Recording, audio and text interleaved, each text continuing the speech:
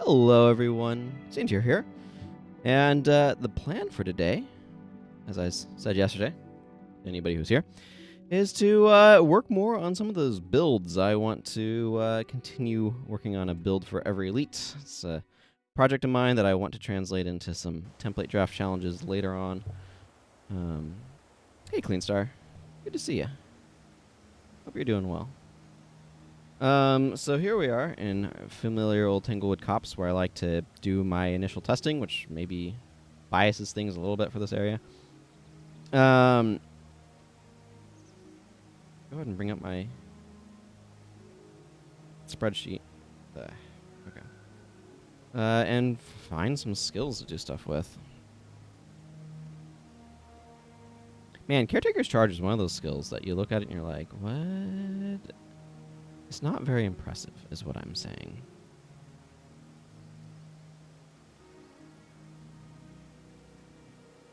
I'm just kind of glancing through. You know what? Let's figure out something to do. I think Margaret was my go-to for this with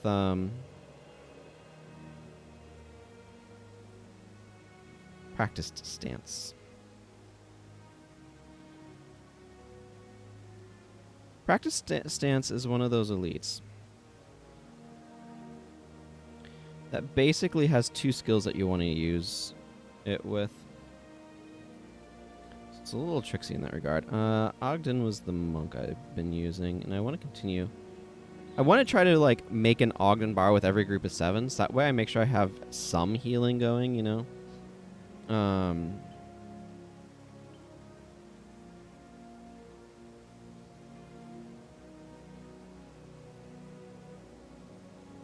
How about...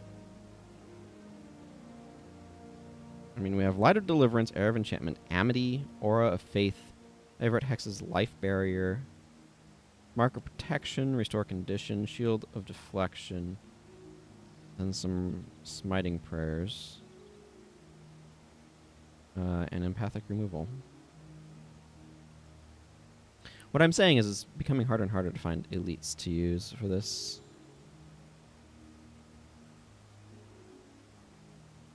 How about Aura of Faith?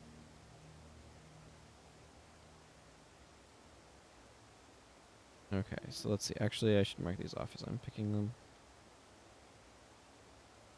Aura of Faith.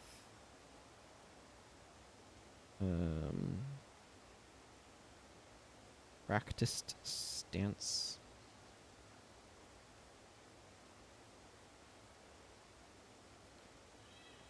Actually, Rangers have a lot of unique mechanics too, with traps and preparations. I hadn't really thought about that until just this moment. If there's any skills that you're interested in seeing me make a build for as well, you can bring them up. I may have already done something, but let's actually do something ritualisty with Zandra. Was Zandra the one I was doing stuff with? Yeah. Boy, that Aegis blends right in, doesn't it? But spirit channeling.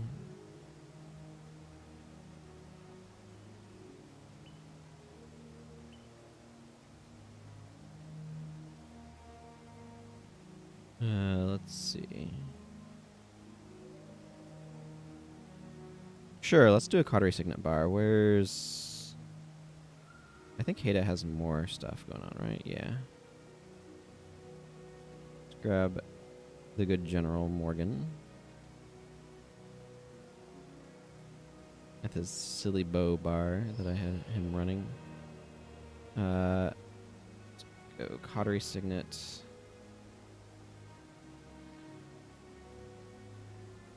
You know what? Let's do something with Kamu. You know what I'm feeling with Kamu? I'm feeling Mark of Protection.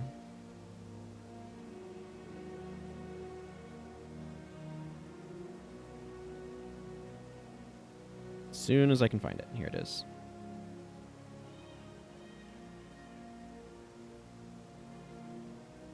Mark of Protection is one of those skills that I think needs a pretty big rework. Like, the base idea of what it does is really cool.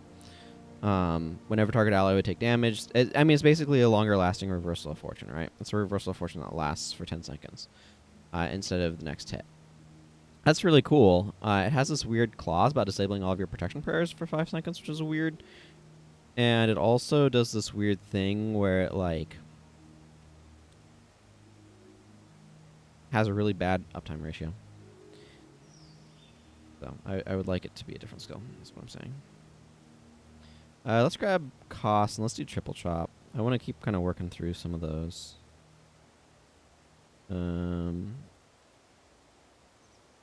Triple chop. He has an axe after all. I feel like I want to favor sword and hammer warriors over axe warriors. So if I'm making a warrior with a different elite, that's probably what's going to happen. But that's just because axes are harder to come by. You actually have to get an axe if you're going to use axe skills versus using slash bonus to generate one. So, oh yeah, I had an idea for a Mantra of Recovery bar. Let's grab, I don't know, Norgo, I think it was.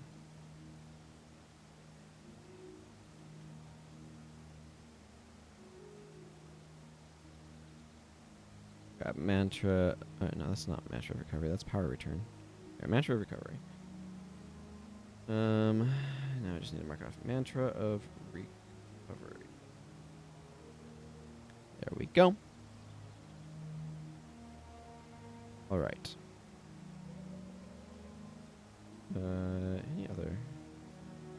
Any other notes? I think that's good.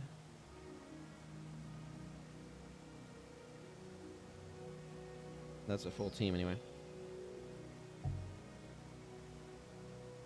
Let's see.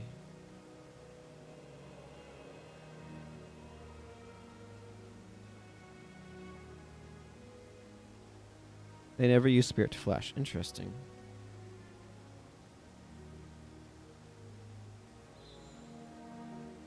I feel like I had a note written down for a Mantra Recovery bar, but I seem to have misplaced it. If I did.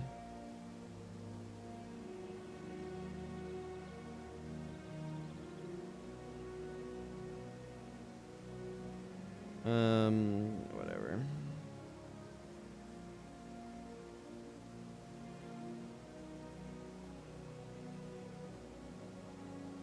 Right, yeah. I haven't been using that one, but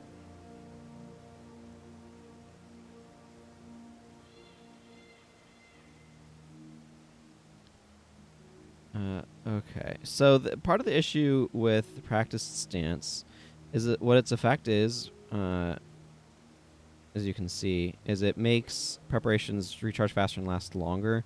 Most preparations don't need that. So sort by type. If we look at preparations, this one has, like, most of them have 100% uptime, so it's just not worth spending an elite on it. Yeah. There's definitely some where it's like, why do you never do this? Choking gas is one that's really good with it, though. Obviously, I would want more wilderness survival if I was going to do a choking gas bar. Disrupting accuracy definitely doesn't need it. The elites can't use it because it's also an elite. Ignite arrows doesn't need it. Kindle arrows, a couple of elites there. This doesn't need it. So basically, the only two elites that there's really a reason to use practice stance with are the only two preparations that there's really a reason to use practice stance with.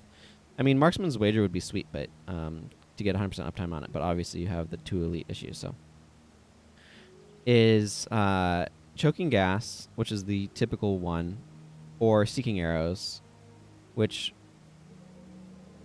right here at this is in marksmanship, and at 12 marksmanship, it does not have 100% uptime. So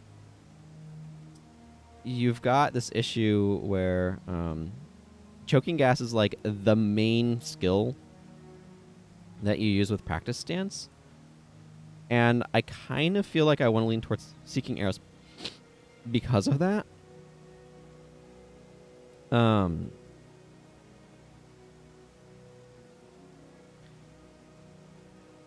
just again because like I could do a choking gas bar.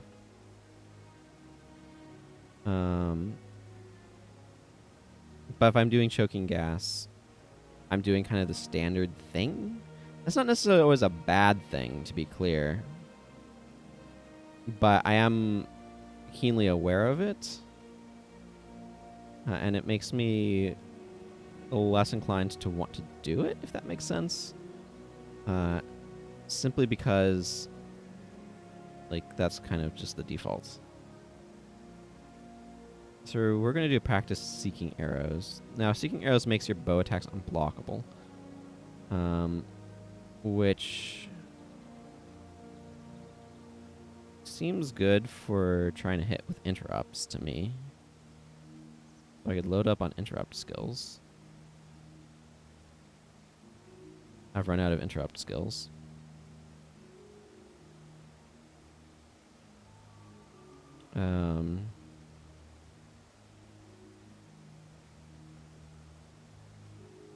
Yeah, it's important to make sure that when you're bringing skills, they actually do anything. Let's see.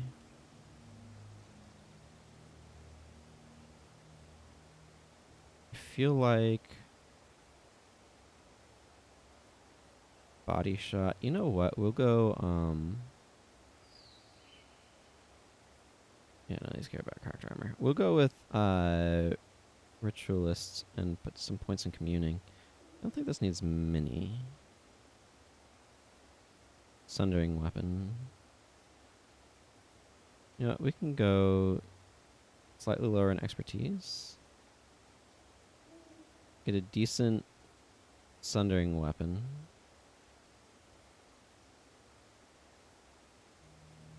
And then I can put some points in restoration magic to bring a hard res. Yeah, it's one of those skills that looks like it's... I don't know how well they use Rupture either, Rupture Soul. But Sundering Weapon will allow Body Shot to inflict cracked armor. So, allow some more damage in there. I don't know if this is... I don't know. It's just like unblockable interrupts is the thing that my brain immediately goes to, so... That's where we're going. Ogden. Ah, yes. Aura of Faith. Yes, yes, yes, yes.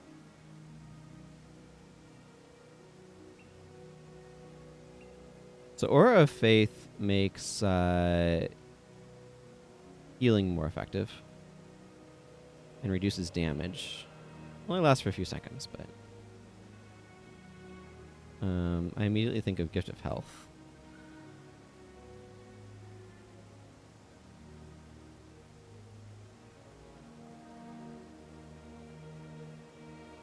This feels like... Yeah, we'll go with Mend Ailment here.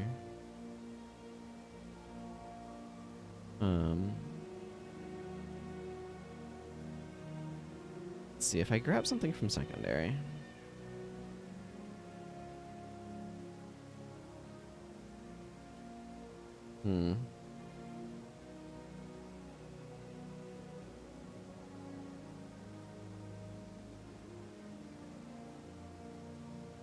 Good old Spirit Walk. I mean, Monk is probably one of the ones that's hardest to grab something for secondary from.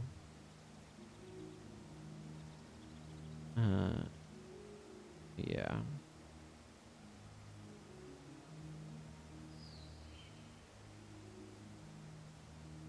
Seems like a good place to use Reversal of Fortune, actually.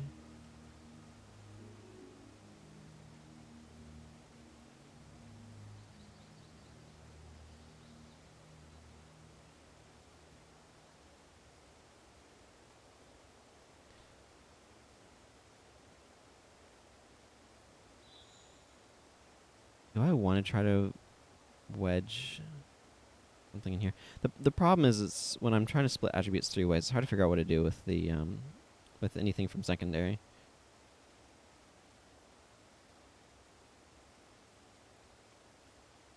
I mean, I could always grab something like defensive here. Frenzied Defense is one of those skills that's like you design-wise, but I don't know when you'd want to use it.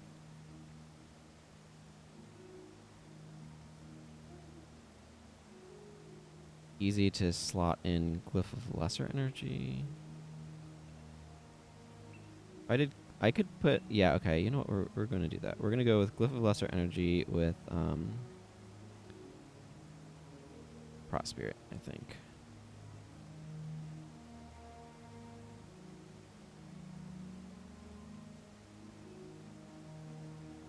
Could go with Spirit Bonds. I like Spirit Bonds in terms of, like, its potential, but this is such a...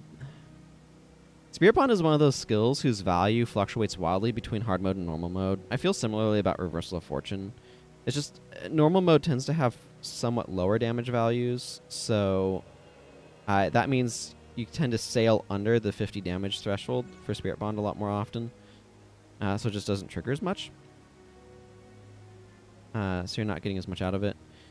And likewise, Reversal of Fortune, you need to be hitting a certain threshold of damage to make it actually, like, heal for a decent amount. Because keep in mind, like, however much it's preventing and healing for, it's basically doing double, right? But if you're getting hit for 30 damage, that means it's effectively healed for 60. Because you stopped 30 damage and then you've healed for 30. So that's a 60 heal. That's, like, how often is that just, you know, worse than Orison of healing? Like, I think, frankly, Reversal of Fortune is not a spell that I like very much in normal mode, unless I'm, like, doing a boon build where I want the quicker cast time. And it's more about giving me a spell to trigger Divine Boon than it is the effect of the skill itself. It's just the simple fact is it just so often in normal mode will trigger off of low hits, but it's a lot better in hard mode where the hits tend to be a lot higher, and therefore it's just doing a lot more. So this gives you some energy regen, and then when you cast a spell, you gain energy if you're within earshot of a spirit. So this is one of those skills that's super flexible and can be used for a lot of different things. So I'm not quite sure what I want to be doing with it. I feel like I should do a little bit more stuff with communing, though, because I've been using a lot of the other attributes. Let's see what its breakpoints are. Okay. So I'm probably going to go run 11 in spawning power in order to get the +5 energy regen off of it. I'm inclined to go towards more of a monk direction just because, and like, I'm going to go 10 communing, 10 whatever my secondary is, I think. I'll put a point in restoration magic and bring my flesh on this character. I like having hard reses where I can fit them.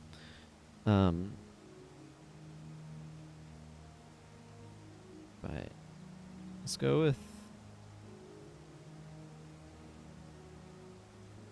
Pain Earthbind could be interesting. Let's see. Now I'm thinking through. Elementalist has knockdowns.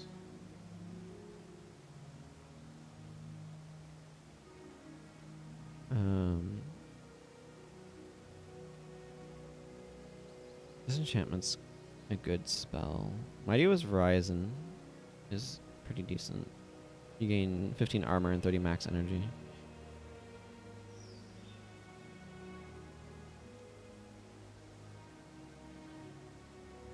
I'm gonna run Vital Weapon on this character.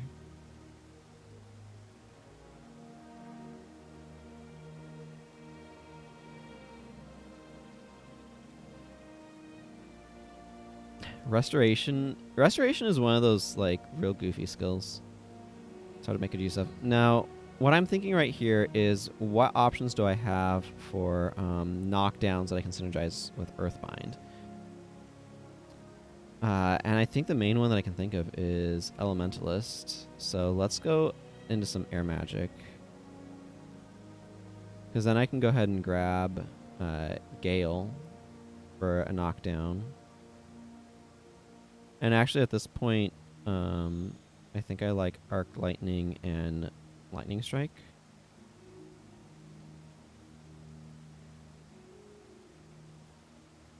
Actually,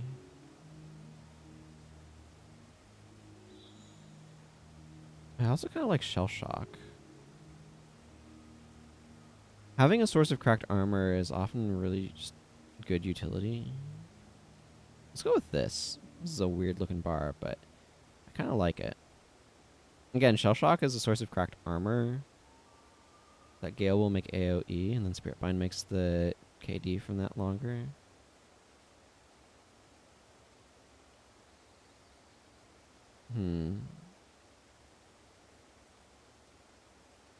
This doesn't actually feel great, though.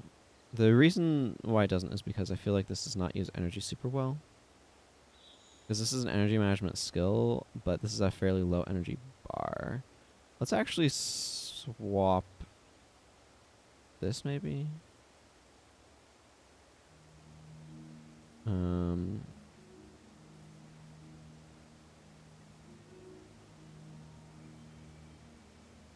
Or,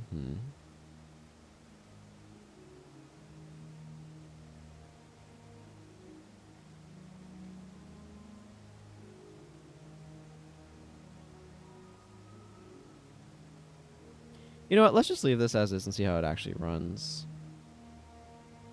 I'm probably going to change that one, but I kind of want to see what it looks like. So I'm going to swap over to Necromancer here. I don't know about command. I do know I want curses. I want like 8 curses, I think. We're going to run Enfeebling Blood and Plague Sending.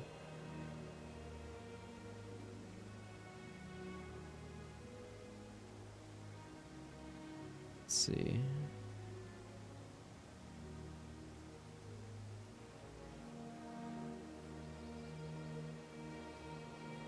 Could run a mediocre Foul Feast as well.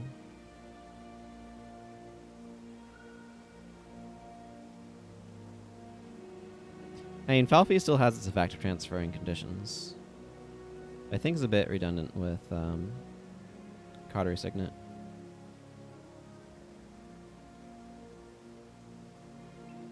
Let's see, 9. Let's go 11.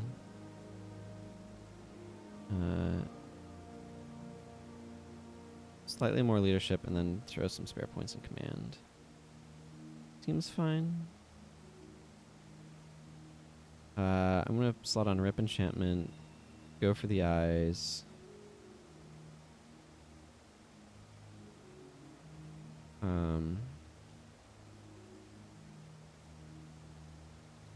Spear of Redemption amuses me.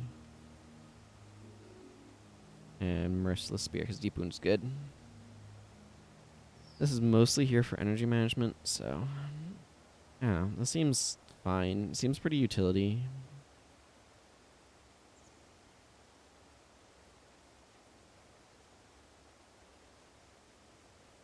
I like sending a long-lasting burning to the enemy. Obviously want some monk support with the life sacrifice, but I guess this could theoretically be a situation where Leader's Comfort's not bad. Leader's Comfort's one of those skills that I don't like too much, though. Because self-heals are not bad by any means. They're often good to have, but the problem that I have with Leader's Comfort is that it you tend to need healing in situations where you're by yourself and don't have the ability to be supported by some external character and an external healer, which is exactly the situation in which it is least effective, because you need allies for it to actually have potency. So it's a little awkward in that regard. Okay, Kamu. I don't 100% know what I'm doing with you, but I do know I'm doing market protection here. Yeah, you know what? The split seems good. This is one of the... Dervishes are both good for doing stuff with their secondary and terrible because they have a decent like energy capacity, but getting access to stuff is awkward. Let's put on Radiant Scythe. Actually, I'm going to put on Vital Blessing here. I'm curious to see how the AI uses this. But it seems interesting to me. But like I can focus on like adrenaline attacks here.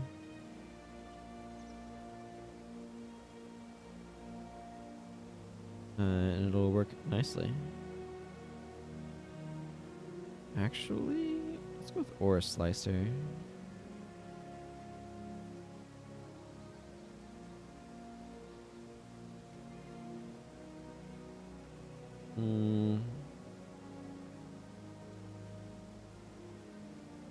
Heart of Fury.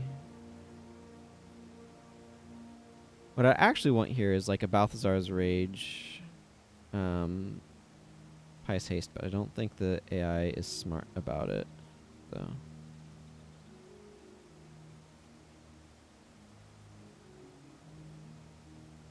You know what? Imbue Health as well. There, I don't know. This is some sort of wonky bar. I like this. I like this. Because if you Vital Blessing yourself, it makes Imbue Health stronger. Strategy.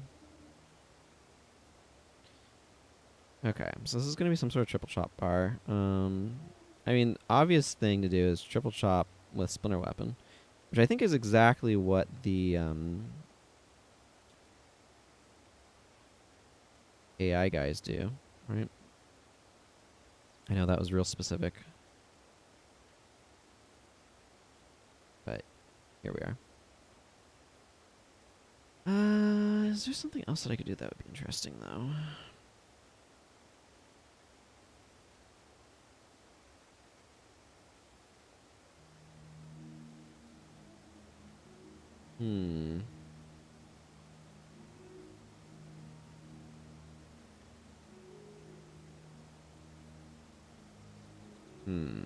Trying to think through some of my options. Actually, you know what? We're gonna go slash Necromancer. We're gonna go like a bit of Death Magic. Because what I want to do is I want him to triple chop with a Withering Aura. Yeah.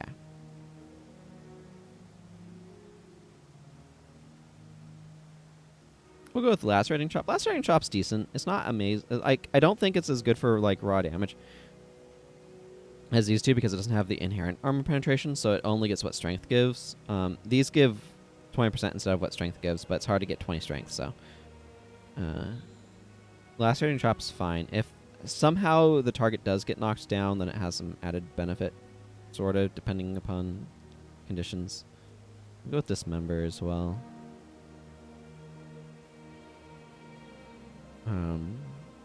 None of this is stuff I'm interested in. Otherwise, I just want the Withering Aura.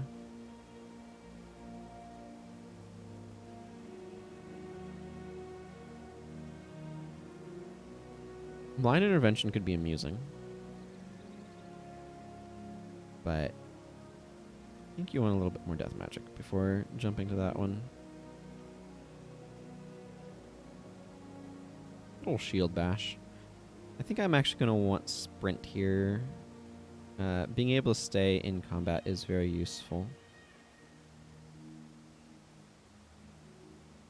I Will Survive is one of those skills that I feel like is in the game to prove that warriors aren't good at dealing with conditions, because I don't understand why it's here. Like, for each condition you're suffering, you get some health regeneration, but then this expires. It only has like a 33% uptime, and plus 3 health regeneration isn't a great way to try to deal with conditions, so it just feels really awkward to me.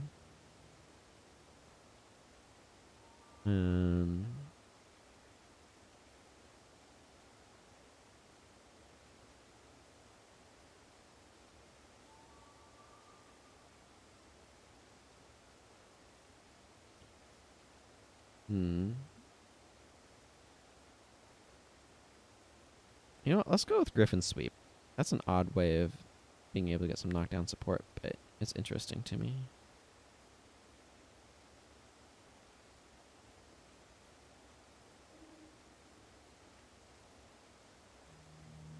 Target is below 50% health. You know what? We're going to slap on Taste of Pain, because why not?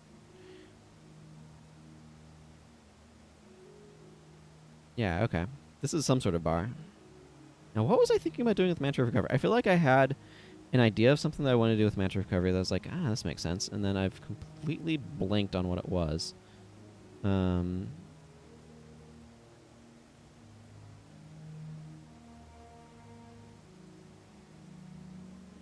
It's like, this helps all spells.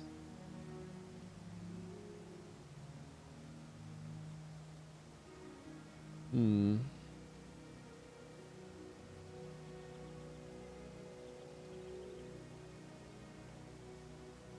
don't remember. Oh well.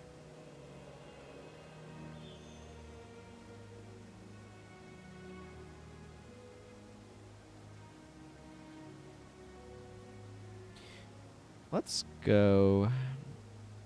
Let's see. Ooh, you know what? I want to do something weird. I'm going to do like inspiration. Protection. What I was realizing is a faster knocking a third off the recharge time of Aegis is pretty sweet. Yeah, that's the plan here. Quick recharging Aegis and mend ailment.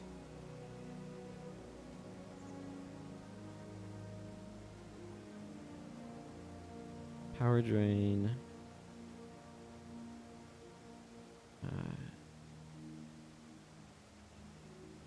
Let's see. Aether Lord's so terrible.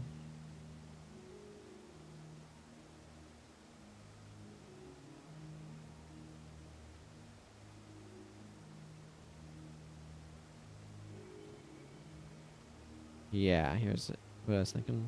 Feedback.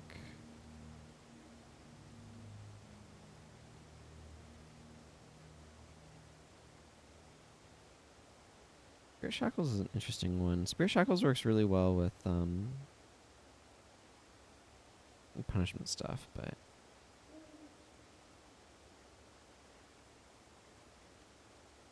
oh, you know what? I can slap on pacifism here. 33% faster recharging pacifism. That sounds mediocre.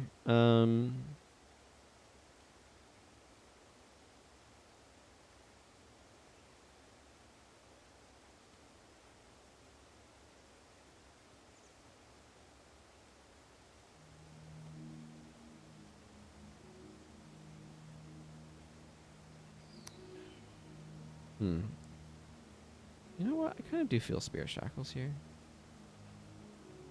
I feel like this is a very support character and not like a offense character, but I kind of like that.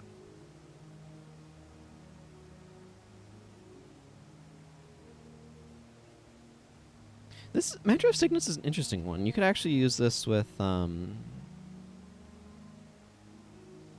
an assassin to gain some defense and stuff too, for example. I don't know. I don't know that that's amazing, but whatever. Let's go see how these work. Not all of them are going to be amazing. Some of them are just going to be weird, quirky nonsense. Like this. And whatever the crap Amity ends up being. I don't know.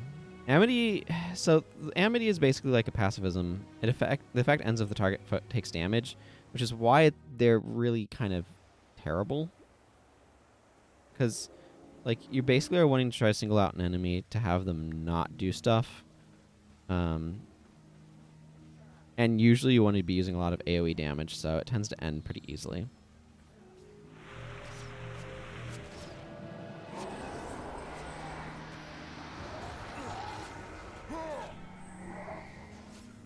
Okay, so I'm noticing Kamui does not, by default, use...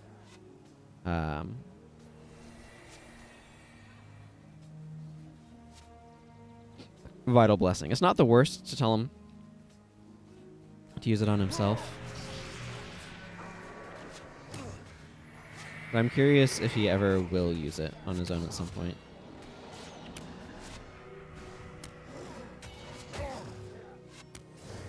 Okay, it turns out Zandra is happy to get some more energy. Why do I have Sundering Weapon on me? Oh, because I have my hammer equipped.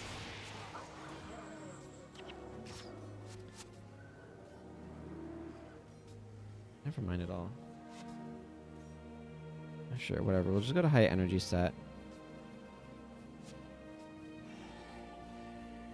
Margaret's prioritizing everybody but herself. Well, let me tell you, that's a good Cautery Signet.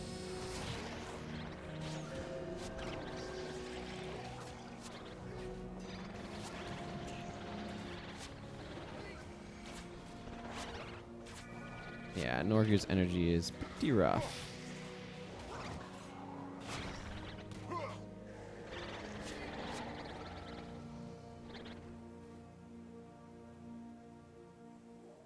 Looks like Koss's energy is kind of rough too, actually. Interesting.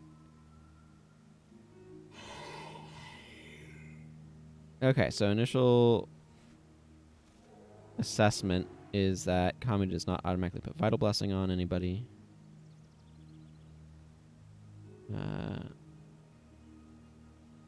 But you can manually tell him to put it on himself. Actually, I should probably change his Resurrection Signet to spell.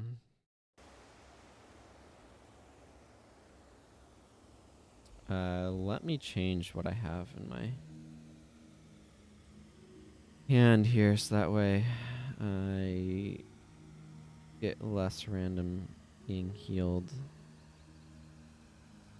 Just change the Staff of Purity. This is an enchanting staff.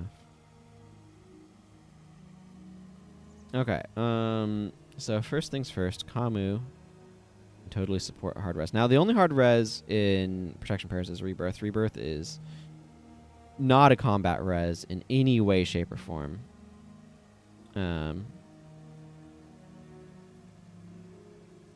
So I do not recommend throwing it on here in this particular case. Also, I can totally put a hard res on him, and his energy is rough, apparently. I don't know. Probably all that Spirit Shackles spam.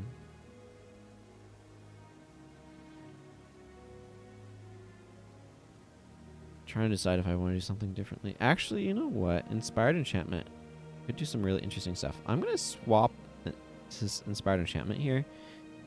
The thing is, a lot of enchantments that you could take are probably going to be Protection Prayers, so that makes things kind of interesting.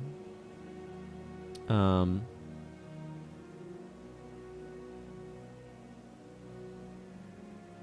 also just going to give him... Yeah, I'm going to give him Vengeance. I don't mind somebody having it.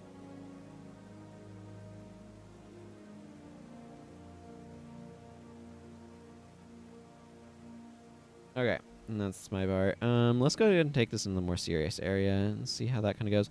The other thing that I want to do is I want to tell Kamu to put Vital Blessing on himself. He'll probably immediately drop it, and then I'll tell him to put it on again and disable it so he doesn't drop it immediately again.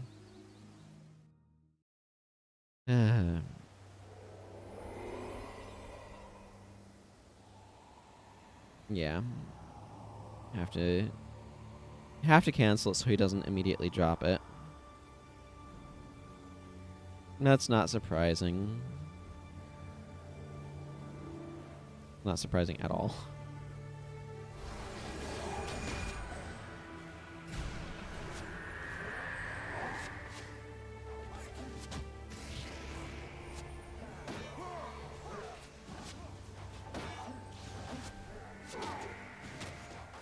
Yeah, okay. Swap out Feedback for Spirit Shackles.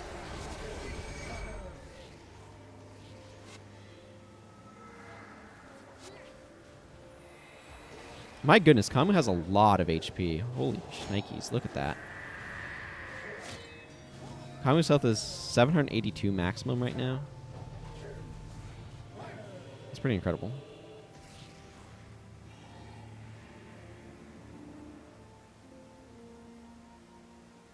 Okay.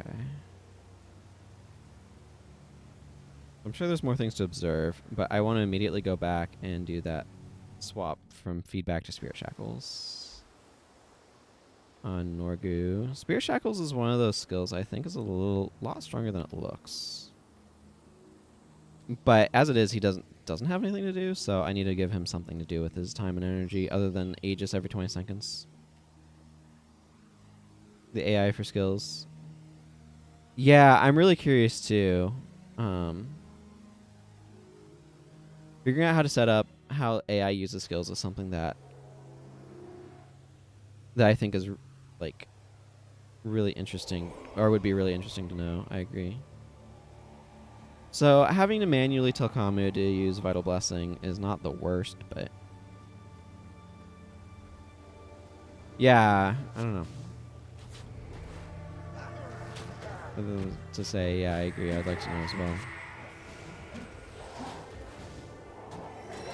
Okay, good. Margaret is now properly Sundering Weaponing herself.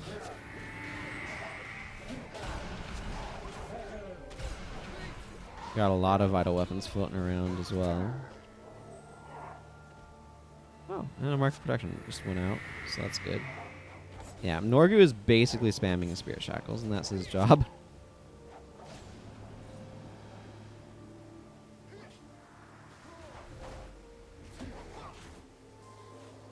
Koss used Griffin's Sweep a lot more than I would have anticipated.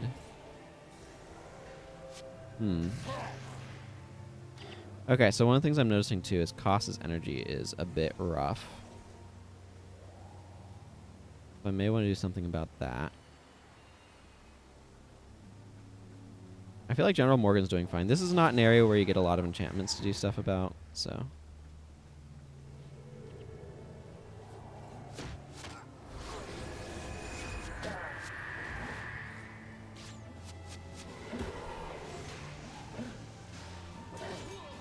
Yeah, part of what's going on is Koss is trying to keep Withering Aura up on multiple people,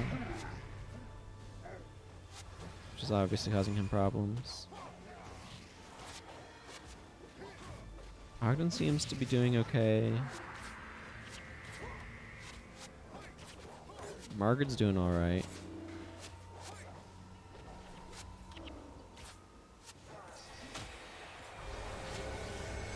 Yeah, like Ogden obviously has energy crunches, but Glyph of Lesser is helping.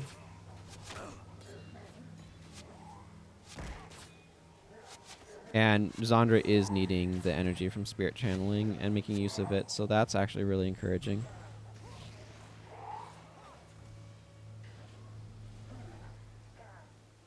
Honestly, I feel like they're doing alright at this point.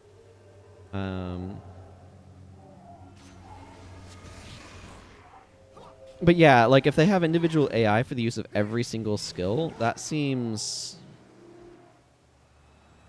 challenging. Okay, so the main thing that I'm noticing is just kind of looking around is Koss's energy use fluctuates pretty wildly depending upon how many people he wants to try to put Withering Aura on. I may want to replace Griffin's Sweep with something else that doesn't use energy. I'm liking the rest of these bars reasonably well, though.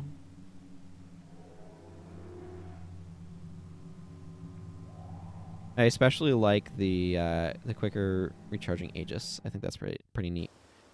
So let's that is not the skill panel. Let's go to costs. Let's replace Griffin's Sweep with something that uses Adrenaline, or an alternative is just a less frequently used skill. That's also an option. Sort by cost. That's a terrible way to figure out what skills you should be using. Oh dear. One of the things that's really... I'm going to go with the word obnoxious. Is that there's just not a lot of adrenaline skills in strength and tactics. Like there's a handful of ones, some notably very good ones. But like there's no like generic adrenaline attack or something like that, which feels like a thing that you'd do so that we could do slightly more specialized skills. Like why do we have Galrath Slash right here, right? We could have just had a like melee attack in strength that's just 8 adrenaline plus damage. Things like that. I feel like there could be some very generic effects instead of like having an Executioner Strike, Mighty Blow, Galrath Slash in each weapon. that's effectively the same basic skill. Just kind of average out the damage and put it at like 8 adrenaline and stick it in there. And I'm gonna slot in Executioner Strike. This has the potential to build a decent amount of adrenaline. So with the AOE of Triple Chop, so I kind of want to just put something to use it with in there. It would be kind of nice to have a knockdown, but actually, let's go with Axe Twist. Maybe no wait, Axe. If this attack hits a foe suffering from a deep wound, you strike for plus 16 more damage, and that foe suffers. Like, these are so bad. If they do thing, and then if there's a deep wound, then they do the bonus condition. That would be one thing, but requiring the deep wound first is just really, really awkward for both of these, Axe Rake and Axe Twist.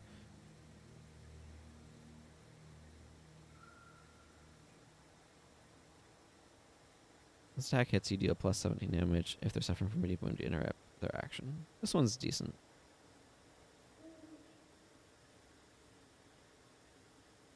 Yeah, let's switch to this one. Do an Agonizing Chop.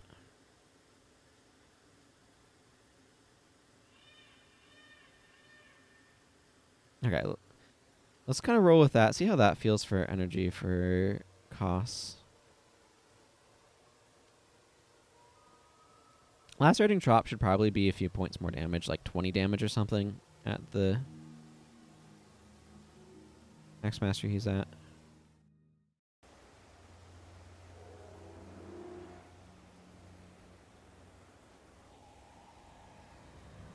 The reason why I say that is because it doesn't compete favorably with other skills. The bonus of some bleed on knockdown is a pretty big condition for a fairly minor effect, all things considered. So, yeah, you can see passive. Norgu put pacifism on him, and it was immediately broken. Pacifism is maybe too cute. I might switch it out on Norgu for something else, just because he probably won't actually use it that much.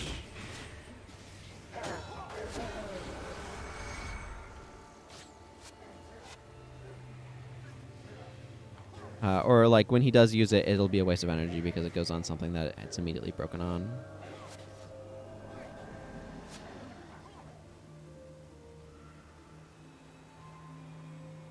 I don't know. I might leave it there though, because he might stick it on a backline melee attacker that's just getting ignored.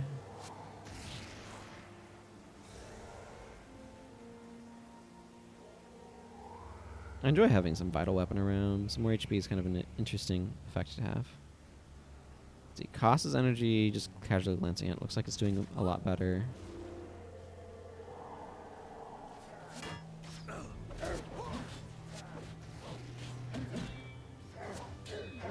Here comes the good Cautery Signet, and then Blake sending that long burn. We have a lot of weakness going around right now too, actually. Yeah, Costa's energy is still tight. Interesting.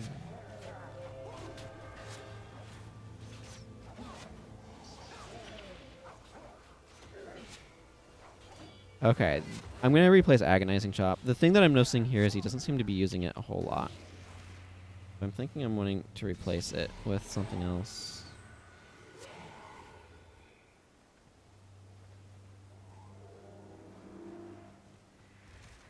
I'll go a little bit more, keeping an eye on him.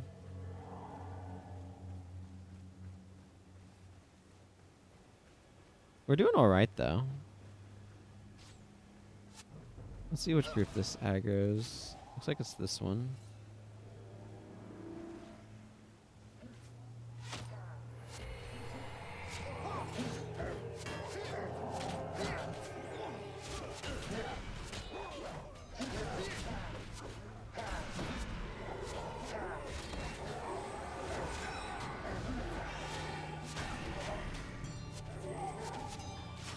Zandra definitely uses Gale because we've got some knockdown in evidence.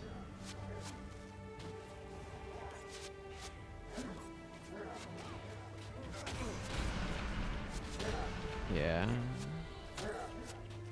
He's treating Agonizing Chop like an interrupt, not like a damage skill that can interrupt, it looks like.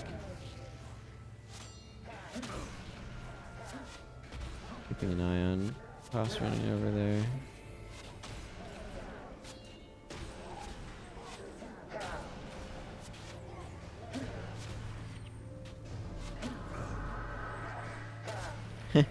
Good old market protection. This would actually be a really good target for pacifism.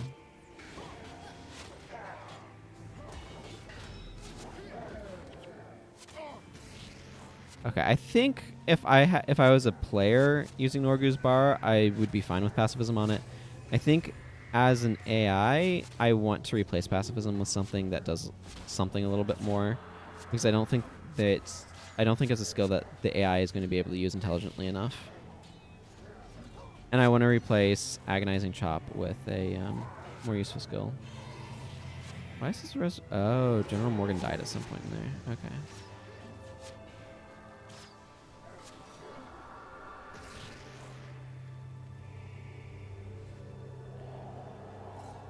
Okay, just a couple more tweaks, and I think we'll be good. Replace with Agony instead of Agonizing Chop.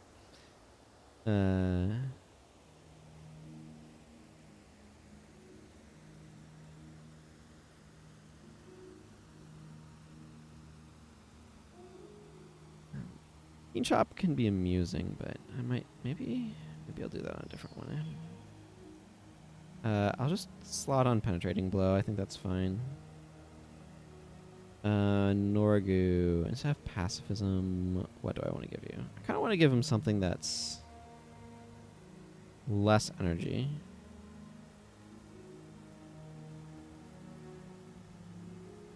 Actually, Shielding Hands isn't bad.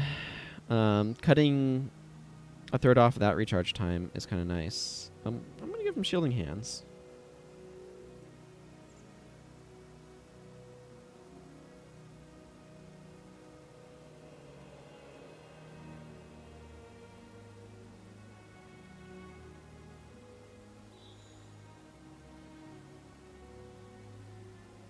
And every now and then she does a longer gale, and that's cool.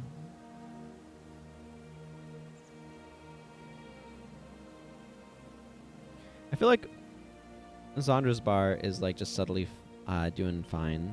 It's also actually really helping Margaret with her body shot. I think anything that's going to be a source of cracked armor, though, is just generally going to be more useful than I tend to give it credit for, because cracked armor adds a bunch of damage to several types of enemies. Kamu. Cost should be more free with Penetrating Blow than Agonizing Chop, I think. I don't know, we'll find out.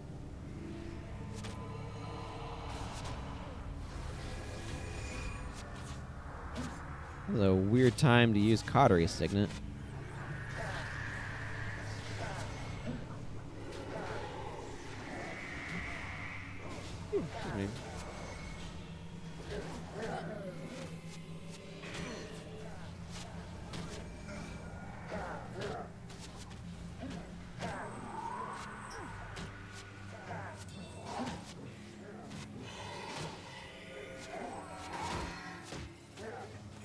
The problem with Seeking Arrows is blind and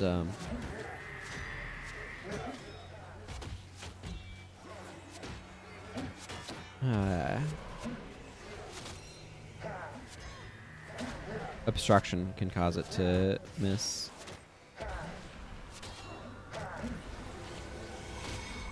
I'm a great market protection target. I actually really like Kamu's bar.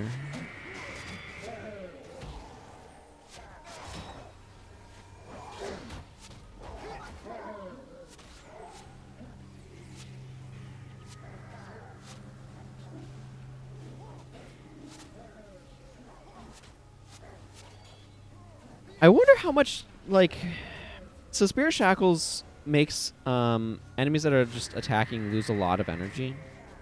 And I wonder how much it mitigates damage. This is one of those things that's really, really subtle. But by dramatically decreasing the amount that an enemy is able to use attack skills, because, you know, you're absolutely just destroying their energy, you can actually decrease the amount of damage that's being done quite substantially. The other thing... is if you like throw it on a caster, they start wanding, they'll also drain their energy pretty quickly. But it's like anything that decreases the ability to gain adrenaline or like knocks energy like that can actually do a lot to decrease damage from physical attackers that rely on those resources to do things. I think I'm happy with where these bars are at now. So let's go ahead and get back to town. And I already got them checked off on my checklist, so let's just go ahead and run some ads while I get these recorded.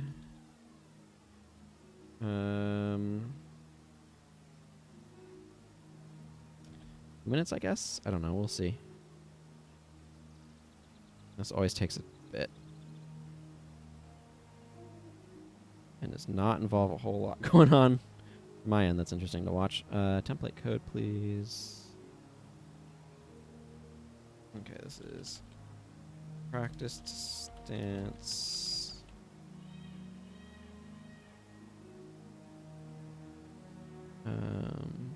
Oh, I need to save this bar too. Let's see, RRT, practice stance. Template code, this is Aura of Faith.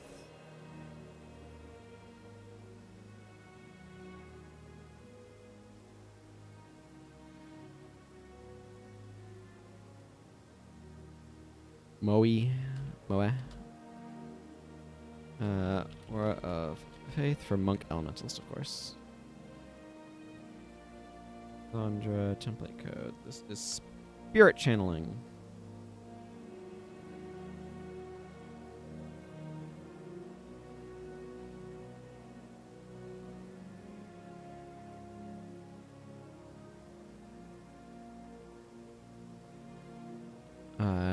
Spirit Channeling.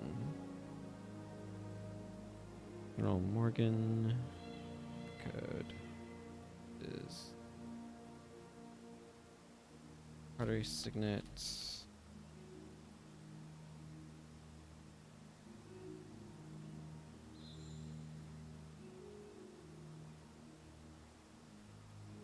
Artery Signet.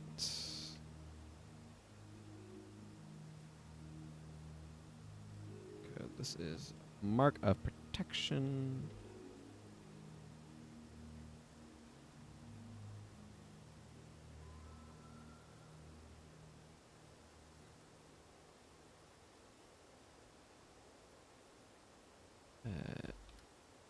Mark of Protection. Not usually the skill people mean when they say mop.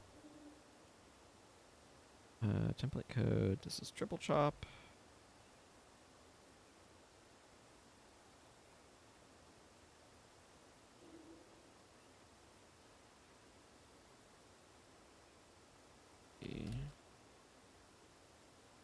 Triple Chop. Oh, and I'm still going. What do you know? And then this is Mantra of Recovery.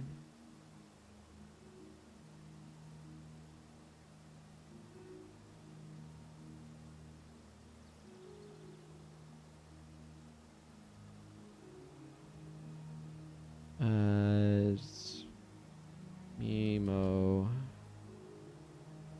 Mantra of Recovery. Okay, and I think that covers all the bars. Yes, it does. Mantra of Recovery is the last one. Excellent. Hey, Fear. Good to see you, though. Glad to see you drop by. All right, let's leave this team. Let's add Ogden back in because I always want to make a bar with Ogden in it. And then let's begin looking through what elites I want to do. I feel like... I feel like I haven't done... you know what? Signal of Illusions is fun. Man, we can make both Energy Drain and Mantra of Recall for Monk. Do Mantra of Recall.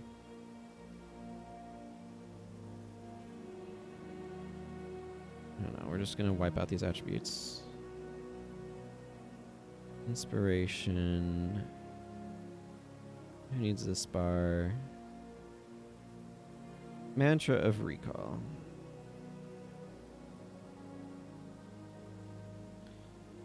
But how are you doing these days, Fear? Hope you're doing well. Ooh, Toxic Chill. Actually, let's keep working. Let's see, is there? Yeah, Whirling Axe still remains. So let's do Whirling Axe on Koss. So that way I can have done all of those. Whirling Axe.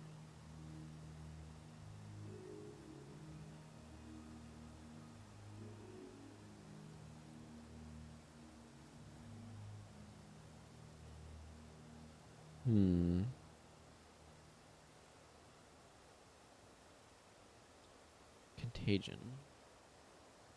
Contagion is a really awkward skill.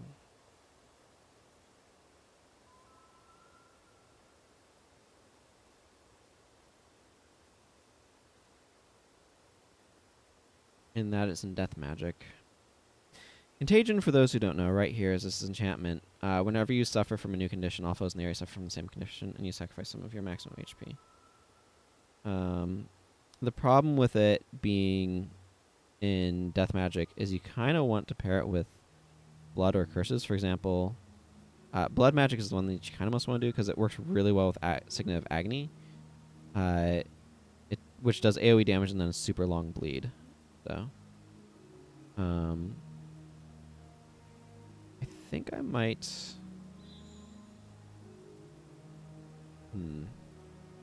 Yeah, I think I'm gonna go Kamu for Contagion here.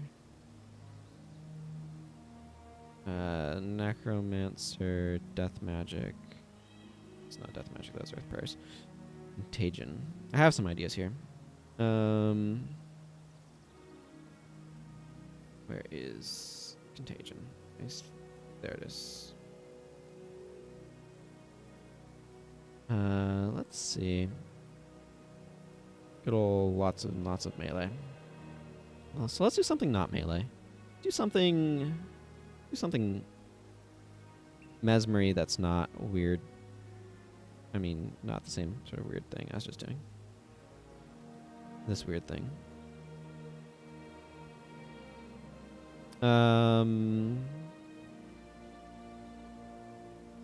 How about just good old-fashioned panic? Sure, we can do panic. Some sort of panic bar. Everybody loves good panic. And let's do something with Elementalist as well. I know Serenio is the one I'd been throwing that at.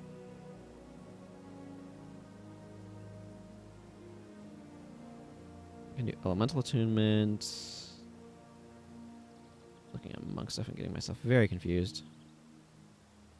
Oh, that's right. I was thinking Glimmering Mark would work well on as like a random thing to throw on a monk. I'll have to try to remember that. A lot of Elementalist stuff I kind of want to use on Elementalist secondaries as well. I don't know. Let's do some sort of Ether Prism bar. You know, Ether Prism. It's this elite for PvP.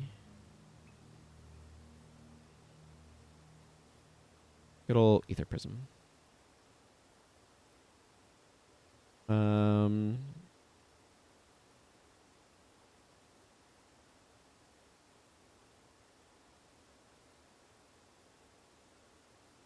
Ranger.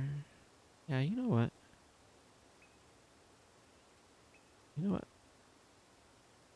I haven't done. And ooh, let's do a Ferocious Strike. Let's do slash Paragon with Ferocious Strike. Ferocious Strike right here. This guy.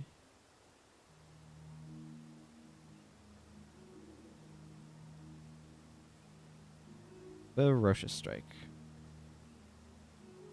Interesting. Should I go with bow or? Yeah, I think I like the idea of bow with. Like go for the eyes or something. Yeah. Okay. We got an idea building. We got an idea brewing in my brain, which is where I keep my ideas.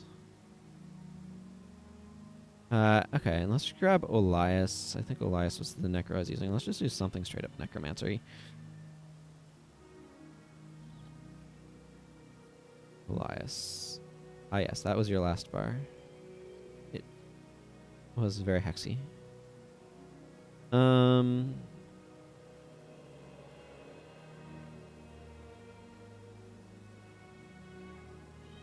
You know what? How about Well of Power?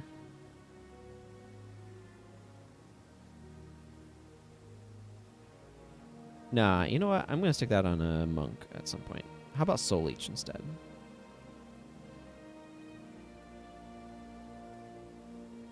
Soul Leech. Okay, there we go. Now I got a team. Let's make some bars happen. Okay, so Mantra of Recall classically pairs with Contemplation of Purity. And of course with Divine Boon. But let's not do Divine Boon, because that's always what's paired with. Let's do something different this time. You know what? I don't usually do healing prayers with something like this. So let's change that. Let's do Vigorous Spirit. Can always have more Signet of Rejuvenation. Man, Restful Breeze is like the exact opposite of pacifism, except for the part where it's just like equally as terrible. You know what? I've been wanting to do Spell Shield.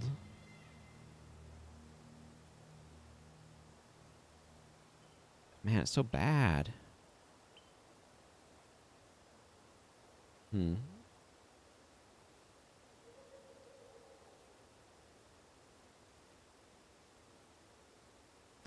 How about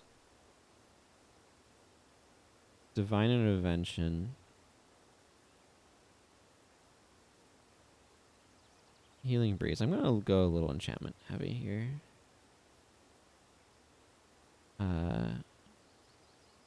Dwayne's Kiss.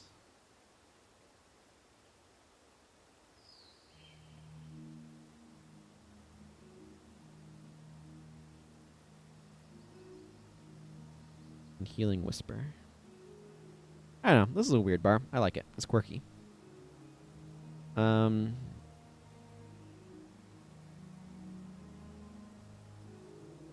Okay, I was thinking about something assassin.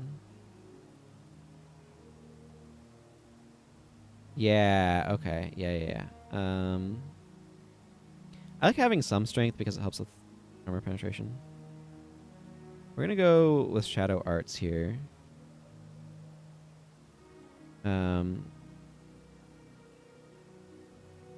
Shadow Arts gives what?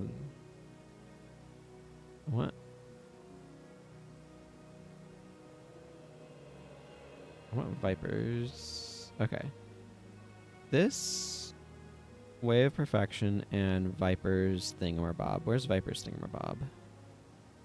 It's a V self. There we go. There's Viper's Thingamabob. We're gonna go with Keen Chop here. Furious Axe. Furious Axe gains you adrenaline if it gets blocked. See, so that means that it helps fuel up Whirling Axe if to get through it through stuff.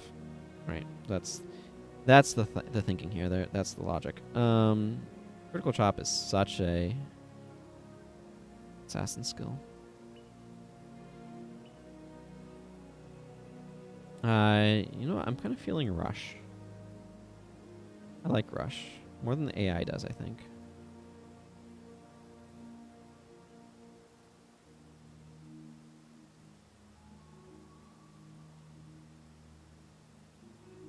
Could just go with Body Blow as well as an alternative. But it's going to take a long time to charge with all of these cheap stuff. Plus, Furious Axe is good damage, frankly. Yeah, I like whatever this nonsense is. Let's go with this nonsense. Okay, Kamu. Yeah, I had some ideas going for Contagion. I'll figure out some other things in a moment. But I want to spec like 5 Death Magic maybe? And then Blood Magic. That's awkward. What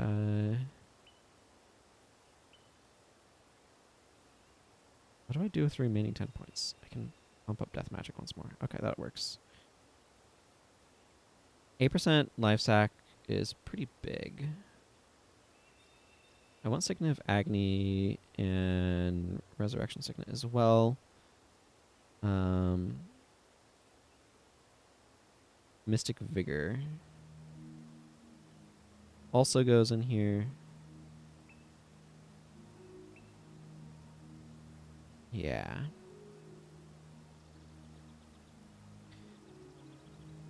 Oh man. I kind of want to do Dark Aura with Contagion now. Whenever they sacrifice health, it deals damage to adjacent foes, but you lose HP. Seems like it could be really good with Contagion in certain areas. I think that's a good idea as like an alternate. I don't think I'm going to implement it here, but if you ever are making a Contagion bar yourself, consider Dark Aura. I don't necessarily want to see how the AI uses it, so... I'm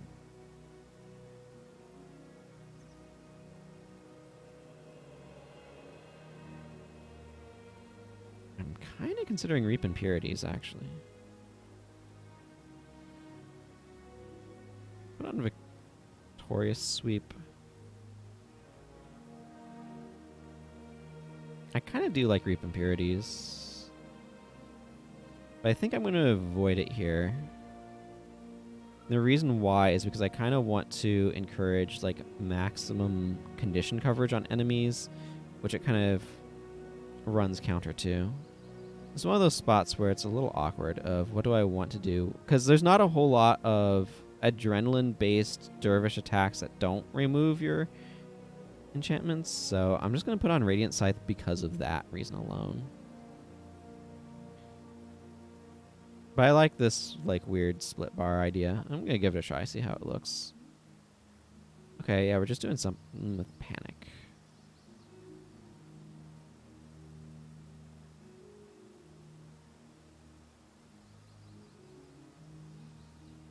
Panic does a bunch of interrupts. This would actually be other things that that's sweet with.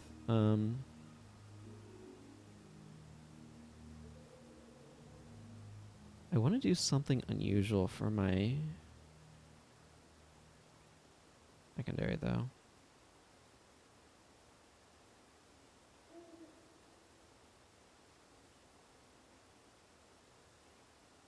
I'm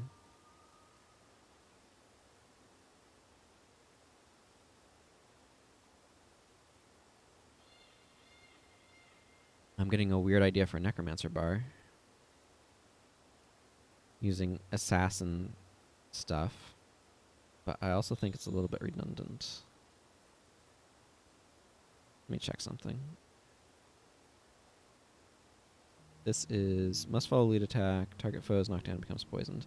Yeah, that's a bit redundant with the skill that I was thinking of. There's a death magic. Better ground right here. It knocks down and becomes poisoned is a bit redundant with that. Although Iron Palm could work pretty well. I might consider it with Shove as well.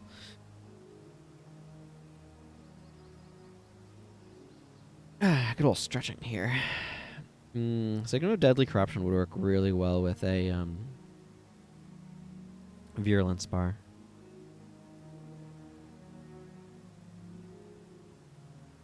I'll have to consider that. He's doing Soul Leech though, so.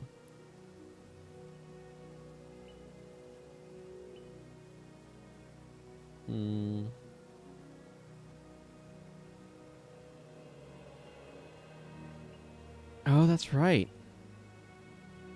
Was it? There's some sort of... Yeah, Wailing Weapon Frustration. That was the bar. I don't remember if it was Mantra of Recovery that I was specifically thinking of doing it with or not. But I want to keep that one in the back of my mind. Or maybe I want to do it here? Nah, because this is Domination Magic, and I'm splitting my... I'd be splitting my attributes too far.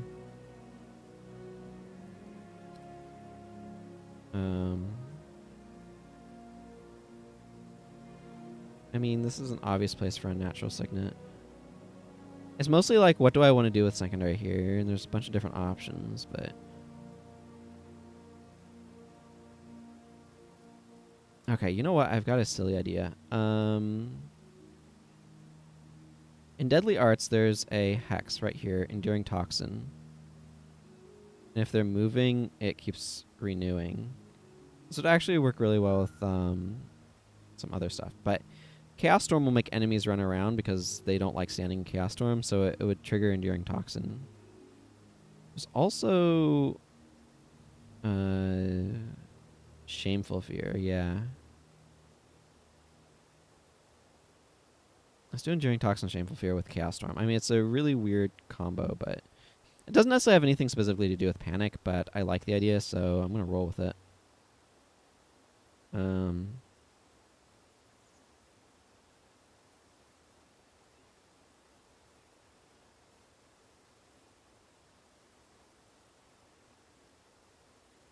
Energy is a concern here, so let's throw on Resurrection Signet. I'm just going to actually put on these two signets as well. Signet of Distraction and Signet of Disruption. They feel a little bit redundant with Panic, but I don't know. I like the idea well enough.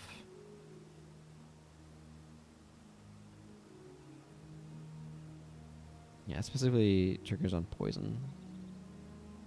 Yeah, I don't know. I'm going to go with this weird nonsense. It's predicated on the idea that there's a couple of skills that are going to be used a lot. So we'll see how this looks.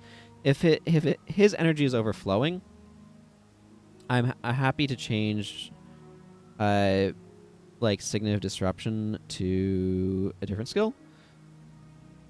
But for now, I'm kind of content to try this and see how that looks energy-wise. I could see Spiritual Pain making its way on here, but there's a couple of 10 energy hexes with somewhat low recharges that are going to be getting used a lot, so I just want to be a little careful about that. I really liked the Spear Mastery bar that used stuff. I thought that was really cool.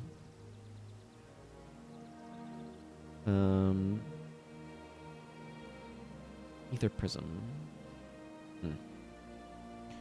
So this is a weird one. It's sort of energy management, sort of defense, is what Ether Prism is.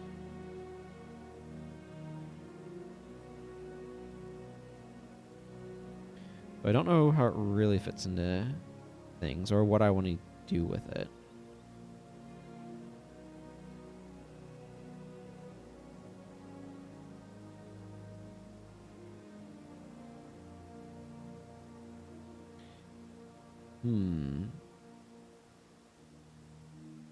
Here, I have an idea. It's a bit silly, but whatever, that works for energy storage. Let's see. I want 10 energy storage, 10 water magic, 11 swordsmanship. That's right, we're going to do a sword Ellie with Armor of Frost and Ether Prism. Up defend. Yeah, I think I want Armor of Frost here more than others. Armor of Mist is also a decent skill choice. Water Attunement's probably unnecessary, actually. We're going to go with Frozen Burst.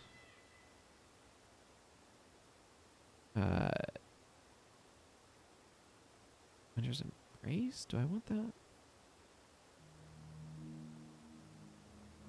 Nah, I think that's fine.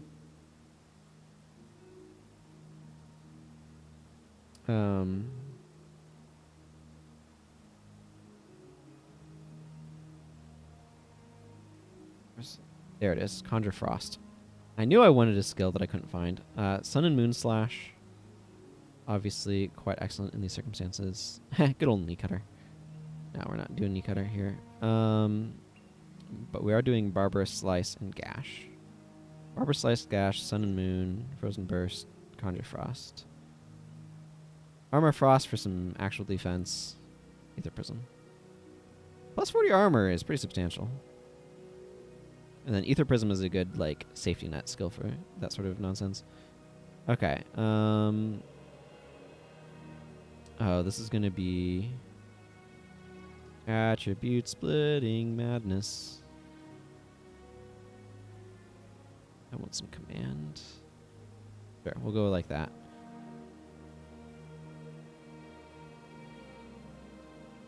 I need a pet for animal. Keen arrow. Go for the eyes. Anthem of Envy, maybe? I mean, the main thing I had an idea for was go for the eyes. Let's see if I feel like I need to fill things up more or not before I go throwing more skills on. The idea is that powers up Keen Arrow. Crossfire is also pretty sweet here because of, you know, the pet. Distracting Shot. And actually, I kind of like Predator's Pounce. Yeah. So we'll see how this goes.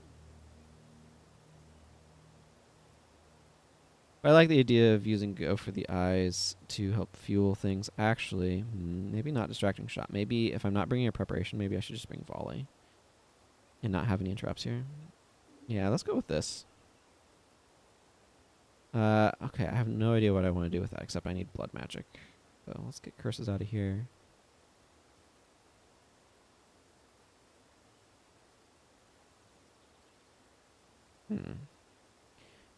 Not a whole lot of stuff that, like, if target is bleeding sort of thing. Soul Leech is very much so a lifesteal skill, so just thinking about different effects in Blood Magic. Blood Magic doesn't make bleeding happen as much as you'd think without benefit, like support stuff, but I could do the same shenanigans with him where I give him a spear as well.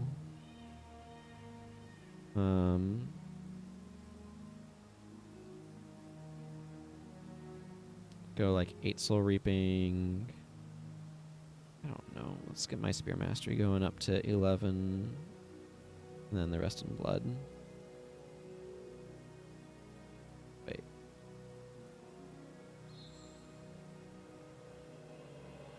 Oh, I could have more Soul Reaping, or I could have more Spear Mastery.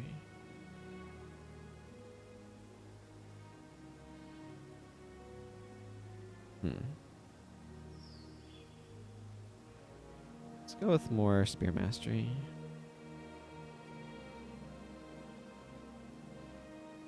Obviously, this is getting bumped up a bit.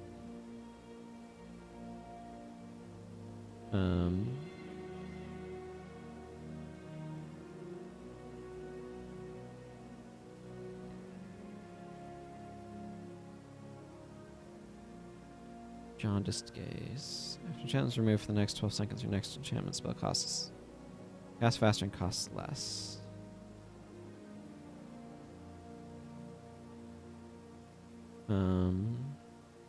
So what I'm thinking here is I can use Maiming Spear here with Barbed Signet. Some sort of weird combo.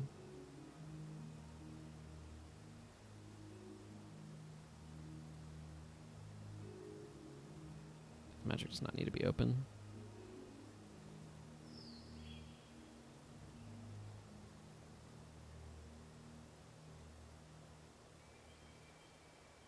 Yeah. Blood Bond is kind of nice here. Ooh, let's go. I could go Awaken the Blood. The problem with Awaken the Blood is that actually Mark of Fury. Okay, here's what we're gonna do. Mark of Fury. Mark of Fury inflicts cracked armor. And guess what? Chest Thumper. Deep Wound. Okay. So we got some sort of weird silly bar where we do some really slow mighty throws and then we like fuel Chest Thumper and stuff. Actually, do I want mighty throw? My thinking here is if he's putting Mark of Fury on his target, then he's gaining a lot of adrenaline, which feels a little wonky with that. You know what? Let's lean into the little wonky. Let's go with this. Let's go with this weird, I don't know, what is this nonsense? Let's go with it. Okay, let's see, frustration and interrupt thingy.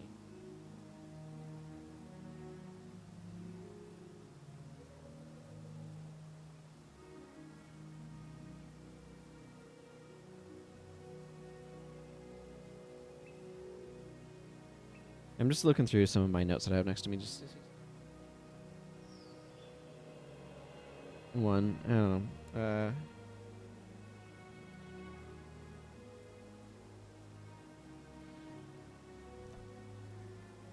Oh, that didn't.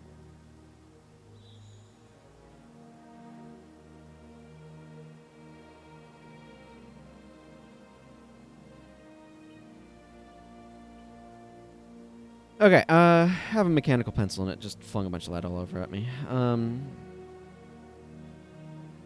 Let's open up some bars and see how these do. How these do for me.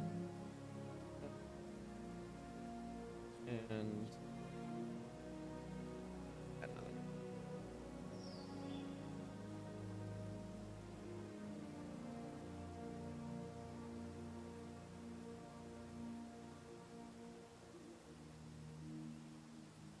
okay.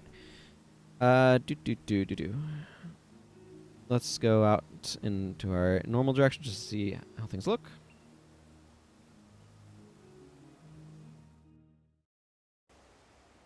Making builds takes a while when you're trying to do stuff like this. It really does.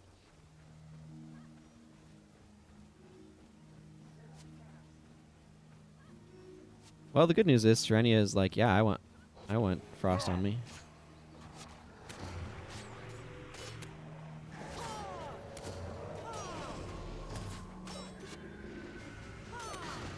Norgu, do you use either of your assassin?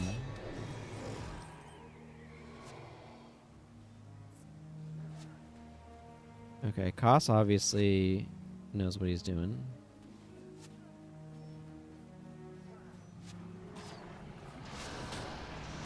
Serenia's like, yeah, I got Twin Moon.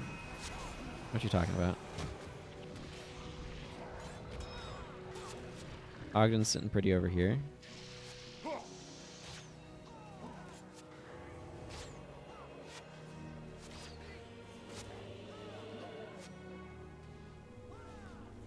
Okay, I'm worried about Koss's energy. Furious Strike obviously is using quite a bit. Kamu is using Contagion, so that's good. He's using specifically the Contagion Mystic Vigor combo, which I like. I'm not paying attention to everybody because there's a lot of stuff going on here. I like Spear Casters. I think that's an amusing concept. How's Margaret's stuff doing? We have a dire crocodile. That just knows a crocodile. I'm having a really hard time catching up to these Kirin, by the way. I want to fight them, but they keep running off.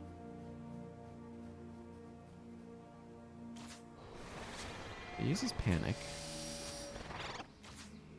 Okay, now he does use Enduring Toxin some.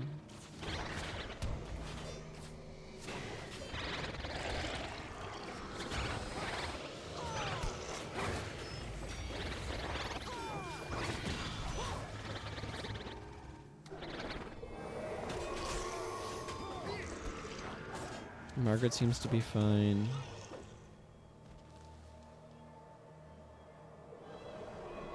Okay, I'm ready to take this crew into the bigger wide world of the other side of Tanglewood Copse. Also known as Arborstone. See how they do. Obviously there's less raw healing in this party than the previous one, so I might need to step in a bit to just make sure health bars don't completely collapse, because I don't expect Ogden to be able to solo heal 8 people with one of them not doing anything. Actually, I'm going to go ahead and move this over here. I find that if I'm doing more dedicated healing, I like to have the health bars over here, more in my field of vision, rather than off to the side in the middle of nowhere.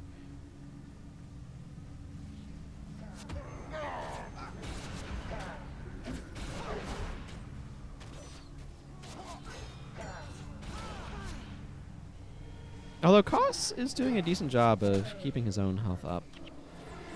He is using Viper's defense. I don't know if that's good or bad. Huh. You know what? I just realized this team comp has more self-healing than I normally would bring.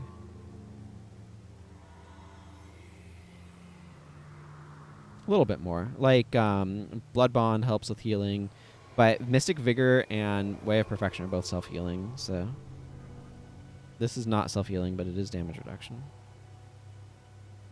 I don't know, it's a little bit more than I often have, so... Ogden held that fort down pretty well, actually. I'm impressed.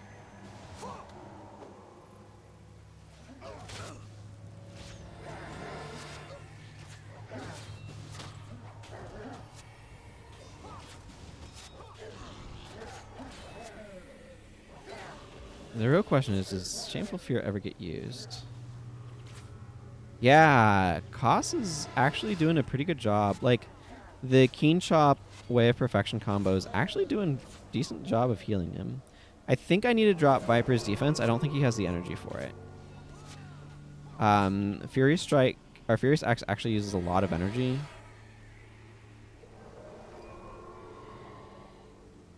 I'm also not seeing Shameful Fear get used. If you've noticed it being used, let me know, but it's hard to keep track of everybody.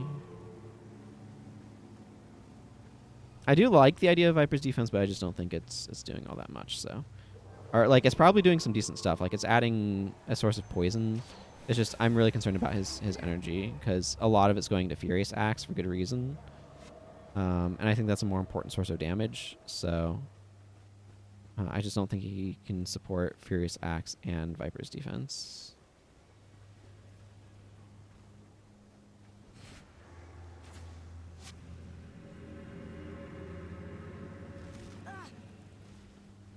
We have a lot of melee in this team.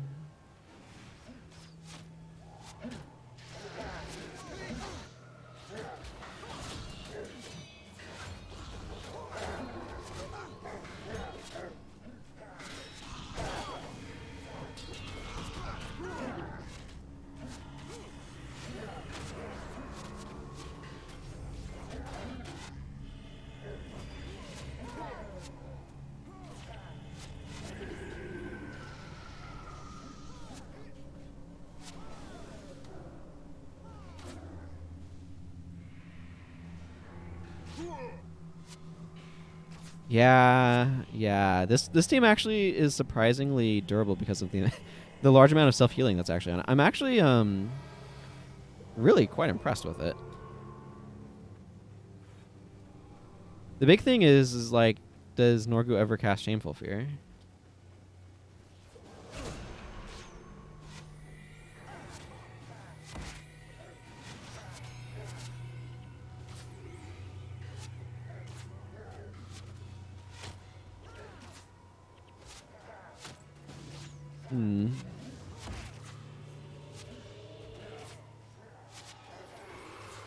And Ogden's actually doing it, is able to keep up fairly well with what's going on. I think one of the things that's really important to notice too is a Vigorous Spirit is actually a pretty big source of healing for him. Because we have so many actual attackers, it's triggering quite regularly. Elias is trying to solo this guy.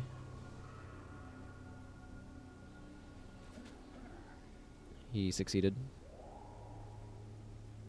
Actually, Elias is really helping this team work well too, because Mark of Fury is buffing half of the team or more.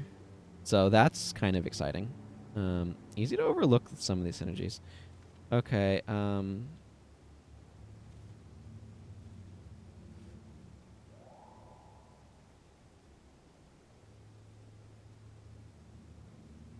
Okay, it says running or earthquake and Dragon Stomp get rarely used. Hermione's Zeal AI doesn't use it at all, and Wither the AI doesn't use it at all. I know they don't use Wither. Um.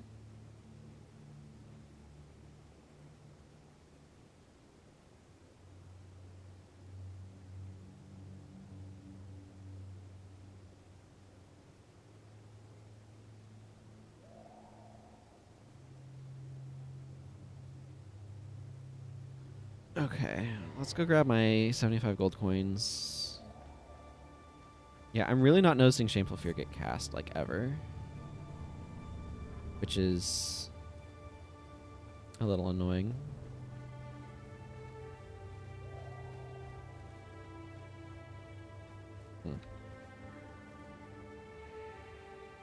There's another group of enemies over this way.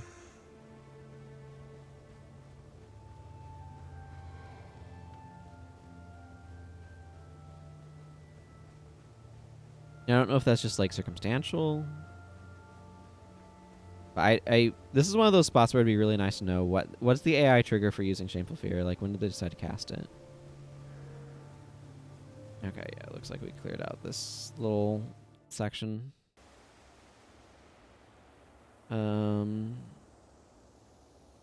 Okay, so I wanted to replace Viper's defense on cost because he's using it too much, and that's draining all of his energy, and that's not good.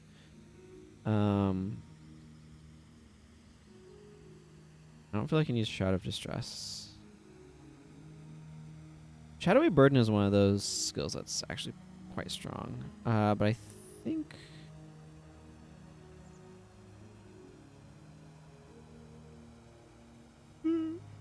Oh, excuse me. I slept more last night, but I still... maybe didn't have as much as would be ideal.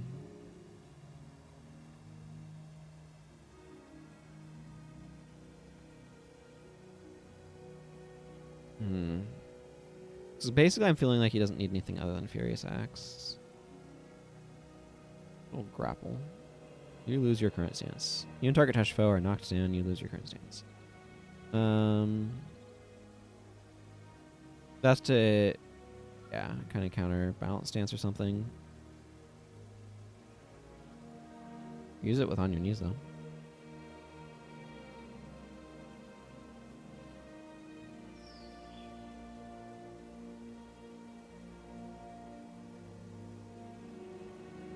Shield Bash is an option.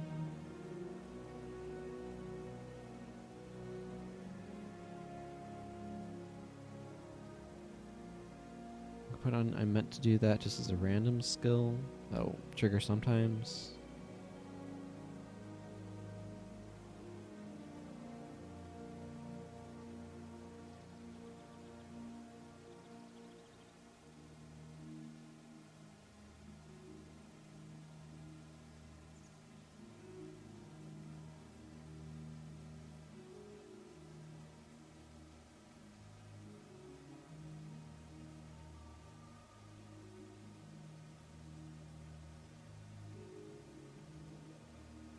Bunch of skills the AI would have no idea how to use.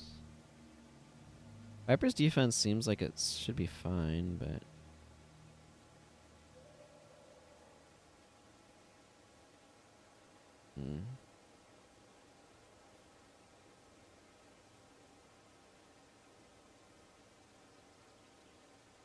You know what? You can always have Dismember. Deep Wound's good. Why not put it on? I'm still not sure about Norgu. Shameful Fear feels like a skill that I want him to be using, so I don't want to necessarily like give up on it right away. But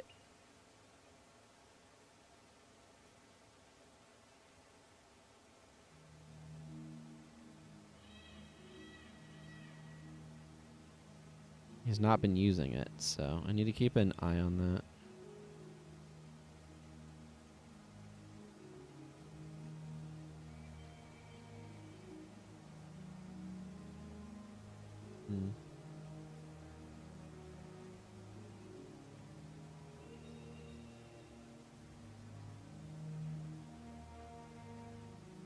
Yeah.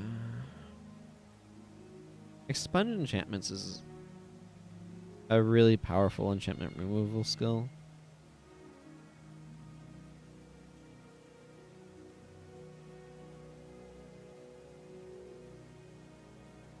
It's just like when you're like, ah, yes, this would be excellent for what I'm trying to do. And then the AI is like, ah, I don't think I'm going to. It's a little frustrating, you know? A little bit frustrating. Because the idea is like Shameful Fear combined with Chaos Storm makes the enemies run around. And then they don't. And then they run around and take damage. They take 15 damage each second they're moving. I mean, I could go for the opposite and go into water magic for like Shard Storm, but it's not really what I'm looking for here. Because the idea with that is to trap them in Chaos Storm or keep them close together for panic damages. But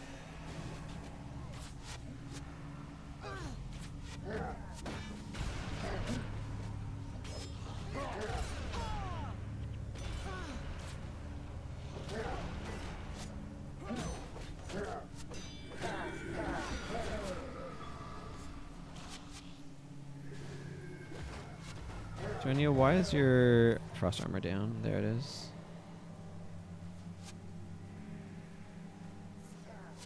Most of this team I'm pretty happy with, though, quite frankly.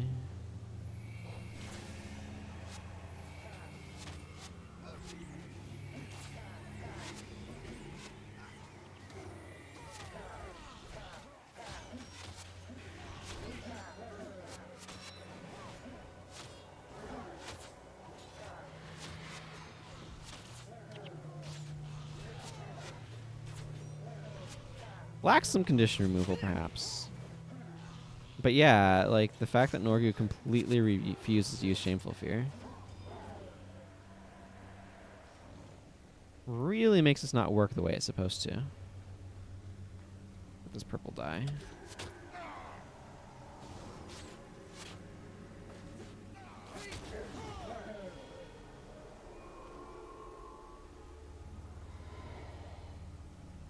Like, I would be happy to run Norgu's bar, but Norgu apparently just doesn't think that skill's worth using.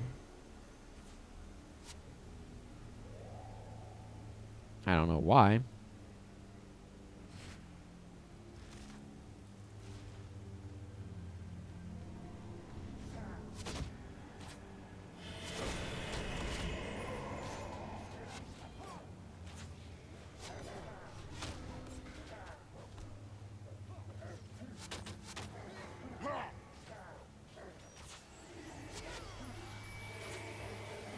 I love how much incidental healing there is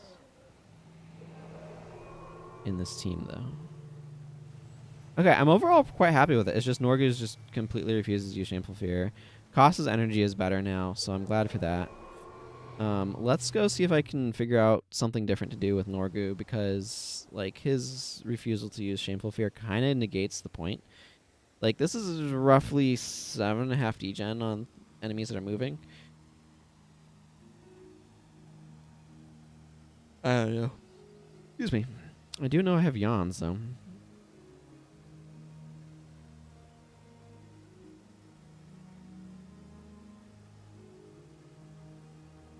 I like the idea of combining Dancing Daggers with Entangling Asp. Maybe I'll do a really weird something. I don't know. Okay, so this attribute line becomes a lot less interesting if he's not using Shameful Fear. There's some argument for giving Mark of Death a try, but I don't really think it's very strong. I am gonna go ahead and switch to Water Magic.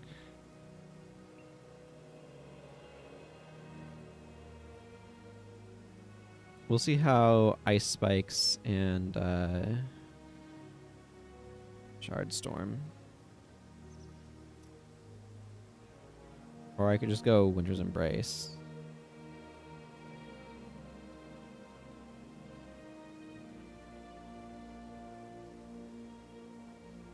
I want Shard Storm. We'll see how that goes, and how his energy is with that. configuration. Again, I like the idea of Shameful Fear, but he just was never casting it, so it's not worth bringing a skill that he's never going to use. Which is why I'm not making a bar for Wither, because the AI literally will not cast Wither. Making that the elite that an elite that I have to skip, because the AI just won't use it. It's unfortunate, but it's just how it is, you know?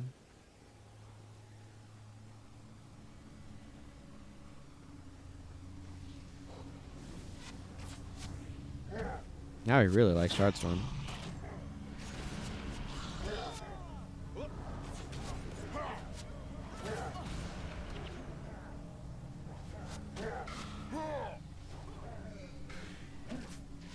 Huh. Now's a good thing most of his skills are signets.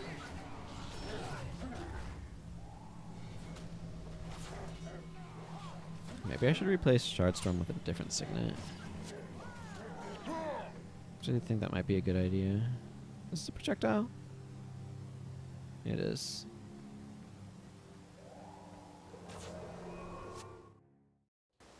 Because I think I like... If I'm doing this, I think I'd rather have the AoE of Ice Spikes. So having another spell on here that's cheaper makes sense. Maybe just Spiritual Pain would be fine, honestly. Because I'm a little low on signet options. I already have 4 signets anyway, which makes Signet of Distraction pretty strong.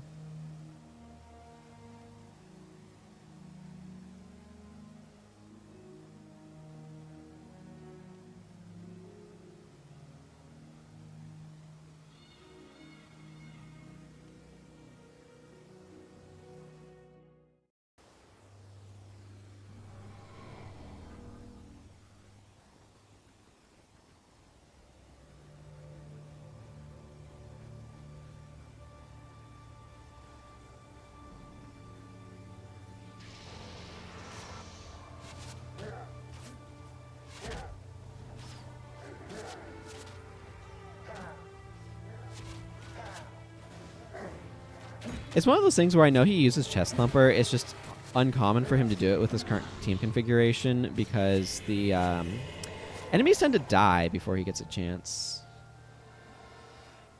Is the real issue. Okay, this seems alright. Norgu's energy is definitely tighter with that. That's just because he's actually using his skills.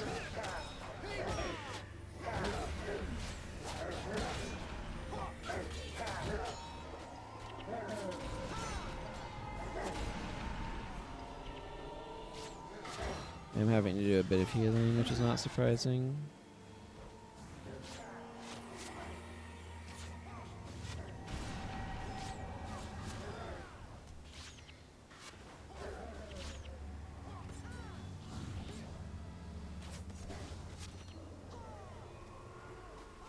Yeah.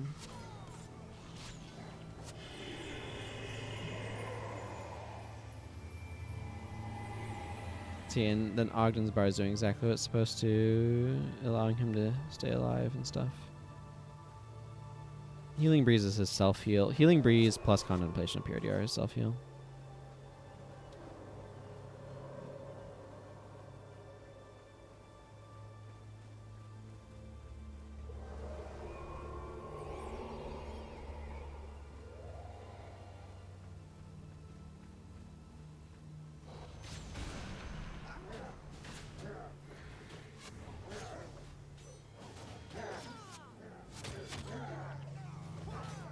That bleeding just lasts for such a long time.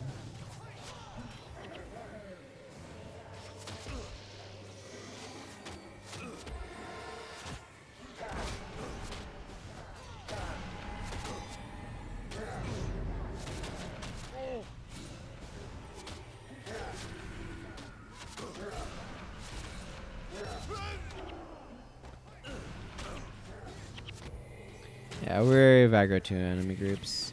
Okay, Ogden's definitely worse with Ice Spikes. The thing that not Ogden, Norgu. The problem that Norgu has is his energy usage with it has jumped so high that he's no longer capable of casting Panic in a reliable fashion, which dramatically decreases his utility. So, I don't think that's working the way that I'd want it to. I could see using Slippery Ground. I like the idea of Slippery Ground with other bars, though. I think I might try something else with him entirely then. Again, like, I want him to do something with his energy. I really like the idea of the assassin stuff, but he wasn't using it, so I had to skip that. Now I'm running into different problems. Let's see. What's the energy costs on... Yeah, but that's 20 seconds, so that's not too bad. Let's try Dulled Weapon and Binding Chains. See what the energy is like on that. At this point, actually, I think I'm going to just record the other bars, maybe? Under the theory that I'm happy with the other bars, so I might as well, instead of just testing one guy, get some builds going. Let's run ads for a couple minutes here while I do that. Template code.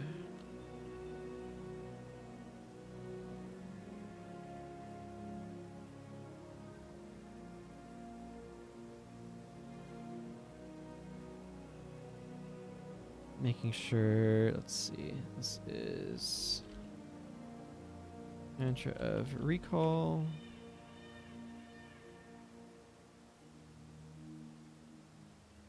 This is Whirling Axe.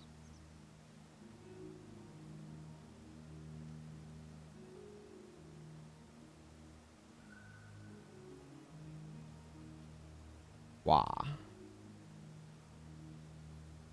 Whirling Axe. Kamu is let's see. The code.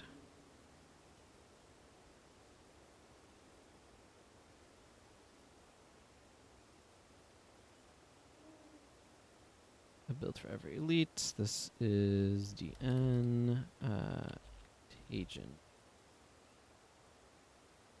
Norgu is not ready yet. This one's good though. There's Ether Prism.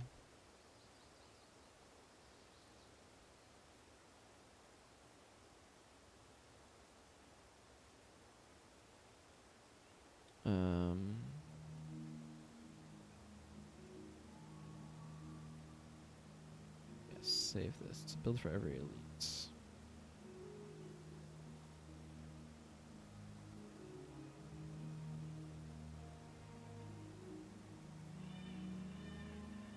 And then this is Ferocious Strike.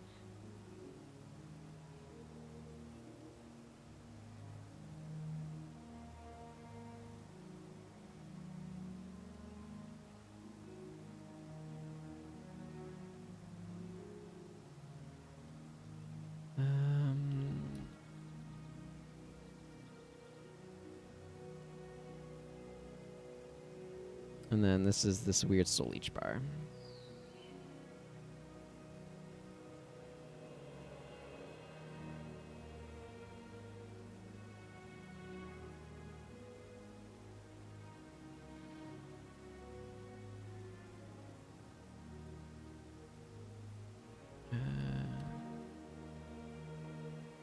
Soul Leech.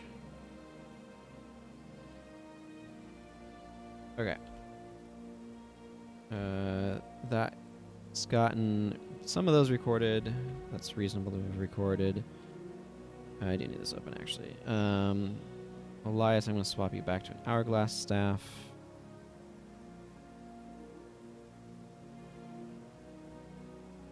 Move this over here for the moment.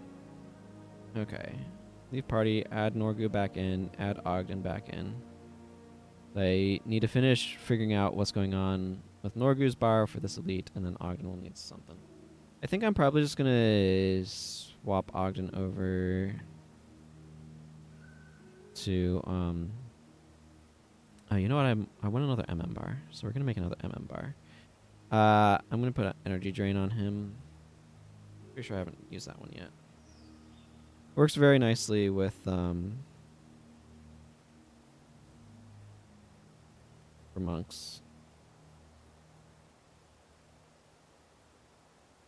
who want the additional ability. Okay. I'm not sure what I'm going to do with Elias just yet, but let me slash monk. Have I used... This could be Light of Deliverance, or this could be Minion Elite. I have not used Animate Flesh Golem yet. I've also not used Jagged Bones. Let's go with Jagged Bones.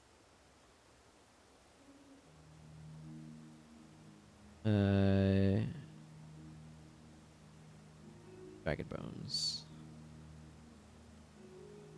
Yeah, this should be interesting. I have some ideas for where I want to go with this.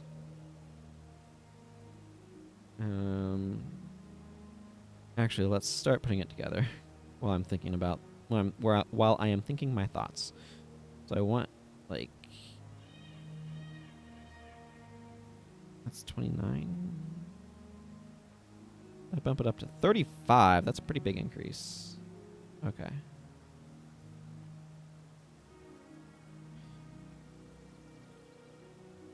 This is target ally and all nearby allies, so.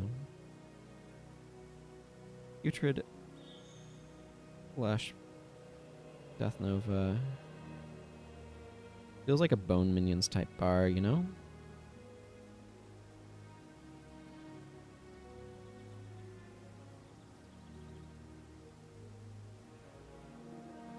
And a res chant bar while we're at it. Yeah, something like that is a good start. Supportive Spirit's an odd skill.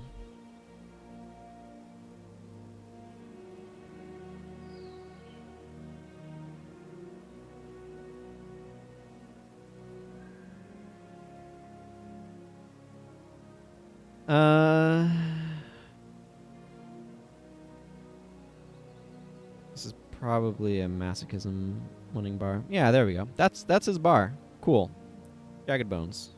Sweet. Okay, let's look at what else is interesting here.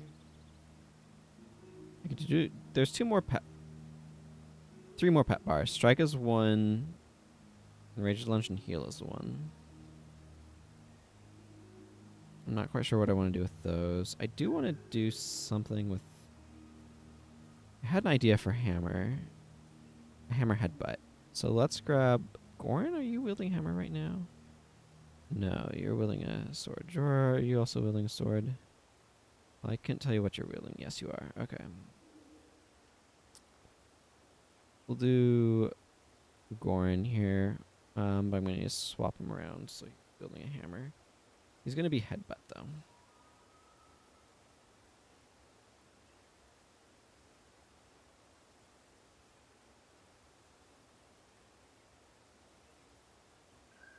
That's under Strength.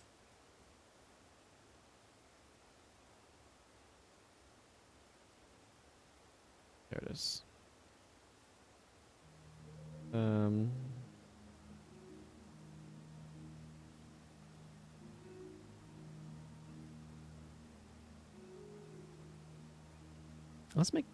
Let's make our Locust Fury bar. Where is Anton?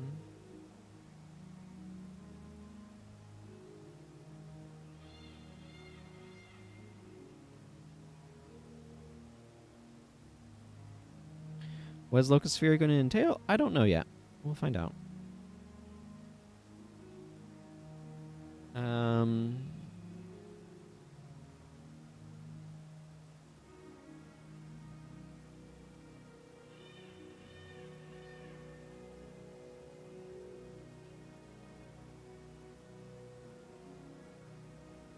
How about Preservation? Do I want to do Preservation? Yeah, let's just do it on Zondra here. Preservation.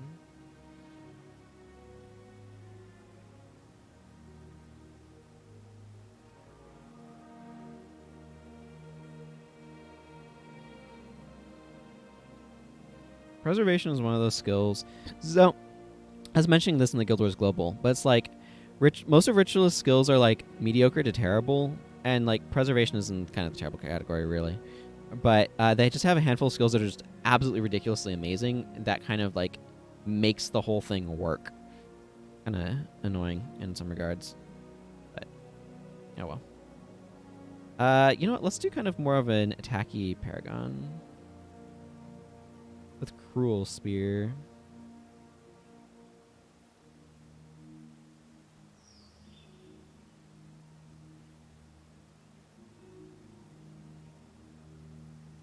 Let's see, where's Cruel Spear hanging out here? Okay, so Norgu, I want to see how this is working. He needs a bar. He has a bar. Let's just strip some of this stuff out for...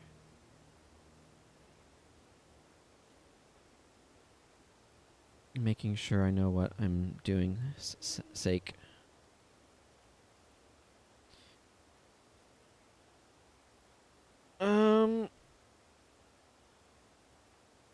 Right. He needs a bar, so let's get some sort of bar on him. Now the real question is, what do I want to use for my like focus? Do I want to be more protection or healing prayers focused? That's a good question. Good question, Self. Another follow-up question. Why is there not like so there's Shattered Illusions right here, right? Remove a Mesmer Hex from target foe, and effects is removed. That foe's heal, and all adjacent foes take damage. Why are there not variants on this for monk for healing? Like, remove an enchantment from target, or remove a monk enchantment from target ally. If one is removed, then they get healed, or things like that. I don't know. It feels like something that should exist that for some reason just does not. Either the closest is Contemplation of Purity, removing all of your enchantments to heal you, and release enchantments, making you lose all enchantments on you, and healing party members. But this makes your monk enchantments last longer.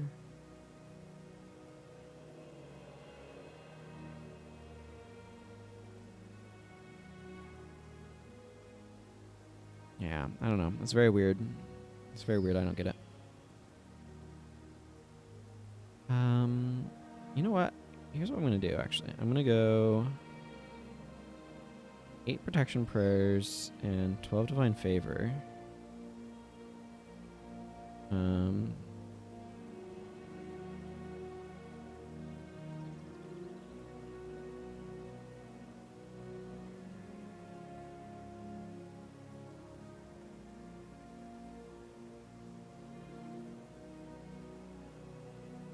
Dismiss Condition, Aegis.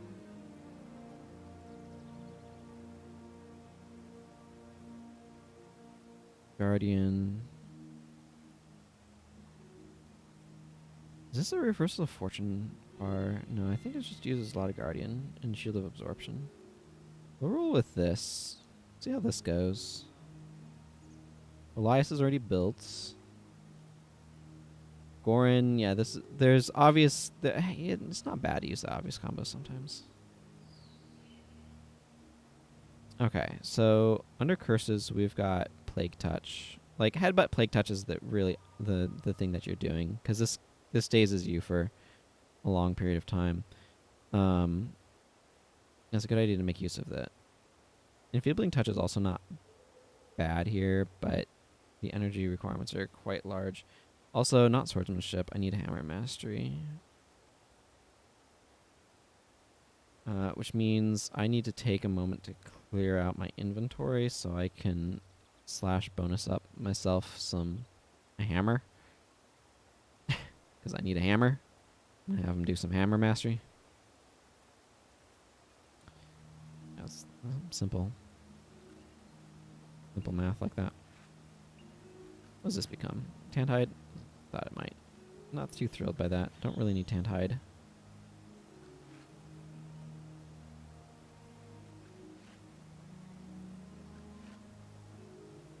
bones. Okay.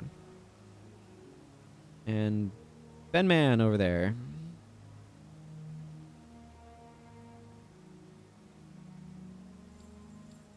There we go. Thank you. Hammer, please. Thank you. Elias, I'm going to give you this shield for future use.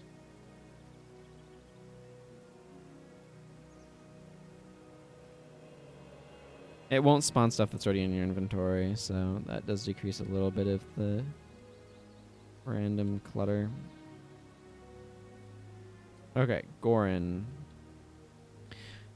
Something that's really useful, these 3 dots will bring this up, which makes it a lot easier to figure out where your breakpoints are. I want to get 1 breakpoint above.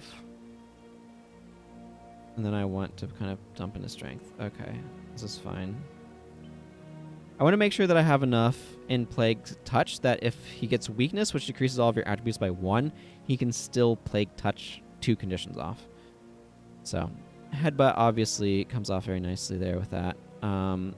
Enfeebling Touch isn't terrible, but his energy requirements are quite high, so I don't really think I'm going to want a whole lot else from this, except maybe a Rip Enchantment. I like a Rip Enchantment there. That seems kind of nice. So this is... The reason why I want Hammer, by the way, is as this is very energy intensive, Auspicious Blow becomes really nice as an option. I also want Rush to be able to catch up to enemies.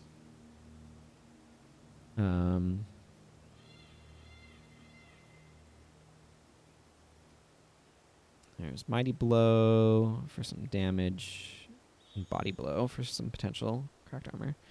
It's not the most like exciting bar, but I think this will work fine. The main point here is to run up to casters, headbutt them, and then give them the old Plague Touch to daze them. Because this is a skill as well, not a spell, so it's not being affected by the headbutt. We'll see how this goes. This is one of those areas where he might spam a lot of Plague Touch. And it's just kind of the nature of things. Now, there's a lot of different options for Locust Fury.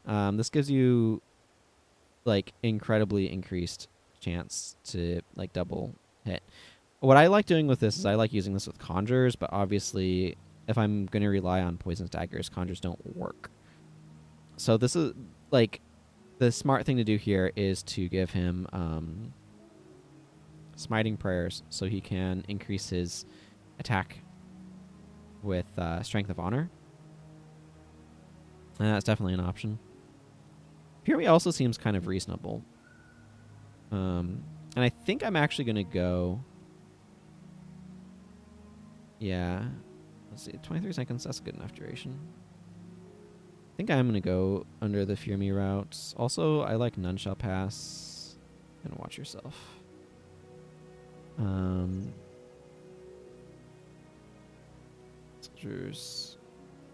Soldier's Speed with this much stuff will work. Actually, no, I don't want that. I want Flurry. I think. That'll get a lot more attacks in.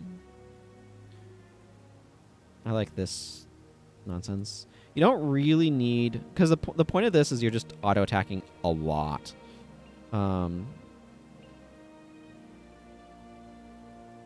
yeah, I can use this for defense. This is giving me increased... So I don't really need daggers for damage, is the idea here. As I'm not attacking with them to get damage in. I'm just auto-attacking like crazy. That's the point of this sort of bar.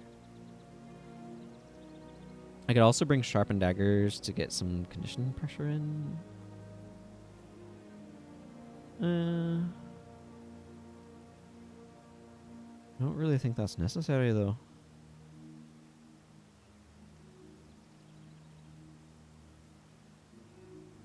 Kind of like To the Limit. Is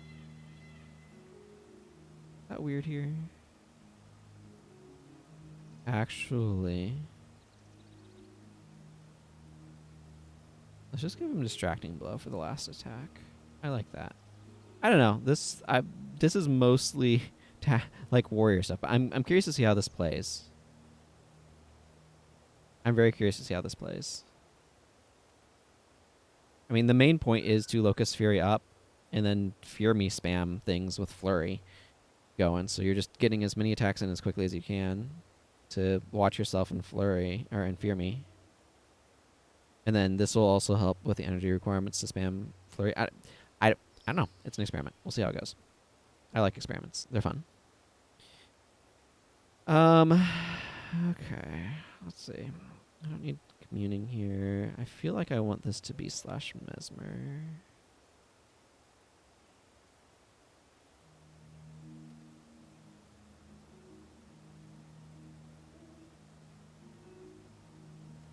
And then 10 inspiration here.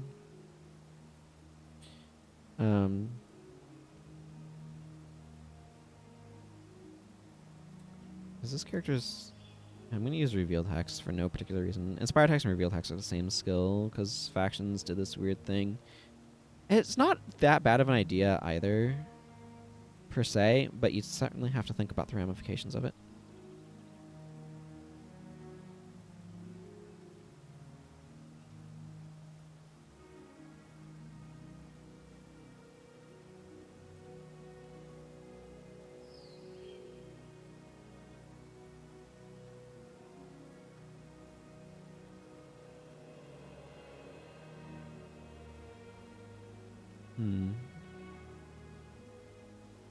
Projectivist Coweye is kind of the default skill.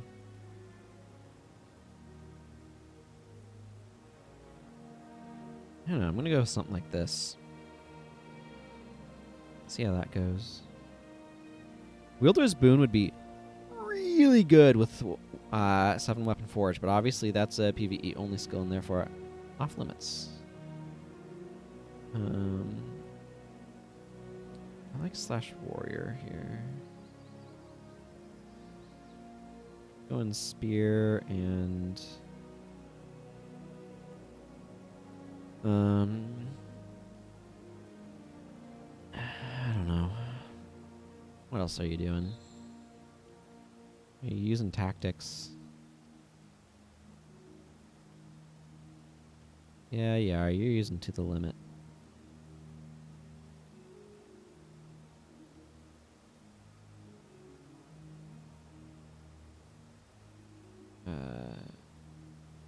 And you're using aggressive refrain.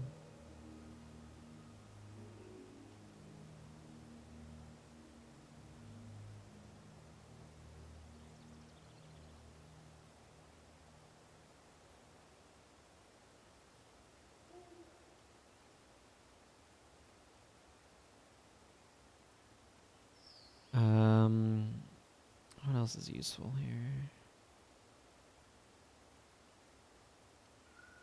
Actually, let's slap a Protector's Defense on. That might be decent.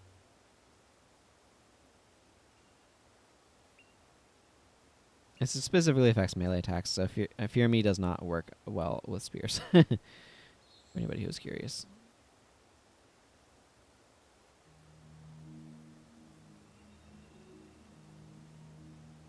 Or, you know what's actually... You know what? No, let's go aggressive.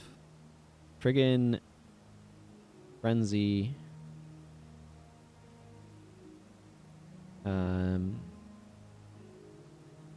Soldier's Defense as a cancel stance. I don't know if the AI understands cancel stances or not, but...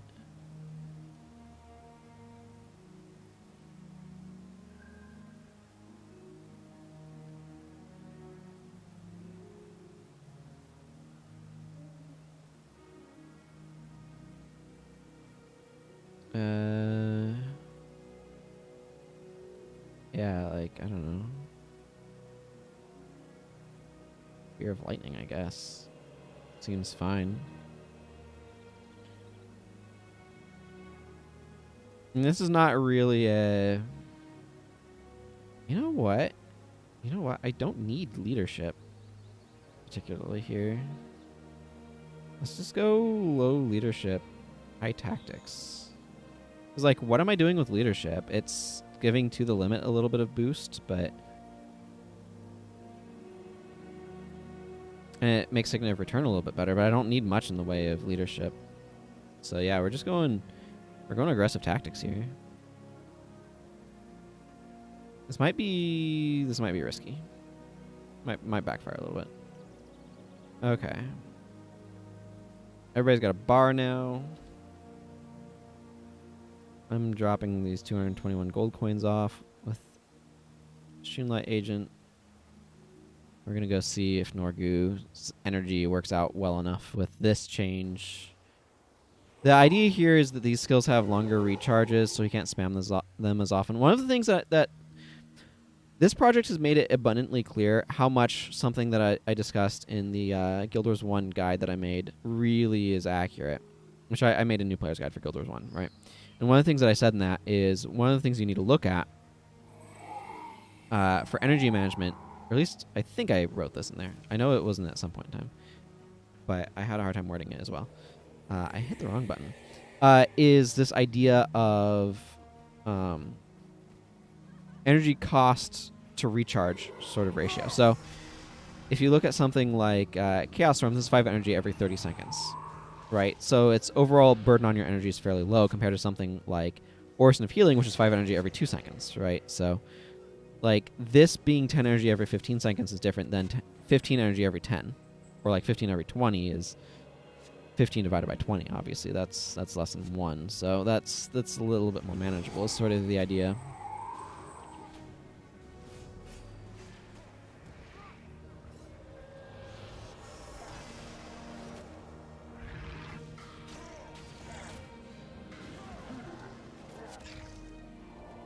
Goran's energy, absolutely awkward, and I knew it would be.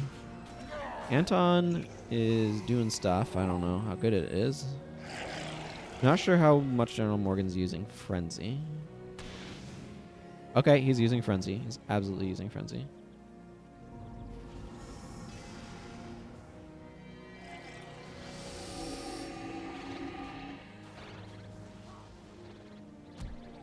I mean, Anton's doing his thing. I don't know how good his damage is, but he's doing his thing.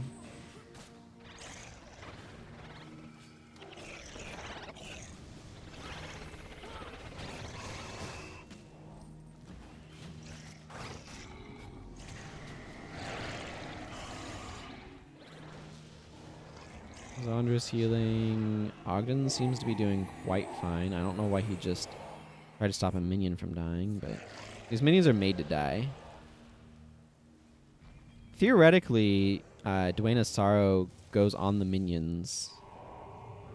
It just went on the minions. And then when these minions die, which they're supposed to because they're pathetic minions, it'll heal the party for a bunch, which is this cool thing. Okay, so that overall was not conclusive, but at least nobody looked like their bars were absolutely flubbing.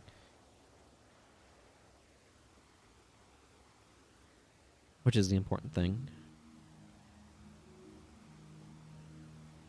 The 7 Swords? I think that's the name of the Les Septapes? I assume that's like French for 7 swords. The 7 swords. In my limited understanding of language. If anybody here speaks French and wants to confirm, that'd be kind of neat. Okay, Goran, show him who's boss.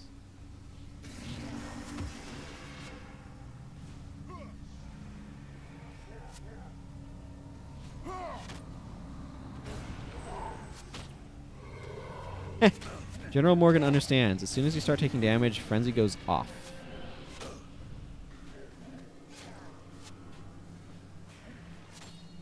Looks like General Morgan's doing fine.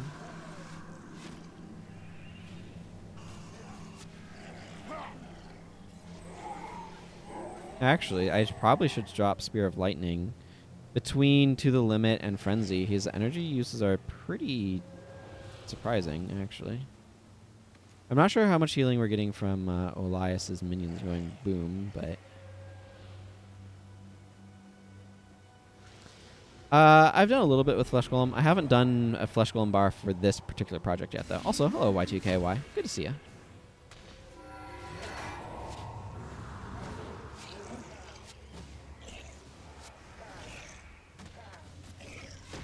Yeah.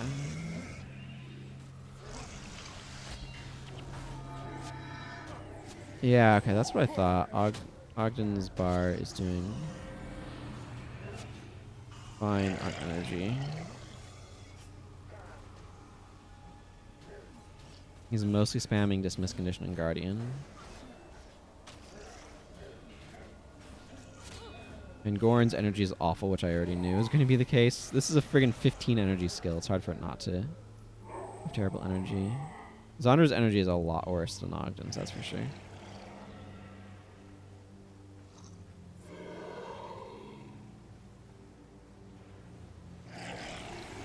I think I'm happy with where Norgu's at energy usage-wise, though, now. It's hard to tell how much healing we're getting off of Duena's Sorrow on the minions, though. That's a little bit less obvious. I guess I'm looking for 35s. Just ambient 35s going off on me. Okay, this is a real testing area because it's two groups at once that tend to answer us.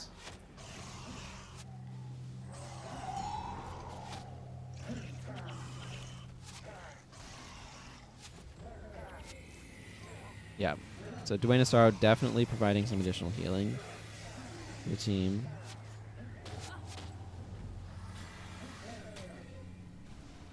Zandra attempting to cope with energy requirements. General Morgan definitely can lose Spear of Lightning.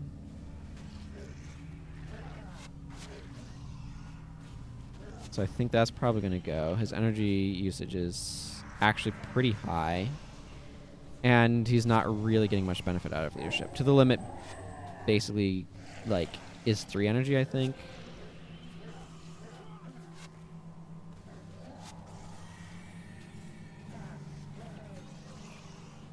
Yeah.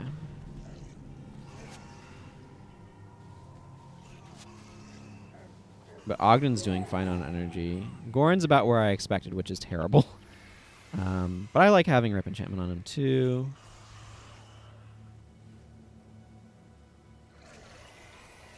Yeah, it's nice seeing those random 35s pop up from Duena's Sorrow. I like this bar. Duena's Sorrow's icon is so good.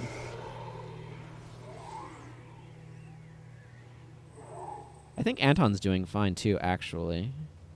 Okay, so let's go address some of those issues. I think Zondra's just going to be where she is.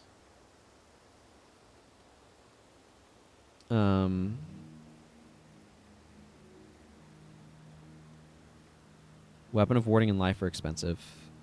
And I want them both, so... General Morgan, though, does not need Spear of Lightning. I just kind of toss that on there. To be on there. I think Wild Throw makes more sense. Disables your non-spear attack skills. Discourage warriors from using it with no investment.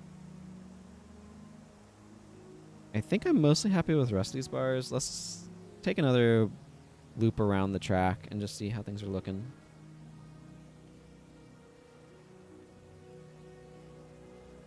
Obviously, this favors condition removal more than hex removal because that's what we're facing here, but it's kind of good to know how a team handles a bunch of conditions, you know?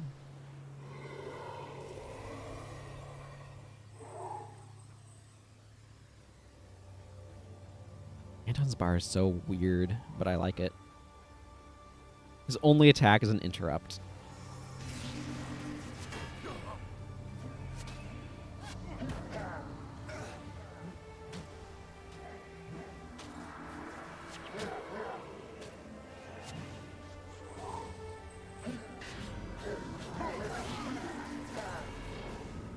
Yeah, Ogden's doing fine on energy. Zandra is like, help, my energy. General Morgan's energy looks like it's doing fine since I transitioned him.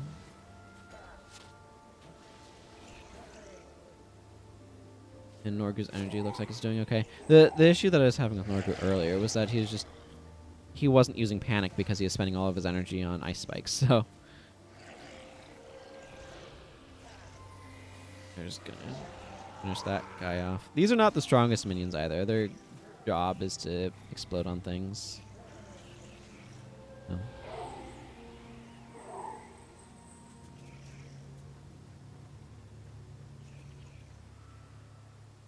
Okay, I'm happy with these. I'm going to go ahead and save off these bars then. So that way I can make another set. Which means I'm going to run another ad break while I save off bars.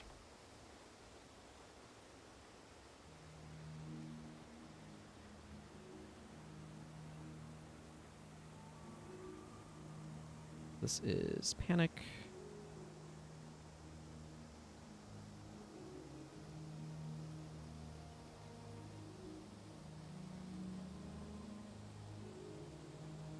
Every elite.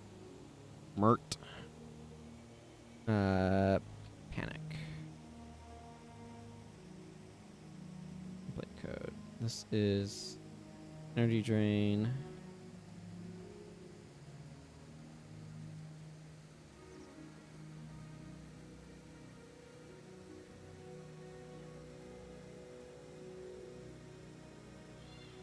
Good old energy drain.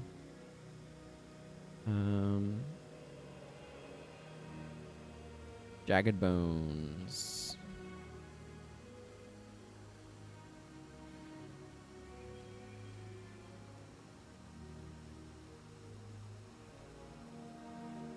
Man, I just really like the icons on this particular bar. Duane of Sorrow has, like, creates a really interesting flair to it.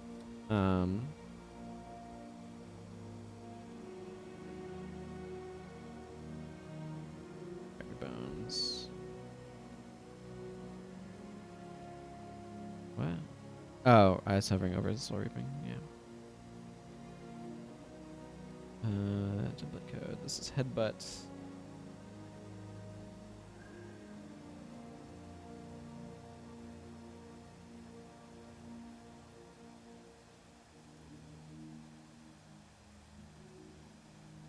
I feel like I make a lot of warrior necromancers for this. Interesting to see what sort of like natural pairings I go to.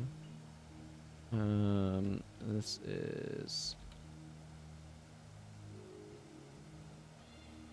Locust Fury. I want to make sure I know how they're spelling it.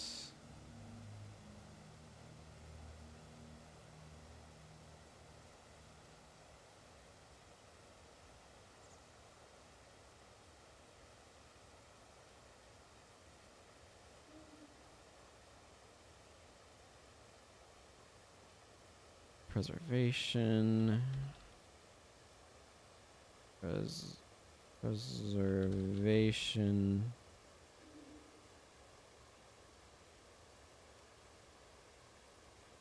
Okay.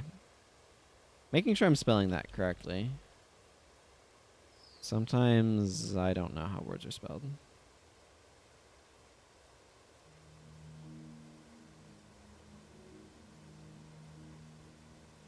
And of course, this one.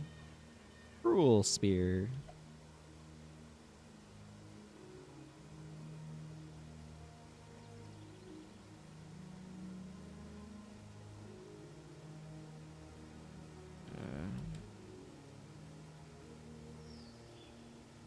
Excellent.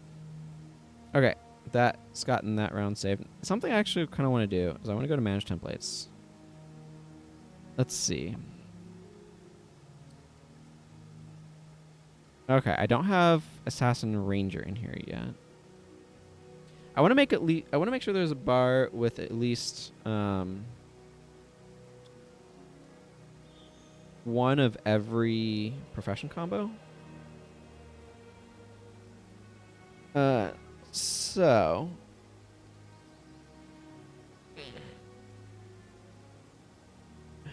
like AR can absolutely get in here. Have AMO on Palm Strike. AE on a couple. Couple AWs. A lot of ADs, I'm noticing.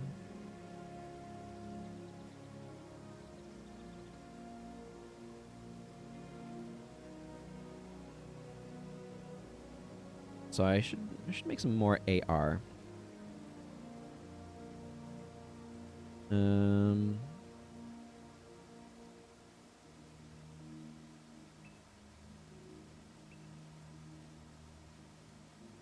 So actually, let me just write down. See if I can write down every combo. So we have AD, AE, AMO, AN, AW. Let's see, I'm missing AR, AP,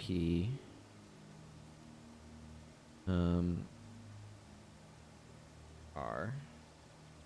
You can see how AR and AP would look kind of similar if I don't differentiate well enough.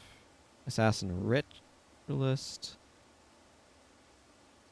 Let's see. So we have Monk, Necromancer. We don't have Mesmer. I want to do something with Mesmer, with Assassin. Let's see. EAE. Let's see. Dervish, Paragon, Ritualist, and then Necromancer, Elementalist, Monk, Mesmer, Warrior, Ranger. I think these are the ones I'm missing. So I have one. So there should be 9. So 1, 2, 3, 4, 5, 6, 7, 8. Okay, cool. Those are all written down now. Dervish. Let's see. 1, 2, 3, 4, 5, 6, 7. I'm missing EP, it looks like, though. EP and DRT.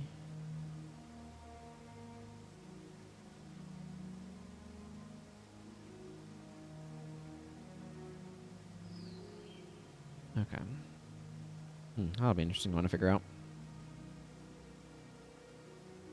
Avatar of Melandri, making sure that I have Ranger in there.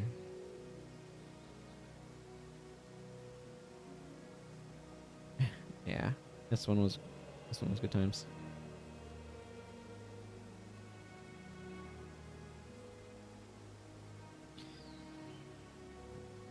Ah, yeah, Cecilia's Vow of Silence bar. This Contagion bar was actually decent. Okay, so we have 1, 2, 3, 4, 5, 6, 7. I'm missing 2. What am I missing on Elementalist? I have Assassin in a couple of ways. Dervish. Yeah, I like that one. Mesmer, Monk, Necromancer, Paragon. I don't have Ranger or Ritualist. Those are the 2 I'm missing.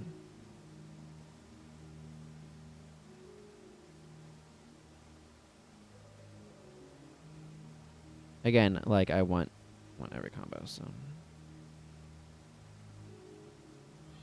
Mesmer. I have not made very many Mesmer bars. I need to make more Mesmers in general. Let's see. So I currently 1, 2, 3, 4. At least each one is different. So I'm missing 5. I'm missing. Let's see. 3, 4, 5. I'm missing Assassin, Ranger, Dervish, Paragon, and Original Profession.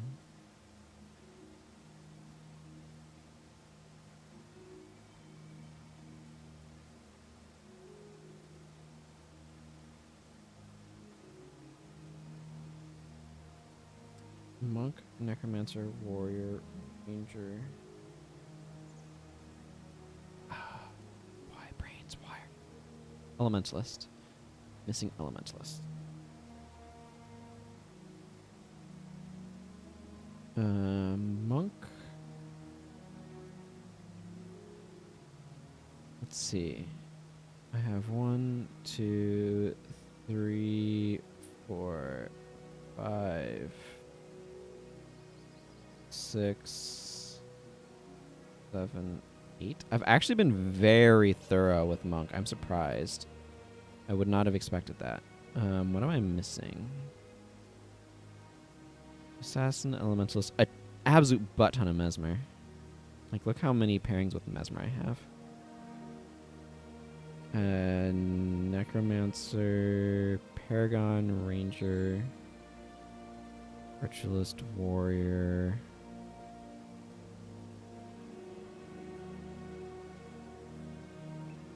I have... Yeah, there's Elementalist right there. There's 9, so... I want to have 8. Let's see.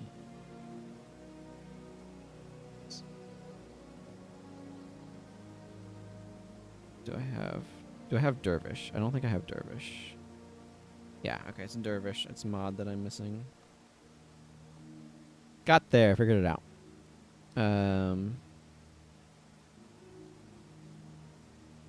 Otherwise, I've been very, very successful in pairing them with stuff. Okay, let's see. Necromancer's got 1, 2, 3, 4, 5, 6. So I'm missing 3.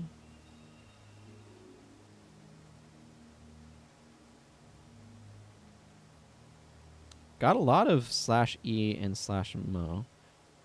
Let's see. So we have Dervish with this Order of the Vampires wonkiness. This one was decent. Don't have Assassin. But I can fix that with a Virulence bar right now, actually. Let's see. I do have Ranger. I don't have Ritualist.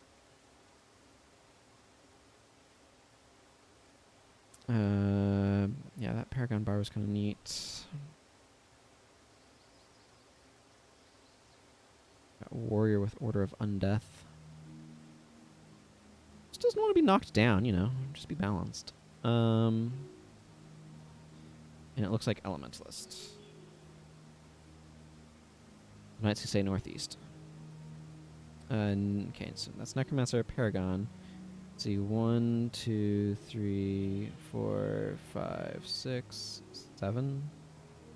That's pretty good.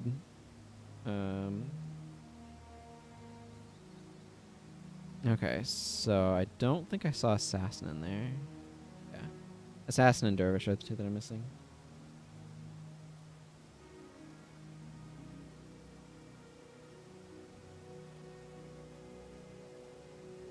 Okay, Ranger. Let's see. 1, 2, 3, 4, 5, 6, 7, 8. Ranger's being very thorough. Bunch of ritualist stuff actually with it. Dervish is what's missing here. Apparently I need to pair Dervish with things other than Assassin. Okay, so that's RD for Ranger Dervish.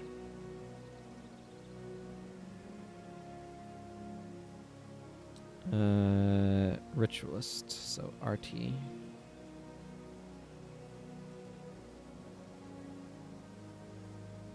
Let's see. Missing Assassin. I can tell that right away. Assassin and Dervish. Let's see. 1, 2, 3, 4. Oh yeah, I'm missing a bunch.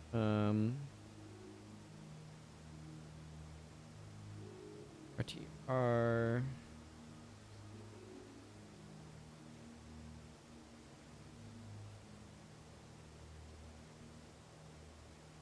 It's going sideways. On my little note card, I'm writing down the professional combos. It's kind of skewing towards the right here a little bit. Okay, so let's see. I have Elementalist, but not Assassin or Dervish. Mesmer, Monk. Okay, Necromancer is the last one. Okay, Warrior, let's see. Well, it's obviously missing Dervish. Because that should be in here, and Elementalist. Let's see, 1, 2, 3, 4, 5, 6. So there's one more. Ranger by the looks of it.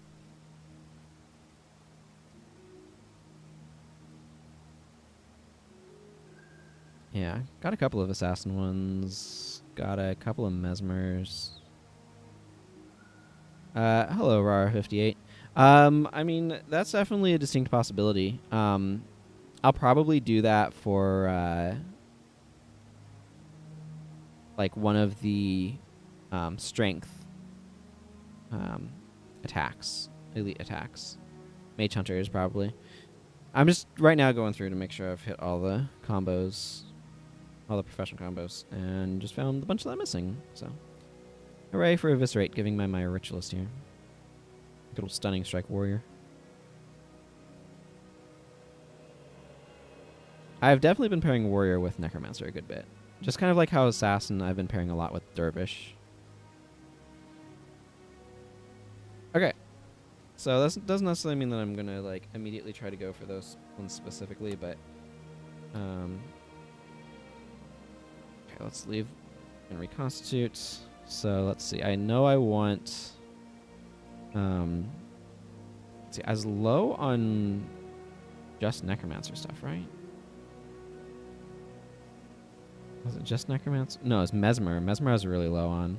So let's make sure I'm grabbing Ogden. I did have an idea for a bar for Norgu. I don't know what the elite's going to be here. It is another ritualist bar. I believe it's channeling. Illusion. Channeling. Don't know which one's actually more important to have high here. It's one of those situations where it's a little uncertain. Yeah, because this one's Warmonger's weapon. Okay, so if I bump this up to 12, that goes up to 11 seconds. Yeah, and that is the breakpoint. I might go there. But I know this is going to be the base of whatever this ends up being. This might be a migraine bar.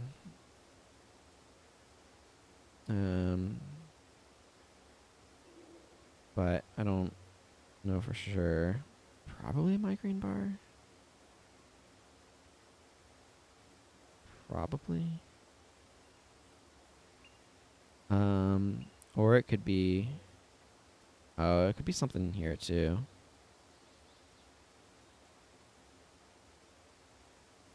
This could be really interesting for like Caretaker's Charge. But I don't know what I would necessarily use with that. Climber of Souls could work too.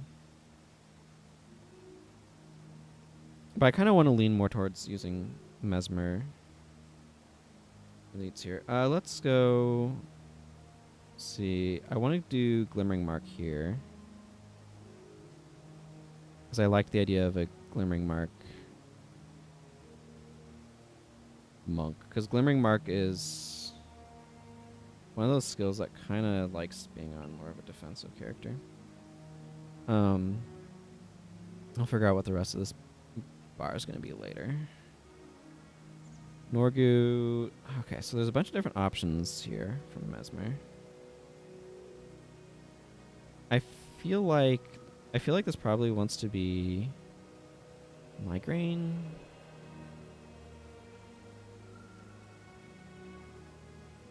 Maybe migraine wants to be a spot where I can spec more heavily into that. Actually, let's go shared burden.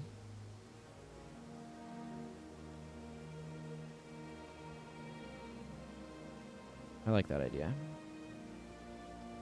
Okay. Try to knock some of these other ideas off my list.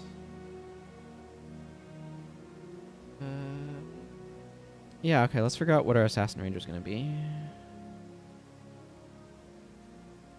Whee! I have not done Fever Dreams yet, no. I've not done Ineptitude, Fever Dreams, Crippling Anguish, Migraine, Recurring Insecurity, Signet of Illusions, Lyssa's Aura, Power Leech, Tease, Echo. Signet of Midnight. Signet of Midnight's a weird one to figure out, too.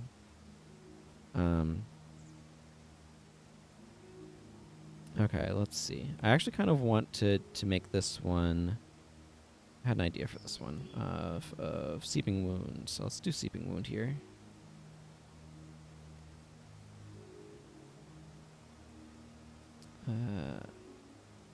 Seeping Wound. With a bit of Wilderness survival. A seeping wound is kind of expensive, so putting in poison tip signet makes sense. Yeah,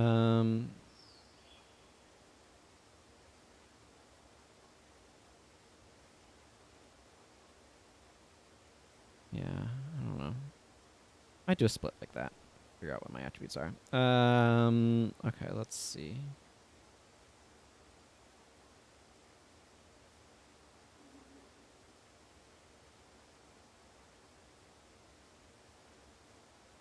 Focused anger. Let's figure out something to do with focused anger.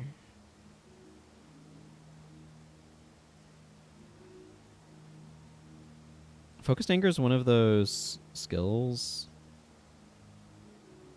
that, like, yeah, it definitely is fun. Focused anger. I know I've been making like a lot of Paragon bars, but Paragon and Dervish are ones that I kind of want to make sure I'm getting reasonable amounts on, you know? Let's figure out what our Elementalist Ranger bar is going to be.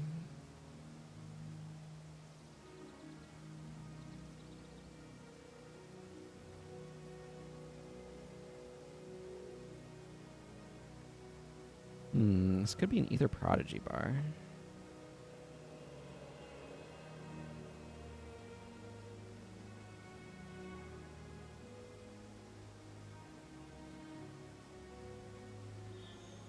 Tell you what, it's not going to be Equinox or Famine. Oh, I could make this my Quicksander. No, I don't like that.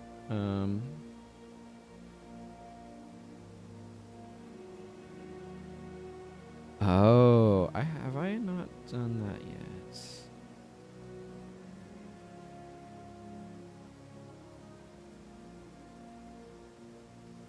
Okay, we're gonna do Mirror of Ice. This might require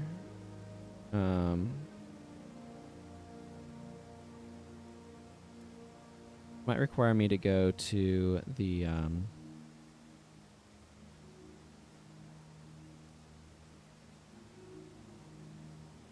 Zaisha Menagerie to get a pet for her, but we'll cross that bridge if we come to it.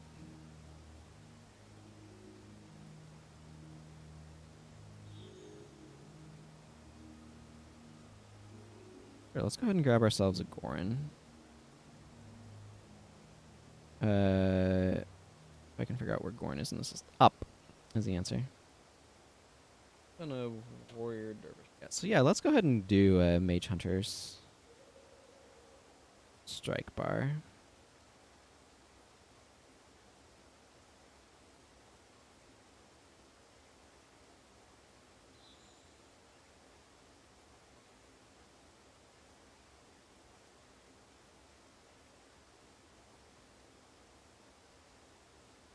Good old Mage Hunter strike.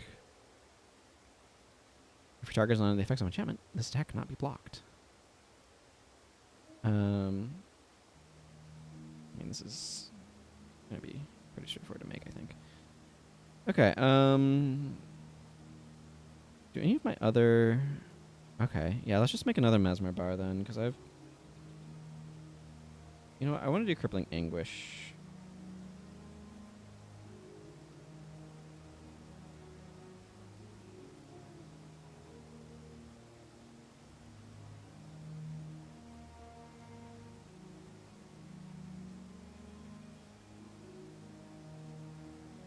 There we go.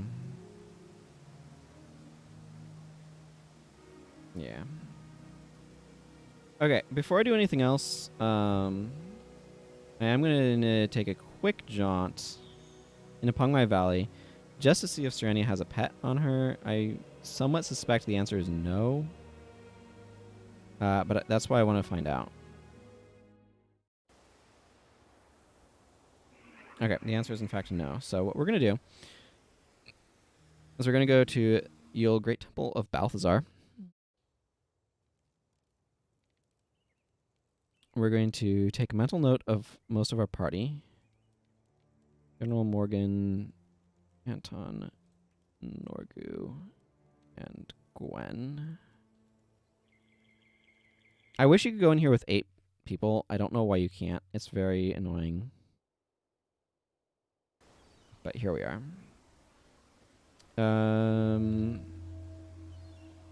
Serenia, I need your thing open, and I need Charm Animal.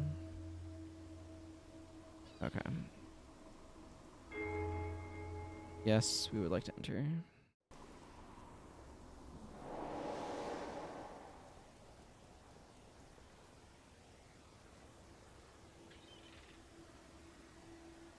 I feel like it's because your original hero limit was 3, but what pet? What pet do we want?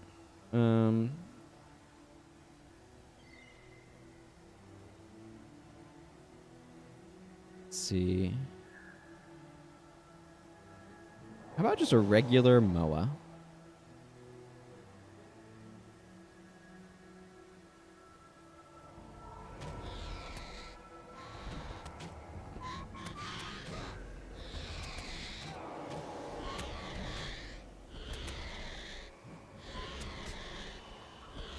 Okay, Dire Moa successful.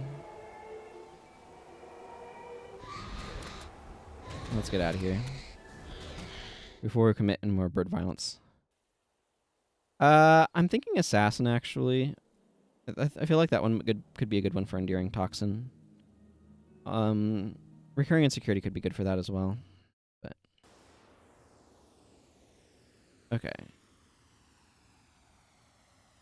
Warren, Ogden, Morgu, Gwen, Anton, Serenia, and Morgan.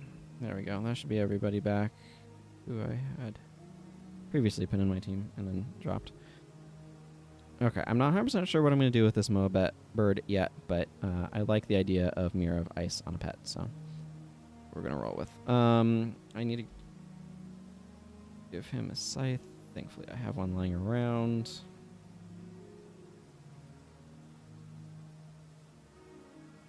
Okay, so this is going to let me mark off WD, which I immediately think of the spray, WD-40. Okay, I'm probably going to want Radiant Scythe, Chilling Victory, Crippling Victory, Endure Pain. Works really well with those. I'm going to go with Enraged Charge, because that seems pretty sweet here. And, I don't know how often Iway will trigger, but I'm feeling Iway here.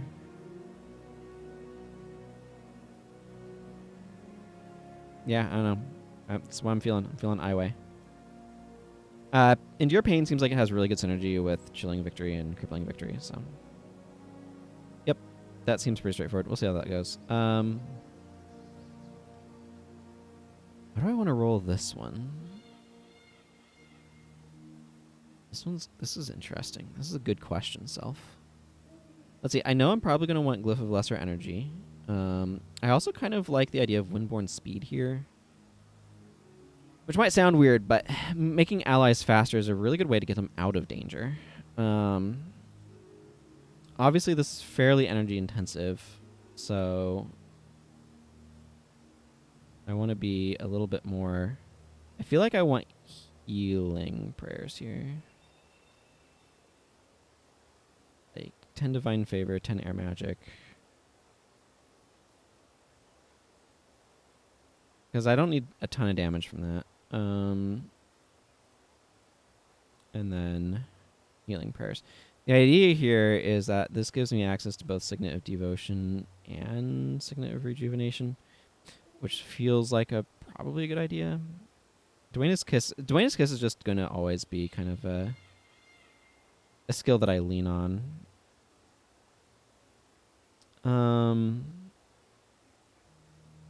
It's a lot of Signet-based healing.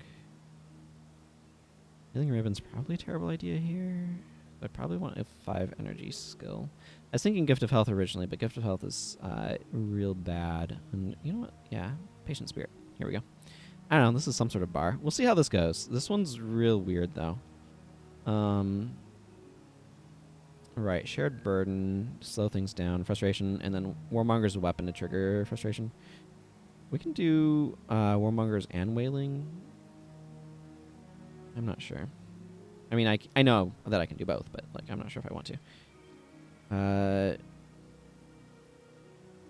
How much do I want to make sure I'm bringing a spirit here?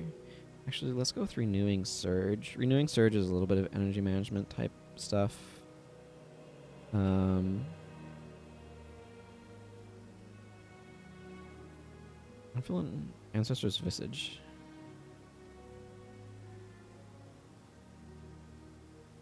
Yeah, let's go ahead and bring both Wailing Weapon and Warmonger's Weapon.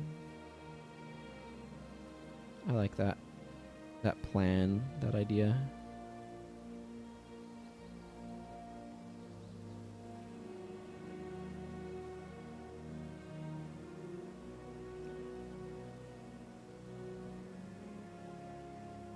I guess I can just bring some like generic interrupt here. You know what? Yeah, let's go with this. Let's go with Power Return.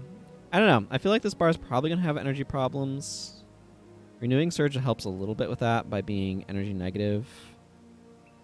Yeah, this is our Crippling Anguish. Yeah, I do like the idea of going Assassin here.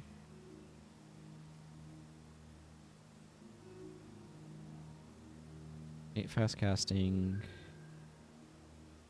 12 illusion. Then Deadly Arts. My experience with it is just like I'm trying to get places and not being able to move, so I like the idea of Enduring Toxin here. Actually, Signet of Twilight is a pretty sweet option as well.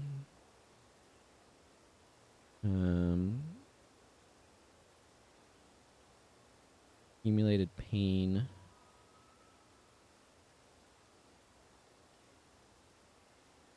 Conjure Phantasm is nice. Throw in there. I'll go with a Mirror of Disenchantment. And you know what? We'll just go Dash. I don't know. I feel the fleeing power of Dash. You know? Right. Seeping Wound, Poison Tip Signet. This gives a decent natural stride. I feel like I'm wasting a bunch of attribute points with these 9 spare, but realistically that's what, like 3 ranks and something.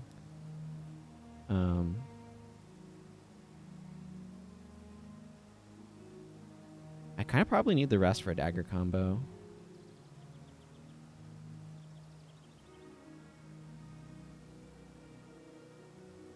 Let's go with Black Mantis Thrust, but not expect that to always give us a thing. I could go like Golden Fang. This actually works fairly nicely with Jagged as well, but this is one of those spots where it's like, oh yeah, there's like 2 offhands. Let's do Blades of Steel, Twisting Fangs, and then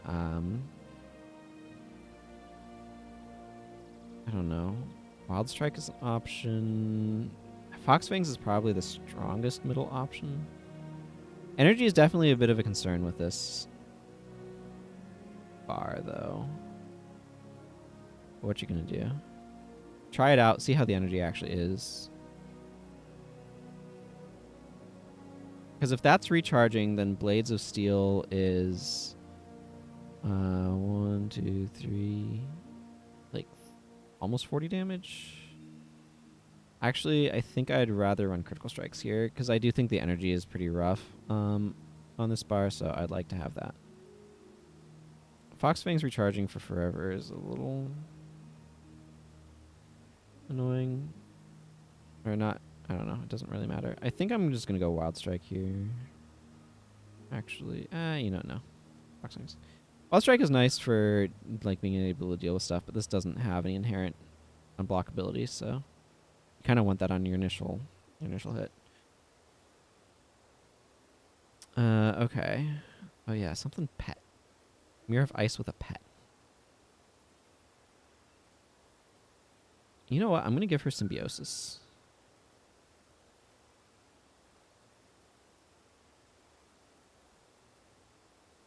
If I can find Symbiosis.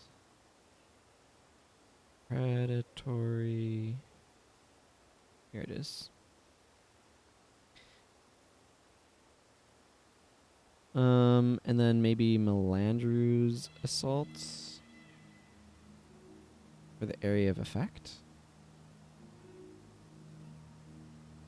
Oh, actually, you know what might be better is just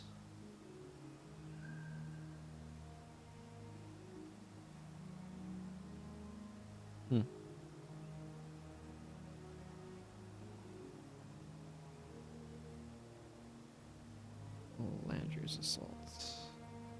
Do I want Melandru's Assault or do I want something like Feral Aggression? I was thinking of there's one of these that makes your pet. It's like all of these icons look so similar to me. Call of Haste might not be bad. Yeah, let's go with Call of Haste actually. And then Water Attunement.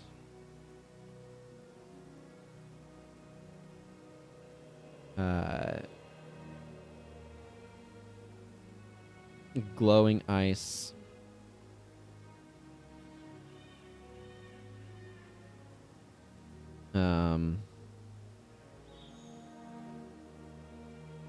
Ice Spikes, I guess? Ice Spikes is a nice balance between recharge and also making this have another hex to work with. I feel like this might actually be somewhat low on energy. Let's try Deep Freeze instead. See how that actually works. I don't know. I'm curious. Yeah, so this gives you more adrenaline. Obviously, with a certain amount of uptime. I feel like the obvious thing to pair it with is Warrior. Or more, because like the only professionals that use Warrior use Warrior, use Adrenaline are Warrior, Paragon, and Dervish.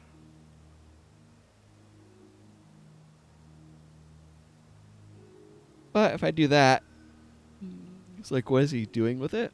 Becomes kind of a question. This is a skill that's really good if you have Save Yourselves, but I mean I don't, so.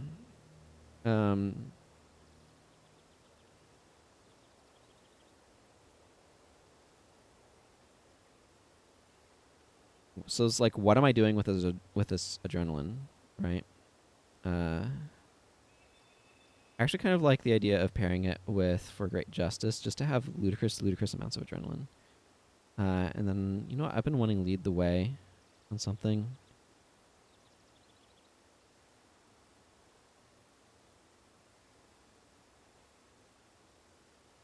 Just a quick recharge on Hexbreaker Area. Significant Aggression that just gives you so much adrenaline right off the bat would be hilarious.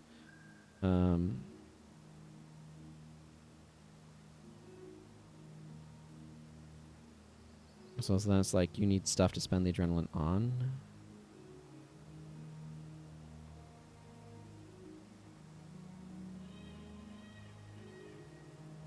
And it's like this? I feel like the energy here is questionable, but this does spam a lot of Hexbreaker Area. I don't know.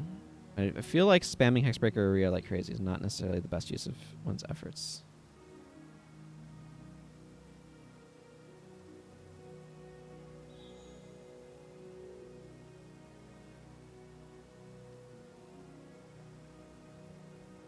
It's like, what? This is the fundamental problem with Paragon. It's like, it just doesn't do anything except for very specific things.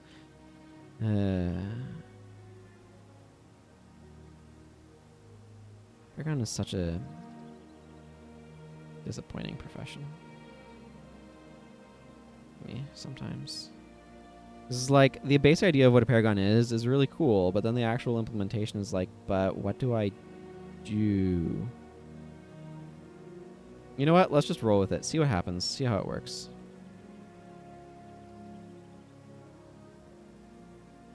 Oh boy, this is going to be weird. Okay, let's just go out here into our usual does any of this absolutely flop area and find out if any of this absolutely just flops.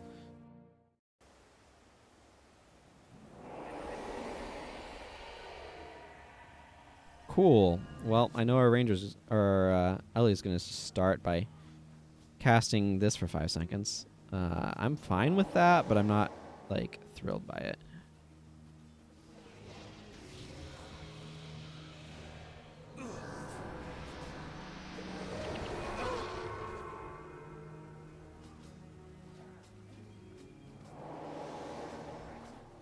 Ogden's healing is perhaps a little bit less than stellar.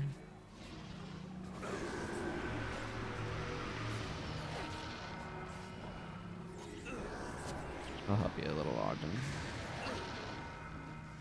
I don't really expect him to be able to carry it by what is functionally himself.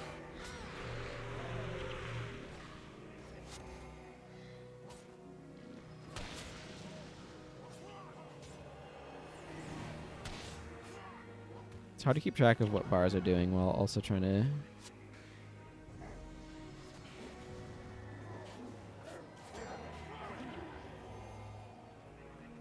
One of those situations where I'm realizing that Symbiosis would be a significantly more interesting skill if it was given like a three-quarter second activation time. Like, okay, so way back in the day, elementalists were given, or ritualists were given substantially improved cast times for their spirits. But that benefit was never extended to nature rituals in PvE. This only applies to PvE. And I really wish it had been. I feel like it would be perfectly reasonable to have Symbiosis take 2 seconds to cast instead of 5. Or even like a second and a half. Like, I don't think you need to make it 3/4 seconds, because you want to give players an opportunity to interrupt it or whatever. But it'd just be so much more playable if these had substantially less activation time.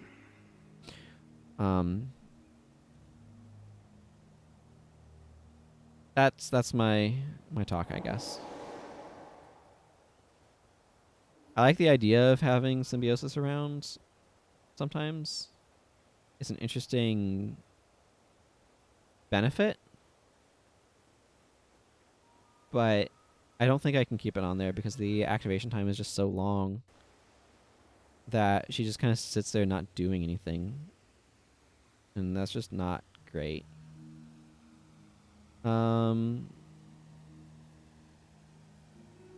Yeah. So, kind of that.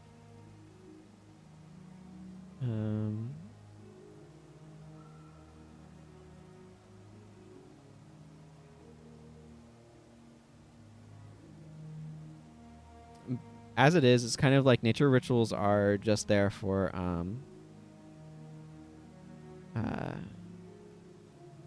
AI to make areas different. Yeah, I mean, that's also, like, if you build around them, there's that benefit as well. Like, Quickening Zephyr works super well with Signets, for example, especially PvP version of Signet of Spirits, which was the old version before they made it the skill that it is now. And, like, which gave you energy if you were within, like, earshot of a spirit. And so having a Signet that gave you energy in earshot of a spirit with Quickening Zephyr, making it have less recharge, was a really powerful energy management strategy as a monk, right? And so that was kind of a technique that I used for a little bit, just, you know, as like a quirky build, because a lot of people have a lot of teams have a hard time working underneath a Quickening Zephyr. The big problem that I have, because the Ranger spirits are going to work better for you if you build around them. Like, for example, if you are doing stuff with Symbiosis and you have a bunch of bonds, or if you're orders with Symbiosis works pretty well because you're just getting a lot of enchantments on people. But the problem is it's really not worth trying to build around them for the most part because the activation times are so long. Or like toxicity is another one, right? Poisoned or diseased creatures within this range have additional health degen. Like, that's pretty cool. Or contagion that makes conditions spread. Like, that's pretty cool too. But the problem with either of those is that actually making use of them is really, like, it's not worth trying to make use of them because by the time they finish activating, the battle's half over, sort of thing. So you need quicker activation times than what you get off of them, and that to me is the biggest issue with nature rituals.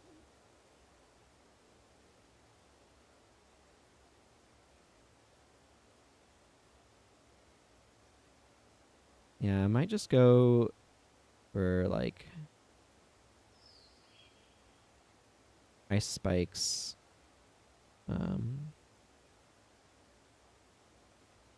I like ice prison here. Fast casting does not help nature rituals activate faster, unfortunately. It only affects spells and signets. Decreases the activation time of your spells and signets as long as they have at least 2-second activation time if they're non-mesmer, or always if they're mesmer.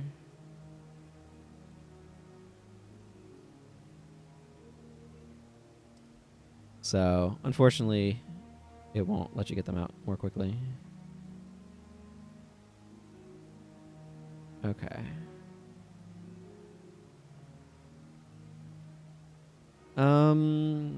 Let's just go into the normal area.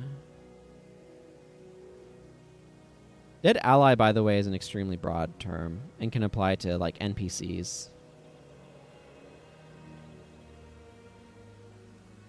So Iway is a little bit stronger than you'd think in PvE. For example, if these guys just suddenly got upped and killed by wandering monsters. Oh, we have favor right now. That's kind of cool. Iway would be able to count them.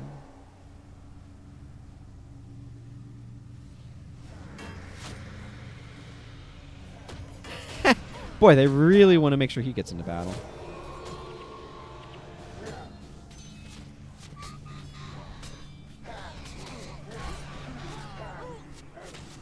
Again, this is not a monk bar that I expect to be able to hold its own.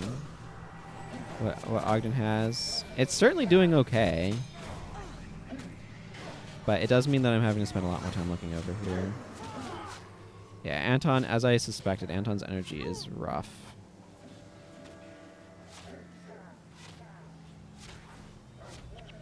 Got some fur, though. Okay, this is a team with energy problems all around. I wonder if Gwen found his Signet of Twilight. There's not a whole lot of... I mean, she's really anti-enchantment now that I look at her.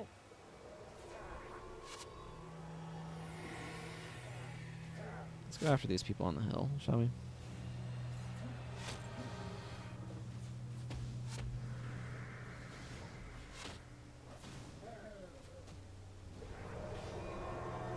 It's going to be one of the situations where Anton's going to have a really hard time with energy, isn't it?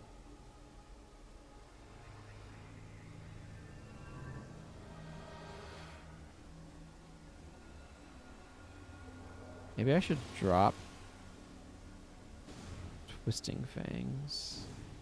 I think I know what I want to do with Anton. Okay, I have an idea.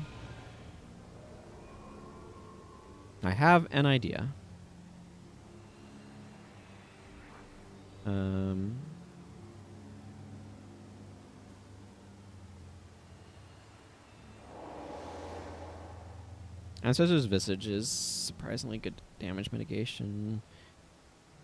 I feel like this bar is probably fine.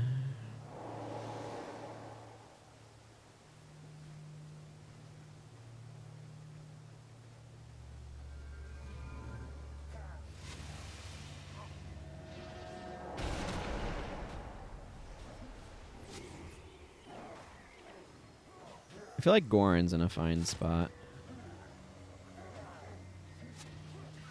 He'll use that when his HP gets low enough. He won't do preemptive, though. I want to do some tweaks to Anton's bar. I think Serenia's fine. I don't know who she's casting Mirror of Ice off of most often. But she obviously has a Moa Bird to help with that. Okay, let's go do some tweaks that I was just thinking about. I think this one's doing okay. Again, this is not a powerful healer. Who was I looking at? Anton, yeah. I'm going to drop that and Fox Fangs. I'm going to go for this guy and Sharpened Daggers. Sharpened Daggers, as an enchantment, he doesn't have to cast super often, will help. The additional bleeding will allow him to trigger the deep wound off of this, and this kind of gets me the effect condition-wise of Twisting Fangs with, I mean, okay, same energy cost, but not exactly. With less immediate energy cost, and means he's more likely to actually use critical strikes. So that'll help with his energy a good bit more. And then obviously Poison Tip Signet with some additional bleeding is pretty strong. And then if Seeping Wound is on an enemy, they're going to be very unhappy. I feel like his bar is fine. Energy's a bit rough, but what you gonna do? Her energy was a bit low. Maybe I want to replace Conjure Phantasm. Conjure Phantasm is more damage than I think it gets credit for. But is maybe a little redundant with Enduring Toxin. So I'm going to drop that because it's a 10 energy skill, and I noticed her energy was a little tight. This is like 130 armor ignoring damage. It just takes a while to land, is all. Actually, let's go with Calculated Risk. You actually get in range. Yeah, that seems fine. That seems fine. I like Calculated Risk. Norgu. 5, that's a 10 energy skill. That's a 10 energy skill. That's a 10 energy skill. I like Ancestor's Visage, but I think maybe I might want to put that on a different bar that has better energy overall.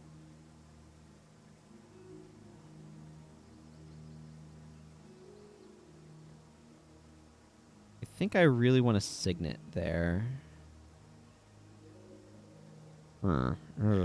Awkward because I don't have a ton of options for Signets. Signet of Clumsiness is fine, though. Signet of Clumsiness will trigger Frustration. I mean, the idea here with this bar is basically to use a lot of Frustration, so that's going to be a huge energy sink. And then, of course, to trigger Frustration with Warmonger's Weapon or Wailing Weapon. Like, imagine you're trying to attack somebody, but they keep dealing 35 damage to you every time they hit you because they're interrupting you. This one seems particularly nasty. With Frustration. You're just standing there trying to cast your spells, and you keep getting interrupted and taking damage from it. Seems really good.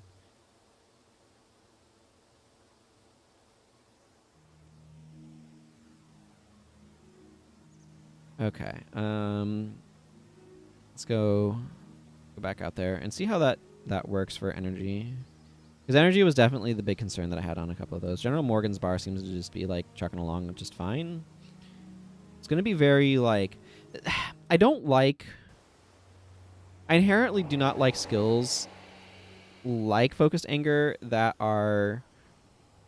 While they're on, you're doing really well, and then when they're off, you're just kind of like, meh. Like, your bar just kind of, like, stumbles along when they wear off. I prefer stuff that I can keep up 100% of the time at lower strength.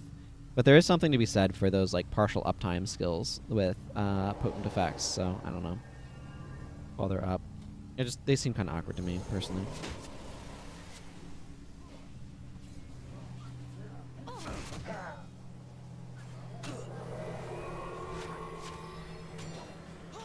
Okay, so let's see if Anton's energy is better.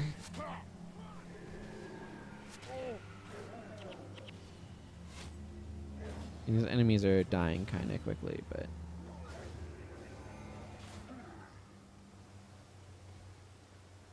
Ogden's doing okay.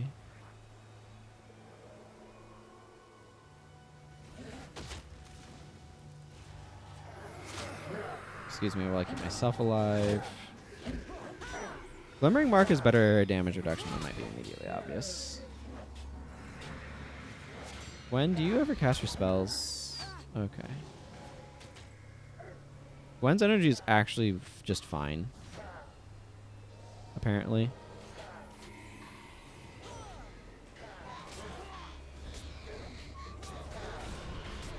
Norgu still doesn't know how to maintain energy.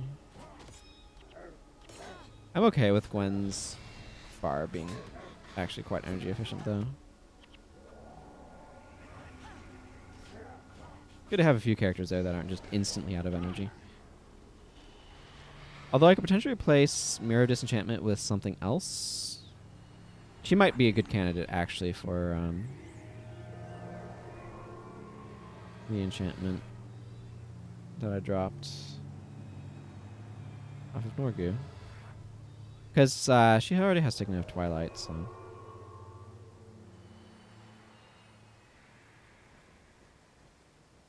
She can... Basically what I'm saying is that she can bear a little bit more energy brunt. I think Serenia's bar is doing fine. Probably doing a lot of snaring. I haven't really been paying too much attention to General Morgan. I should take a closer look at him. Most of his bar is adrenaline-based, as you would expect, so...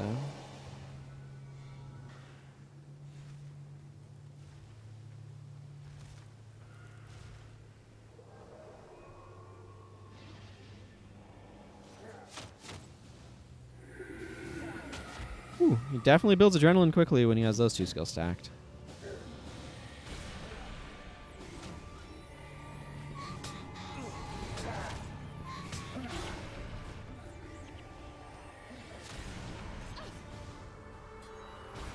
Hang on, I'm having to do some real monkeying. Ogden can only do so much. Yeah, I think General Morgan's fine.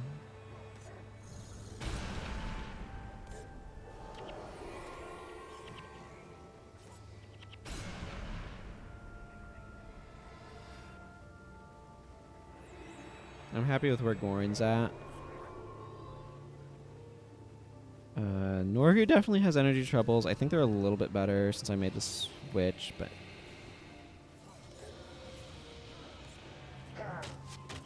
His bar is just naturally expensive, so...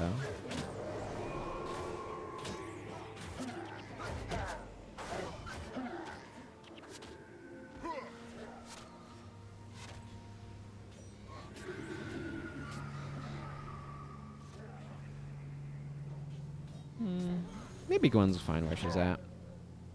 You know, I don't mind having a bunch of enchantment removal on her. I'll leave her. Okay, I think I'm overall happy with where these bars are now at this point, so I'm going to go ahead and record them. It would be nice to know, but I don't use Toolbox, so I don't have that info. I feel like when he has these skills up, he's probably putting out decent damage.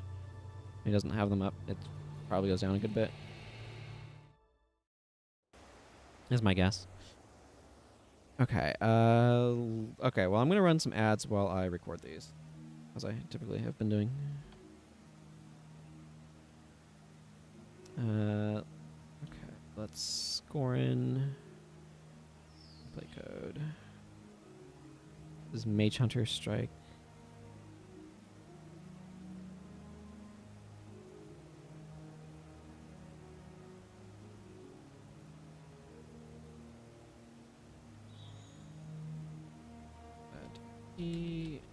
Mage Strike.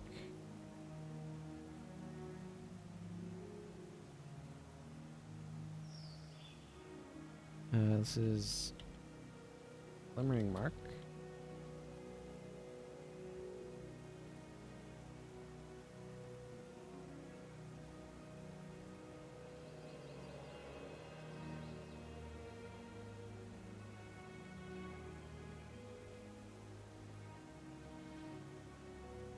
It's a weird shared burden bar, but...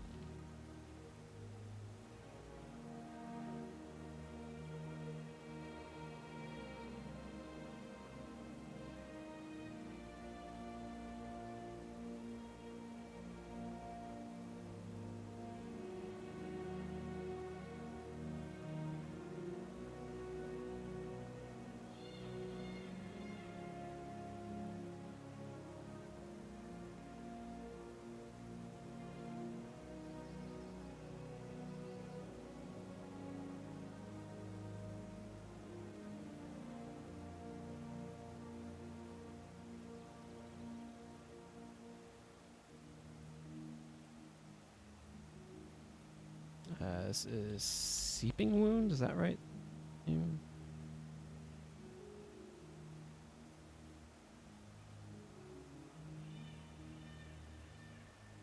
Let's see.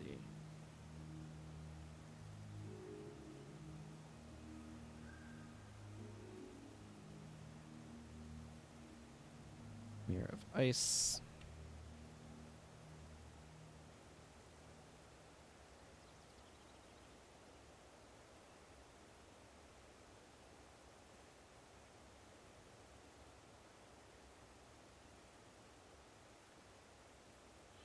And then this is, of course, Focused Anger.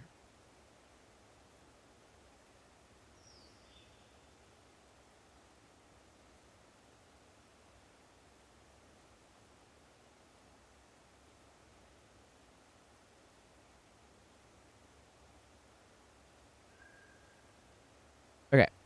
That's gotten those all recorded. Let me mark off any new combos that I have here made use of. The Warrior Dervish marked off. No new monk stuff. No necromancer.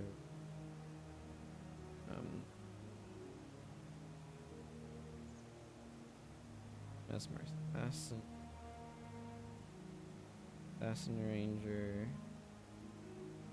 Elementalist Ranger. And still have Paragon. Okay, cool. That gets a few more taken care of. Does anybody need a weapon spot back? Yeah, Gorin maybe should get his hammer.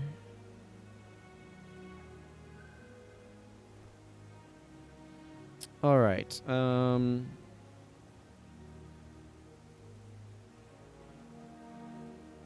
Now for something new. Let's do what we always do at the start of these rounds. Actually, no. What I'll probably do is I'll probably take a break after the next one. Nah. Now's a good time to take a break. I should go ahead and take a short break. I know I just ran an ad break, so I can't run another ad break right now. So we'll just stand right outside here and Pong My Val. Nope. You know what? Yeah, let's just grab some henchies. We'll have a dance break with some henchmen while I go take a quick break. Okay. Good old Pong My Valley dance party.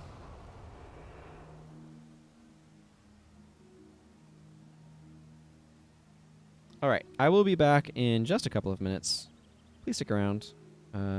BRB.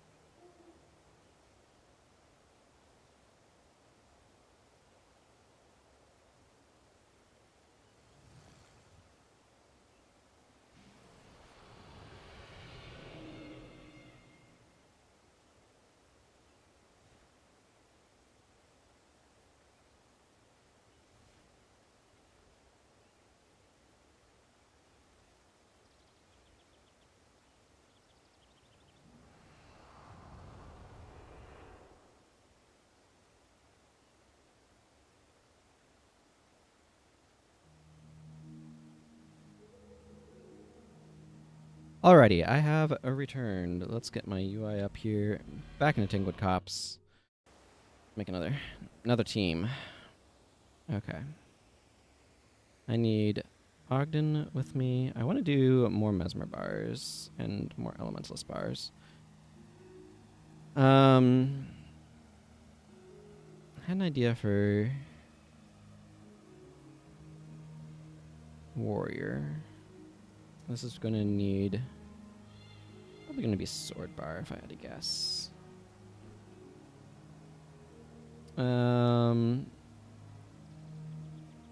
Let's see.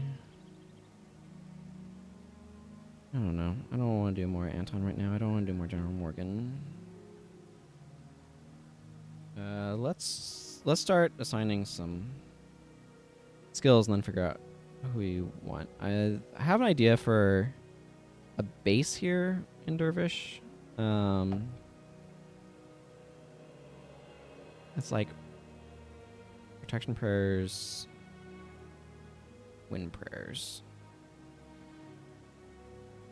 Because I was realizing that I betcha Signet of Mystic Speed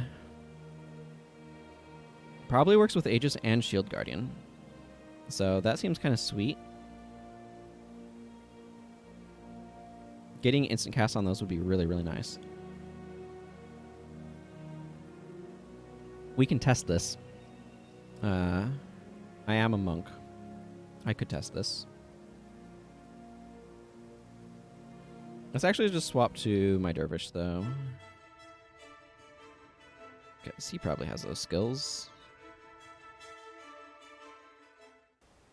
Sure, we can be in Xingzhai Monastery. I know why I was here. I know what I did. Monk. Yeah, I mean, we're testing that still. Protection prayers. Here's Aegis. Here's Shield Guardian. Here's running through town more quickly. Dropping champagne poppers. And using sparklers. And bottled rockets.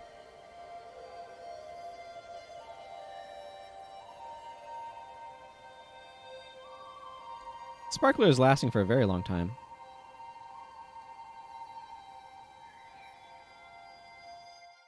Okay, let's see if this works the way that I think it does. Because I like knowledge. So I use the Signet. Oh man, that's awesome. Okay, for those who did not catch that, Signet of Mystic Speed makes Shield Guardian and Aegis have instant casts. So that's cool. That's good to know. Man, this skill is like weirdly more useful than I would have thought. Weirdly more useful. All right. I also would like some... I mean, Mystic Healing is one of those skills that's actually kind of good, but not really what I'm looking for here. Or Natural Healing. Mystic Healing is exactly what I'm looking for here.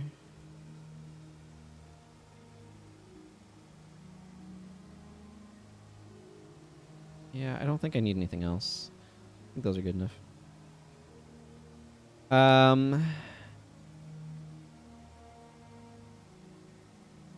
I don't know the answer to that 100%. From what I've heard people say in the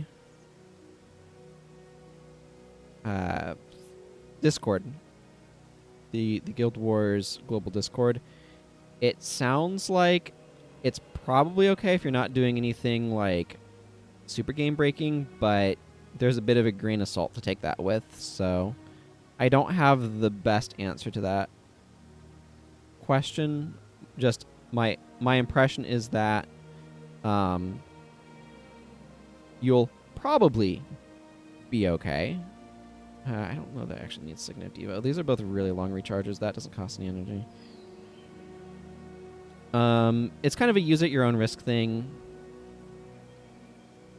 Obviously. I don't know. Like I said, my impression is there's stuff that it can do that can get you in trouble, but you can probably avoid doing those things. But I've not looked into it too closely, so I don't have the best of answers for that question. I don't know what this bar's energy throughput's going to look like. I feel like maybe I just want remove hex here. Yep. Oh, I feel like this gets an elite. Maybe this is the Air of Enchantment bar? Nah, can't be. Okay. Well, we'll figure out what our elite is here in a moment. Obviously, I should have one. Maybe this is the empathic removal bar. Let's assume it is. I don't think I've used empathic removal yet. Let me see. Hang on. Monk elites. Light of Deliverance doesn't work here. Amity is garbage. Like, seriously, how am I supposed to use this? Each adjacent foes can attack. For each foe, Amity ends if that foe takes damage. Let's see. Divert hexes, life barrier, RC, shield of deflection, smiting prayers, and empathic removal. This is the empathic removal bar. Congratulations. I have nominated you for empathic removal.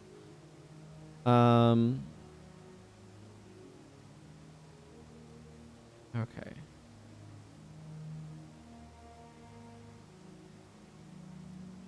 How can a Mesmer Dervish work? What would a Mesmer Dervish do?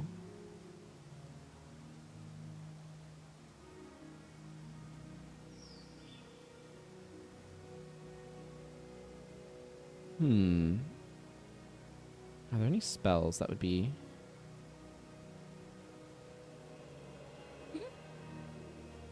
Yeah, I mean, there are a couple.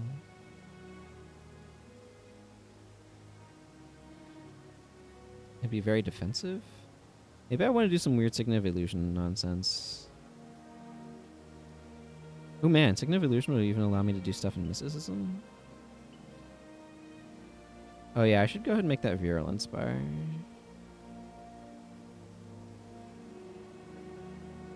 This is going to be slash assassin.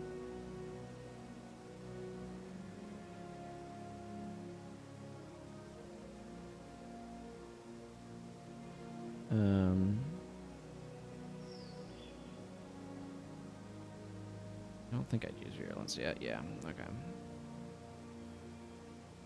Virulence. Okay, Mesmer. So I could do something with Signet of Illusion. Every time there's... I mean, technically you could use this with a wand. Every time enchantment on you ends. I want to do some sort of Signet of Illusions bar, so let's do Signet of Illusions here.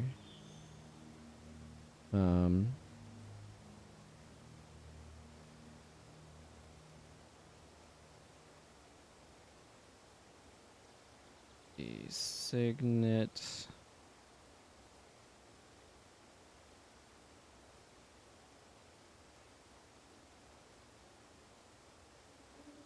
Where is Signet of Illusions in this list? There it is.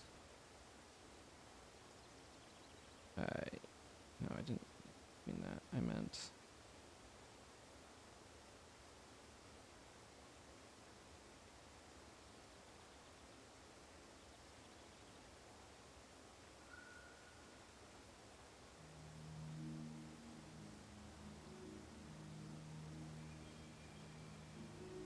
Hit the button that swapped this.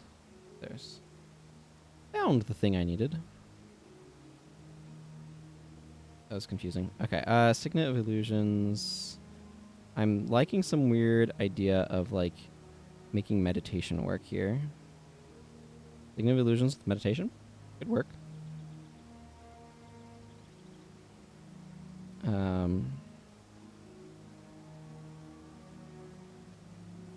Yeah, I don't know 100% how this is going to function. Okay, Gwen. What's another...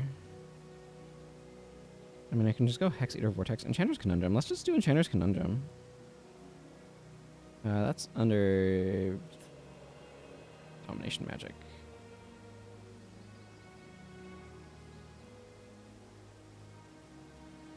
Enchanter's Conundrum. What'll it be? We don't know yet. Okay. Elementalist.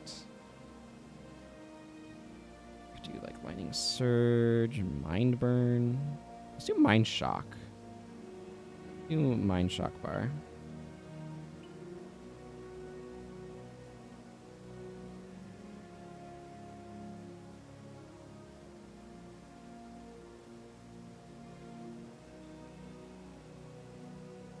Mind Shock. Okay. Gorin. I wanted to do something with you. Let's see. Are there any warrior elites that I kind of want to grab here? Still haven't done Warrior's Endurance. I mean, we can just do Quivering Blade. Let's do Quivering Blade.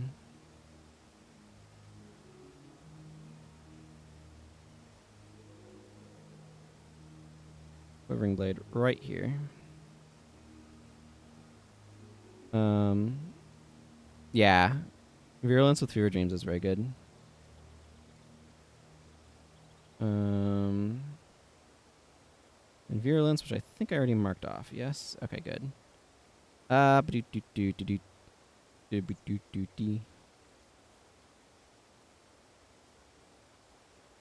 You know, I still haven't done, like, Caretaker's Charge or any of that stuff. Zandra.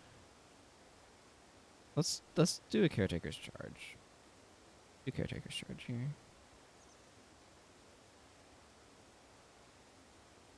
Healing Magic. Caretaker's Charge. Okay. I accidentally selected my entire spreadsheet.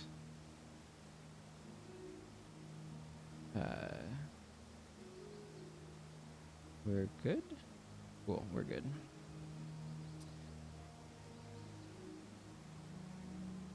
Okay, we have whatever this nonsense is. I like it. Okay.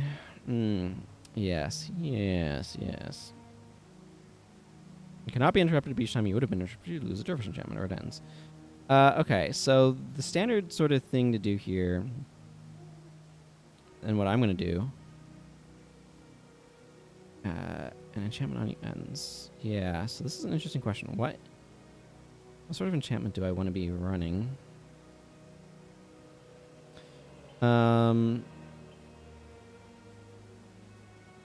Okay, I like doing this. Like, when else are you going to use Arcane Larceny and Arcane Thievery? Inspired Hex. Inspired Enchantment? Nah, it's too standard.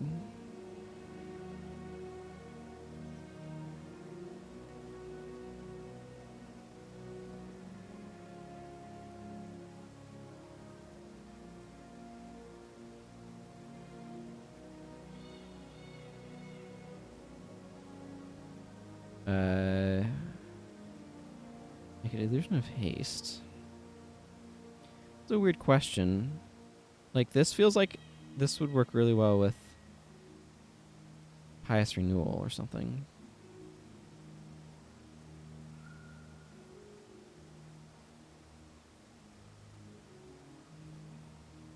How does Whirling Charge work with a bow or something like that?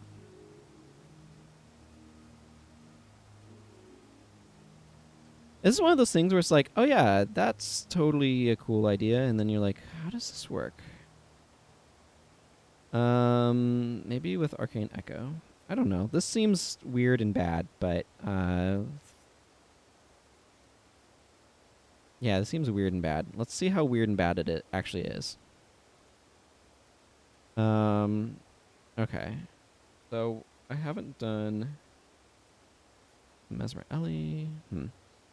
Target forecast enchantments much slower. Let's swap this over to They're not under the effects of enchantment when the text is applied. That foe and all adjacent foes take 82 damage. Like, are you trying to do this for damage, or are you trying to do this for slow? Probably the damage, right?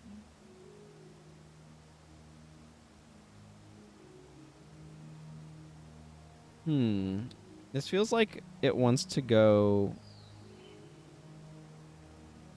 with Necromancer, though, if you ask me.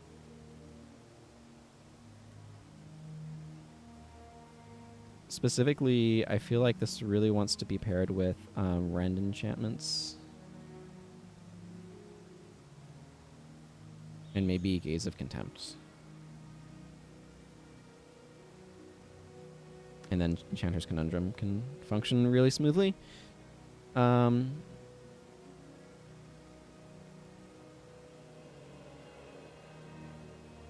maybe this wants Soul Barbs.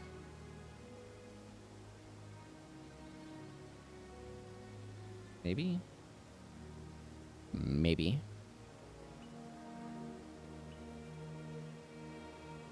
I feel like it wants Soul Barbs.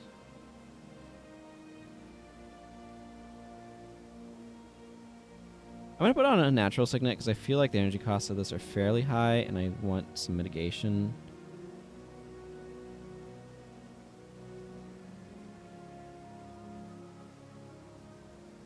Yeah, how about that too? And then I can put another Hex. I like the idea of some other Hex going on here.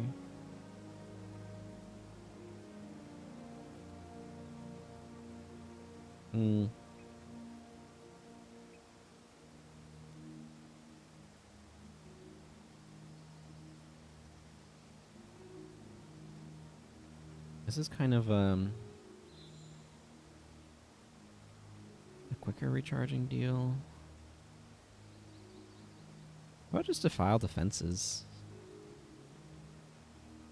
I don't know. I'm feeling that for some reason. Mind Shock. Ooh, what do I want to do with Mind Shock?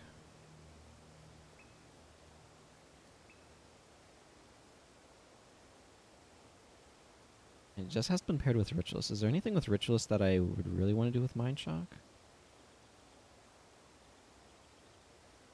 I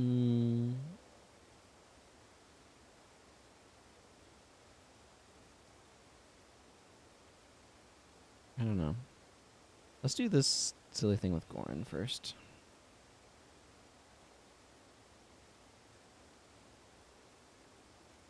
Swordsmanship, Wind Prayers. What I want to do here is there's Harrier's Grasp that I want to use.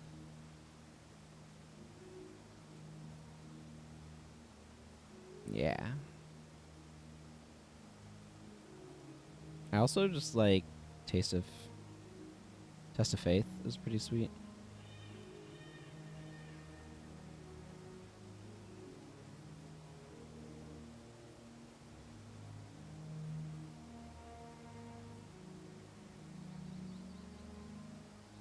I'm gonna think about stuff for a moment. Or in a moment. This is definitely a knee cutters type situation. And probably a sprint situation. So probably also a standing slash situation. Which is going to be more of a running slash situation, but you know, whatever.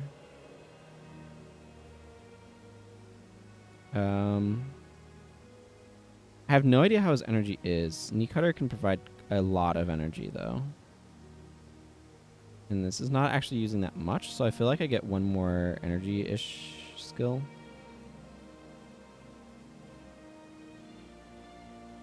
Man, Pious Restraint's real good if you have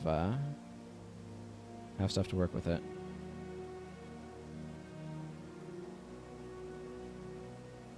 20 seconds your next 2 attacks cannot be blocked.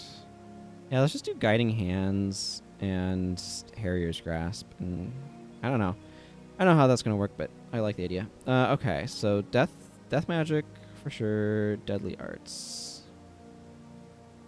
His Virulence pairs really nicely with Signet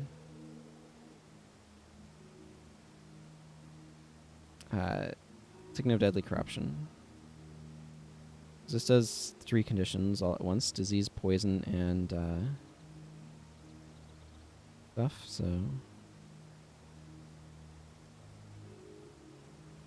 we can also use Signet of Toxic Shock, which is maybe slightly less exciting. What I would like to do is I'd like to work some bleeding in. But I also like the idea of Dancing Daggers into Mantis Touch. Because this must follow lead attack, that's lead attack, and then this inflicts crippled on your target. Obviously, this lacks some inherent area of effectiveness. I could also give him daggers with Vampiric Assault, but I don't think I want to do that. That seems a little bit silly.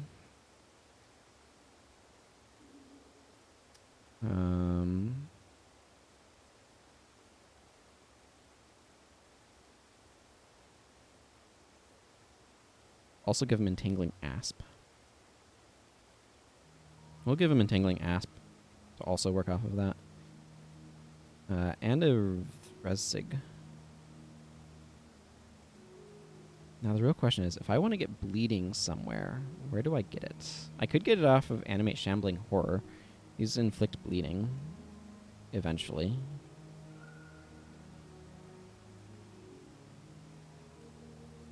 Nothing here inflicts bleeding, right?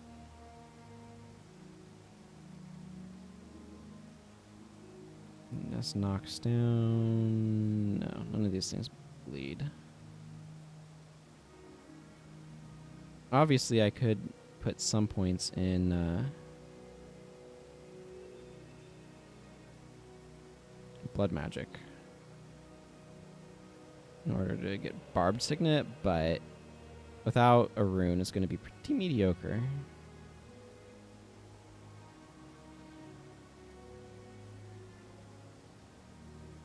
But maybe that's okay. Maybe it's okay if I go slightly less. Or I could go with Vile Miasma. That's not a terrible choice either. You know, let's just go with Animate Shambling Horror. Just have a minion that pops up. Yeah,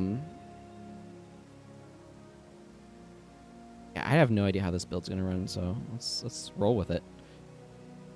Caretaker's Charge. There's a couple of different directions that I could go with this one. I don't necessarily want to go particularly healing routes. Ritualist hasn't been paired with Necro, Elementalist, Ranger.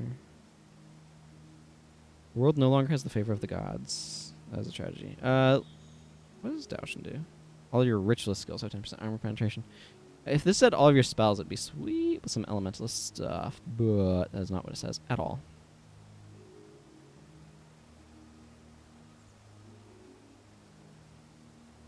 Bring Gaze of Fury. Probably Flesh of My Flesh.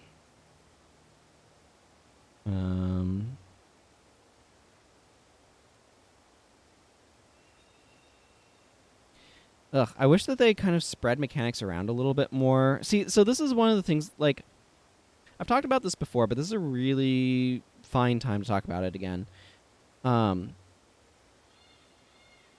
Guild Wars 1 was pretty heavily inspired by Magic the Gathering, but they weren't inspired by the way Magic the Gathering did expansions. So Magic has been going on for a long time, releasing 4+ sets a year.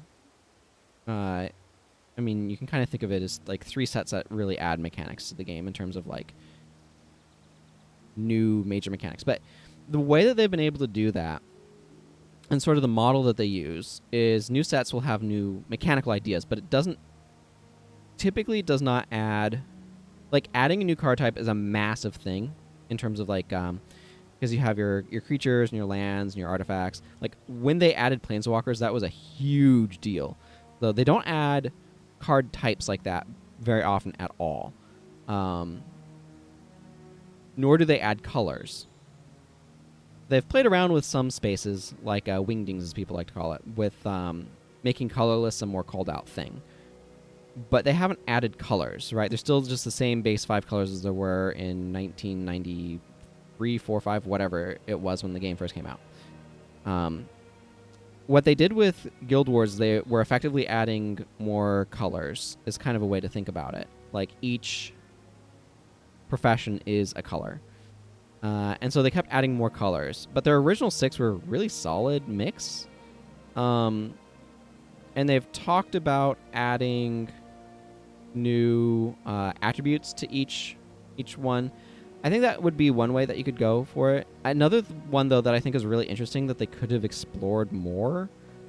I like the idea of adding new attribute lines for some stuff. I like the idea of but you need to be a little bit careful with that. What I think would be really interesting is adding new mechanics for each expansion that are kind of like spread across, kind of like the way Magic adds new mechanics. So, for example, with factions, you could have added binding rituals as a mechanic, weapon spells as a mechanic, and say, I don't know if you want item spells or if you want like the chain system with lead attack, offhand attack, and dual attack, except you probably make those slightly more generically named.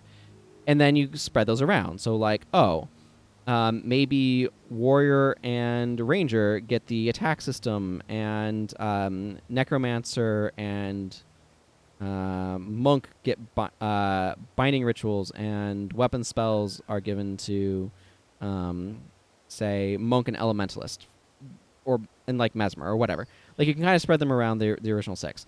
And then what you have is you have stuff that interacts with them and does things with them.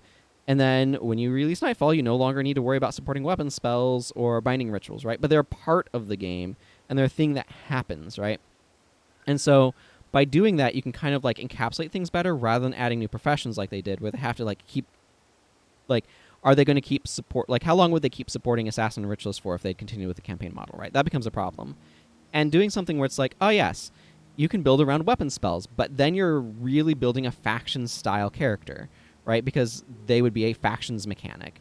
And then with Nightfall, maybe like the flash enchantments or shouts and chants are a big mechanic. So it's like, oh, if you're building Nightfall, you're really building around these concepts, right? Like maybe the teardown concept or whatever. So it's just like that idea of how you're building around stuff. And how you're setting stuff up to be built around and all these sorts of things, you can kind of move it from thing to thing, and then you can have, say, another campaign off in the future that brings weapon spells back, but not, does them a little bit differently than how they were done in factions or explores different areas. I mean, you could have done that, and it would have been, I think, a much better way of trying to do the thing that they were doing. And so I kind of wish they had gone that direction with it. And that is the end of my speech. Hooray. Anyway, I would have really liked to have seen what could have happened with this game if they had taken in that model. So. Let's see. I haven't paired Ritualist with Assassin. I haven't paired it with Dervish. I haven't paired it with Warrior or with Necromancer. That's an interesting question. Do I want to pair it with Necromancer and do anything?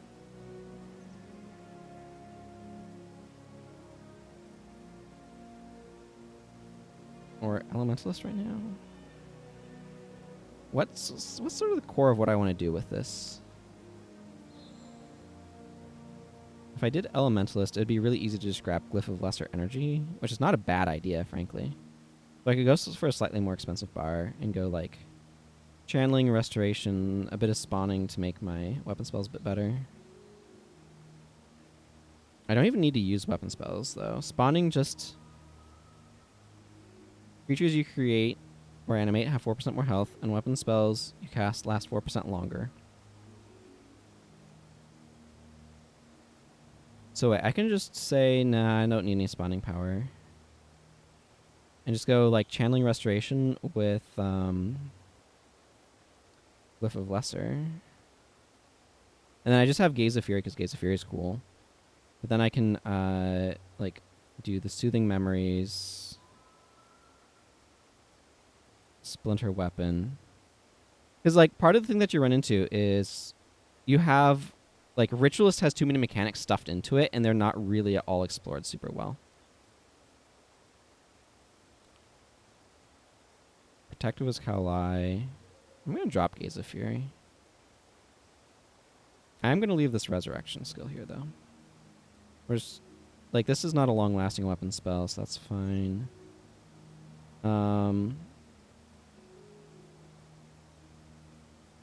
Spirit Rift is pretty cool. Let's see. As X is applied, I'm supposed to take damage if you are within your shadow of spirit or corpse. Yeah, okay, that's cool, but not for this one. How about Channeled Strike? Let's just do something like this. I don't know.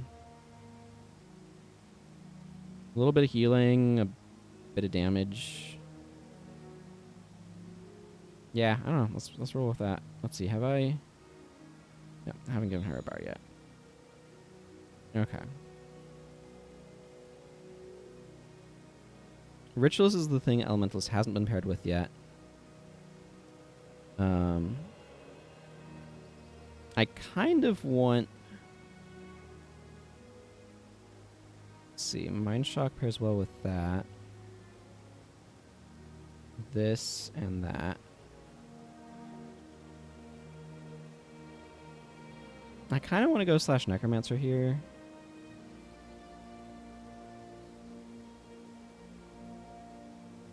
Then go some Death Magic for Bedded Grounds.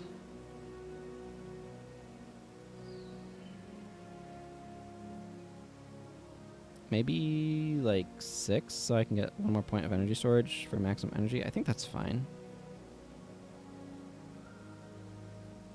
Because having more energy storage is good here for what this is doing. Then maybe just Lightning Strike, because why not? So Mind Shock can knock things down, and then you fight around them to poison them. Some of these bars seem like they do more than others. I'm not too confident in Norgu. I think that one's going to need some more workshopping. I'm not 100% sure what I'm wanting to do with it. But let's take things out and see what happens. Obviously, Norgu's bar is very hit or miss. It's very much so a matter of, did you get anything with Arcane Larceny or Arcane Thievery?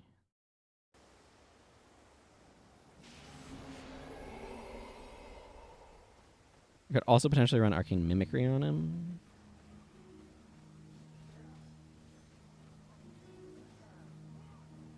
I also don't think Meditation is going to be amazing, but... Cool!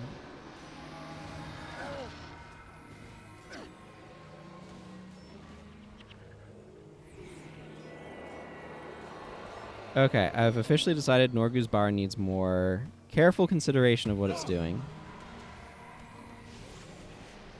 The ability to meditate is neat. The actual functionality of it is maybe a little wanting. Maybe a little wanting. Yeah.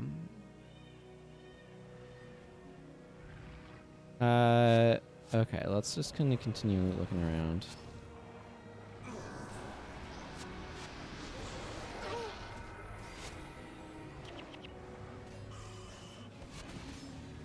Never minding the fact that Norgu kind of sucks at his job.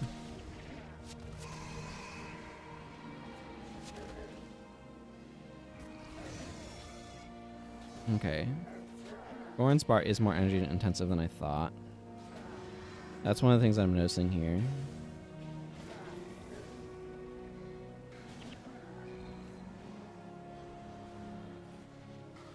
I might drop Guiding Hands, because I feel like I want him to focus more on Harrier's Grasp.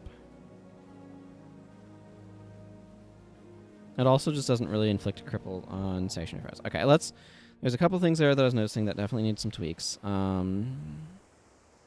Goran, I'm going to drop Guiding Hands from... I might...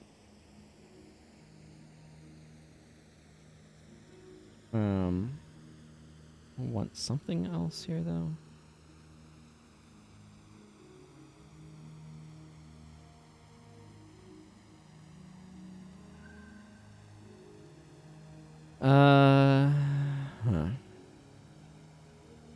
I'll give him Savage Slash instead.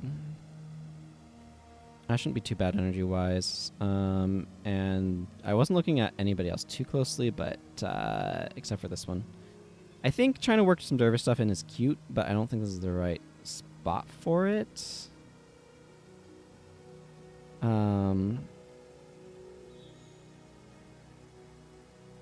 So I think instead of that, I'm going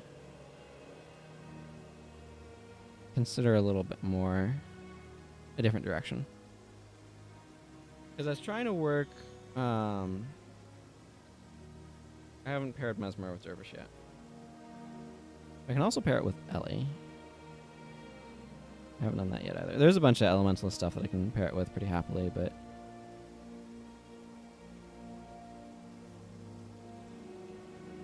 Arcane Larceny, Arcane Thievery. Oh man, I could do a terrible Aura of Restoration.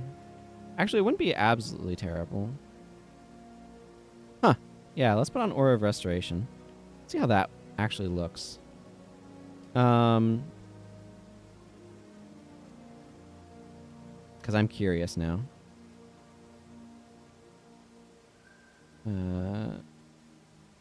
Meteor from Fire Magic. I want skills with slightly longer recharges. Tenaya's Prison. And a Source of Cracked Armor. Which can be Shell Shock. That could also be... Has a Water Magic Hex. Spell strikes target nearby foes for additional 20 damage, and nearby foes also suffer cracked armor for 5 seconds. A little bit questionable.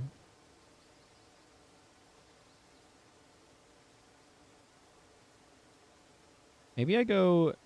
I like this idea. Meteor.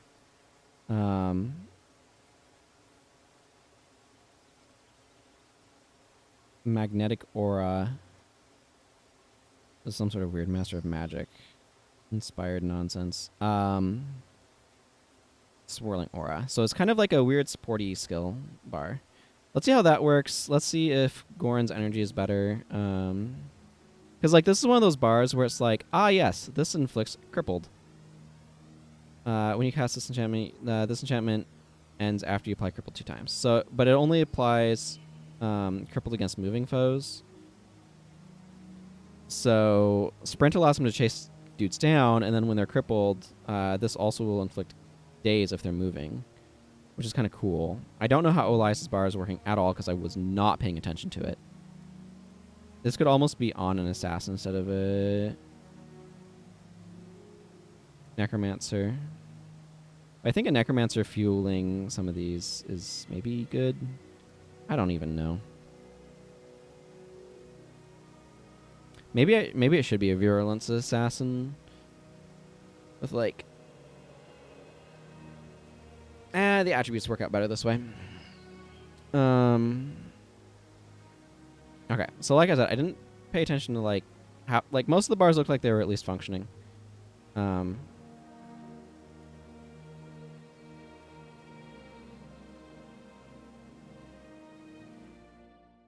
I feel like Gwen's energy usage is going to be very inconsistent. Oh, that's really funny. He applied Aura of Restoration before Signet because he's an idiot. So that's cool. By an idiot, I mean he does not know how his bar works. He still does not know how his bar works. That's how your bar works.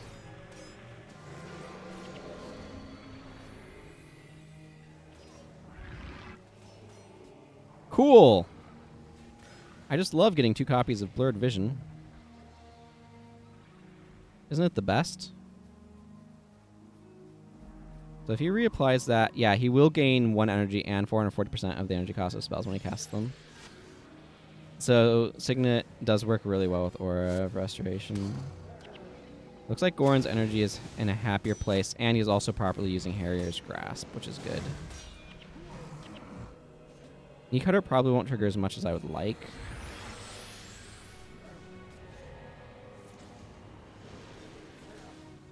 But that's okay.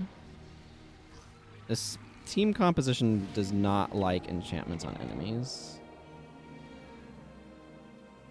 How often is Ogden dropping his global enchants?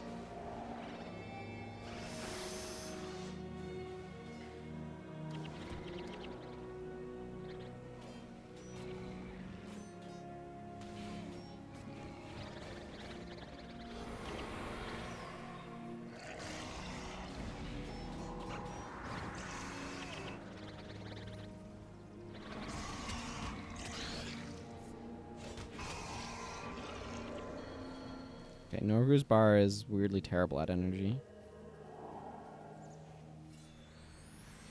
The Aura of Restoration is cute, but I think this just needs like an energy tap or something. Okay. I think we're ready for the stronger areas, but let's do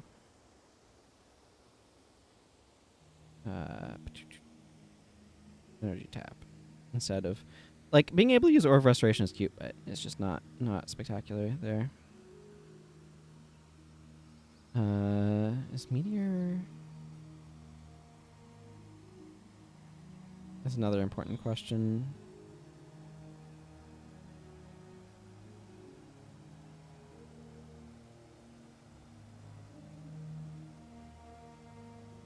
I'm just looking for overcast sources right now.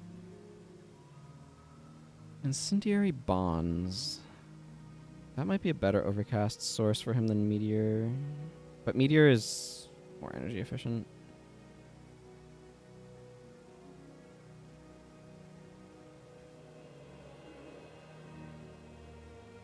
Breath of Fire is very energy efficient, though. Let's switch to Breath of Fire, I guess.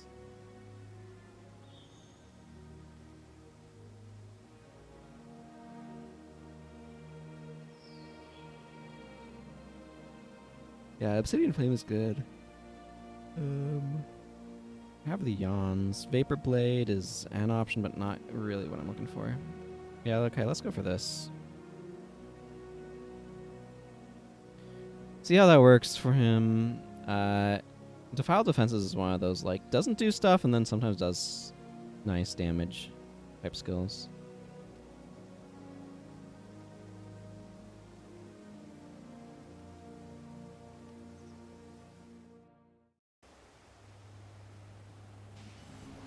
Okay, well, let's see how this goes and how often Ogden does his global enchants and stuff.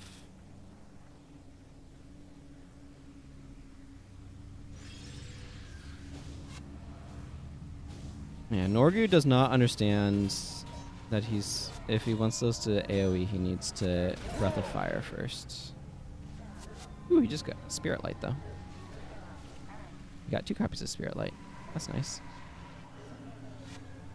Okay, so I definitely saw an Aegis happening.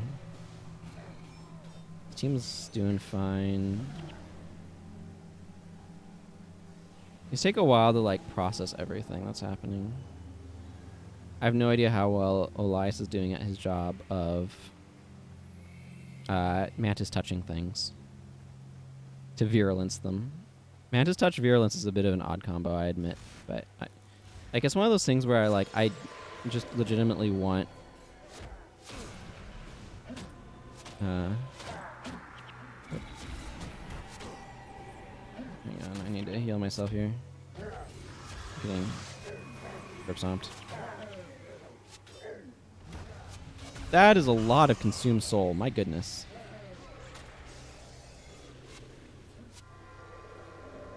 Okay, yeah, that's helping Norgu's energy a lot.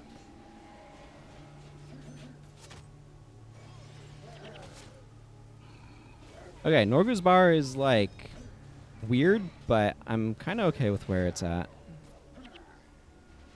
I'm real glad I gave Zandra a Glyph of Lesser Energy.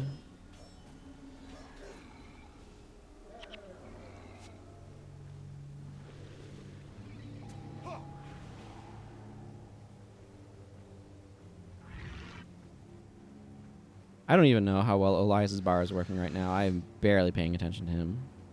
You look at Gorin. I think Serenia is doing okay.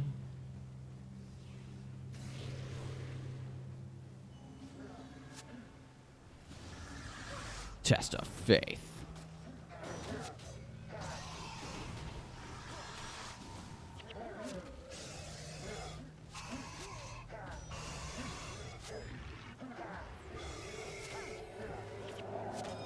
I can probably drop Channeled Strike from Zandra. I think that would be good. I think the energy costs on it are a bit high for her. Norgu is just going to have a really hard time with energy costs. His bar is just weird. And I'm okay with that. Ogden seems to be doing fine. And Serenia seems to be doing fine.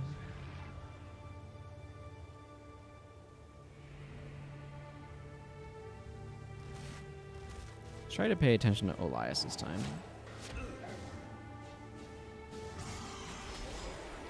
I mean, he's virulencing dudes.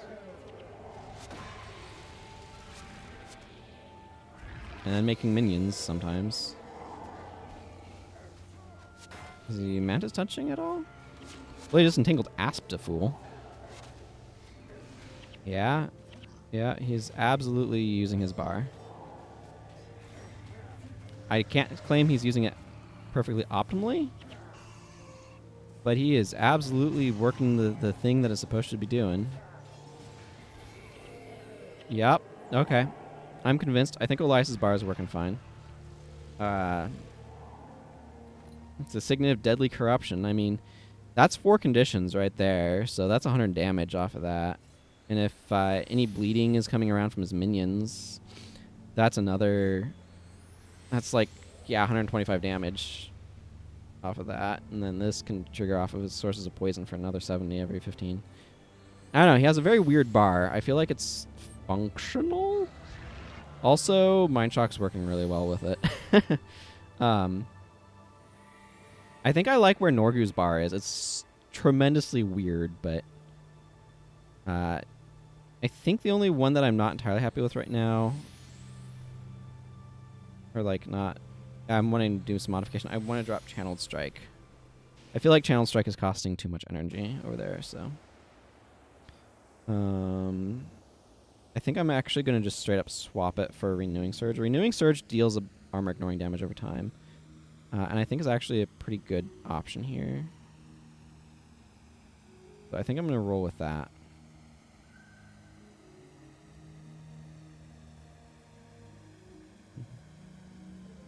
Yeah, we'll do that. That's going to basically be the opposite of what she's got going on. Instead of a high energy, quick recharge skill, this is a low energy, slower recharging skill that gives you energy back. So that should help mitigate some of the energy issues. This is a very spammable skill is really what it comes down to.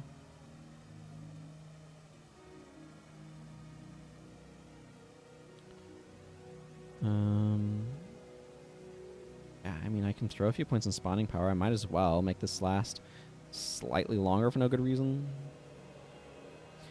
Why not? Okay, let's just take another round. Just see if there's anything else to really take note of. Pay a little bit more attention to Gwen, maybe. See if Zandra's bar is doing a little bit better. I think Ogden's is doing fine. It's a weird one, but I think it's doing fine. What is this anyway? Defensive? I have a lot of defensive staff usage. So the big thing I want to do is see if Zandra's energy is doing better, and that's probably another set of bars in the proverbial bag, as it were.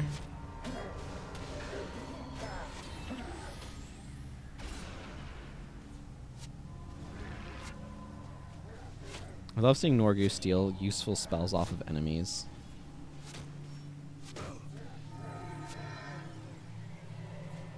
Oh yeah, Zandra's energy is looking fine now.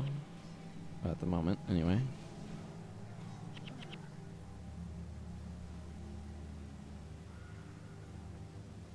The thing is, there's just so few skills that care about you holding bundles. That, like, and 2 of them are elites. It's just kind of awkward, you know?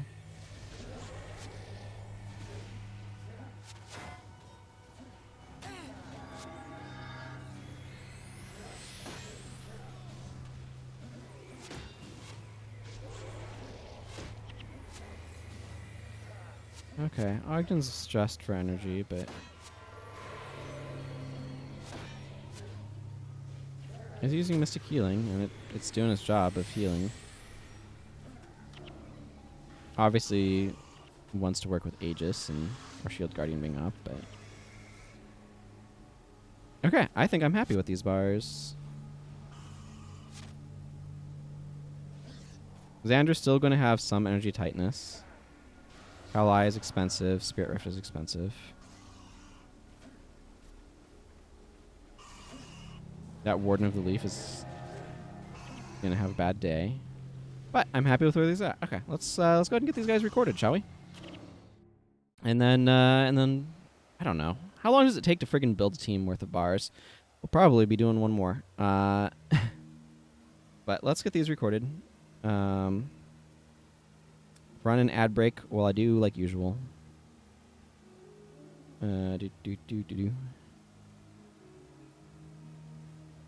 Okay.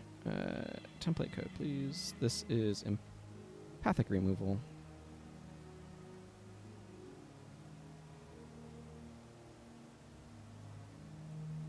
This keyboard's left shift key is worn quite considerably at this point. The mod empathic removal. This is our Signet of Illusions weirdness.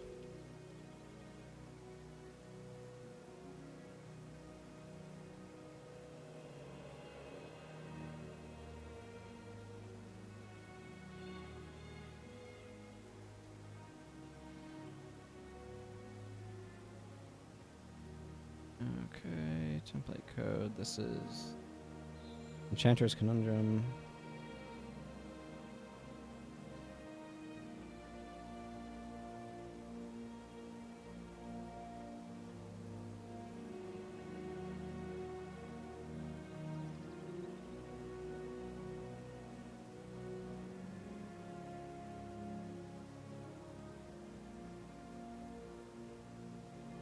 Whoops. I want to load this template code. Thank you.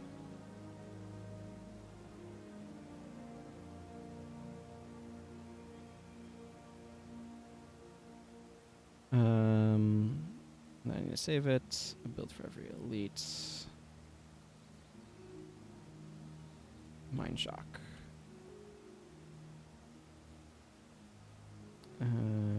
Gorin is. Whoops, that's not how you spell Quivering Blade. Accidentally hit like a Q or something. Or not a Q, but.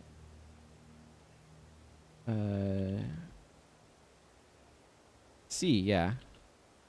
I accidentally hit a C before the V, and I have no idea why. I did it again, which is a little weird.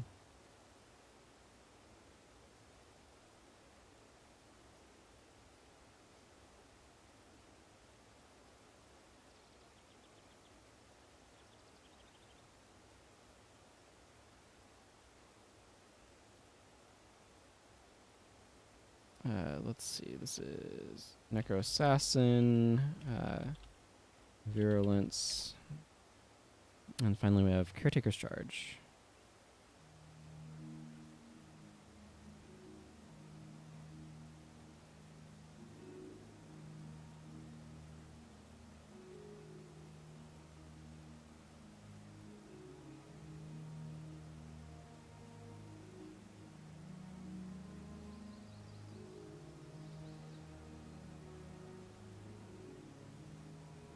Oh, spawning power, you are so meh. Okay, so that covers Monk Dervish, Mesmer Ellie. Just another Mesmer Necros, that's nothing special. Not special at all. Wah. Born is Warrior Dervish. RTE? Was it RTE? No. Fine then. NA was. Let's see. E. And. Still need Dervish Paragon. Mesmer Ranger, Mesmer Dervish, Mesmer Paragon. Overall, this looks fine, though. Yeah, we'll go with that. Those words. Okay. one more set of bars for the day, probably. And as always, I want Ogden. What'll Ogden be doing this time? It's a good question, Ogden. We finished off all of your pairings. We're missing a restore condition. Monk. Light of Deliverance, Air of Enchantment, Amity. I like Amity on some sort of backliner. Divert Hexes. Ooh, let's do a Divert Hexes bar for you.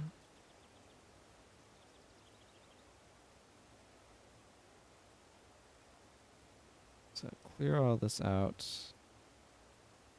Divert Hexes.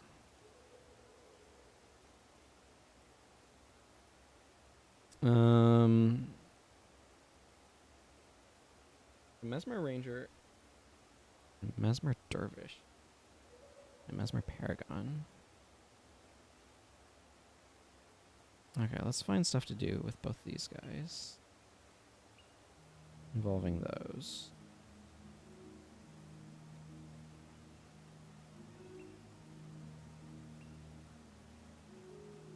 Mesmer Paragon. Or Dervish. Let's assign you Dervish, and let's assign you Ranger. Let's see, so things that could be grabbed. There's some defensive options here that are available.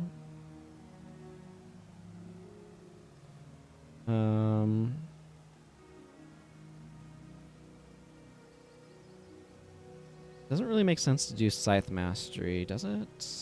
Not really.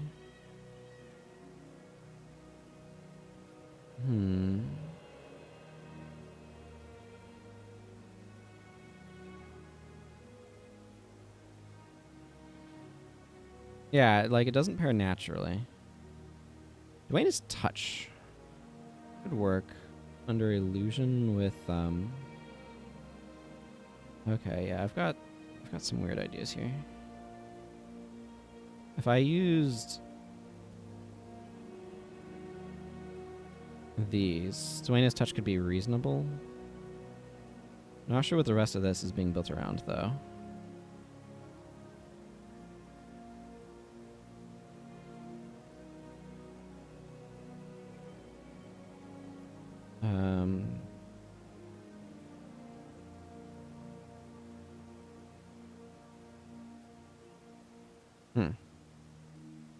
I mean, I could do Echo. This is a tricky one. If I'm going this sort of direction, I kind of almost want to go Lissa's Aura.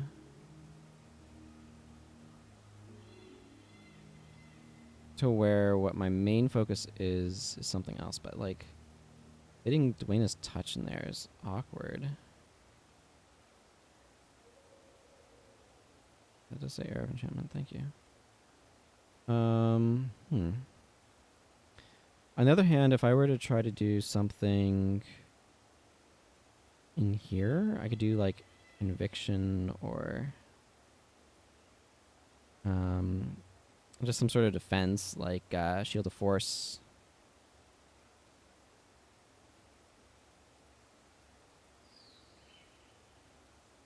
Mirage Cloak.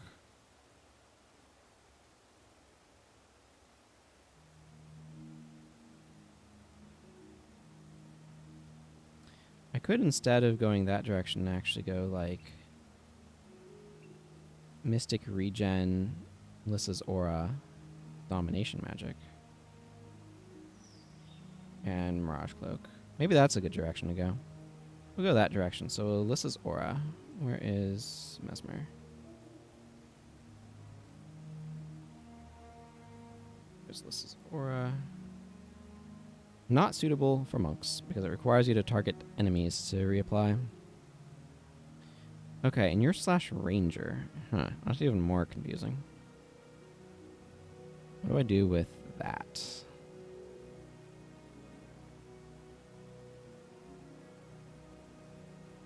I don't think I do enough. I do one with that. It's like a wilderness survival. I mean, you could do Serpent's Quickness. If you did Serpent's Quickness, what would you be doing with it?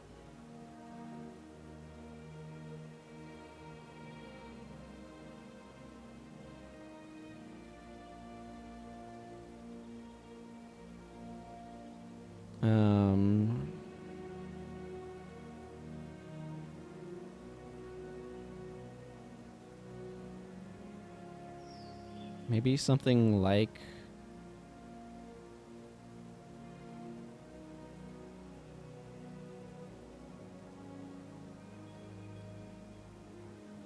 Let's do Power Block with Serpent's Quickness. I think I haven't used Power Block yet, right? No, I haven't done a lot of the ones up here. Power Block.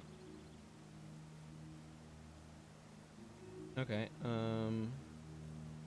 got a couple of assassin things that I haven't done yet. Haven't done Assassin Mesmer? Let's do Assassin Mesmer.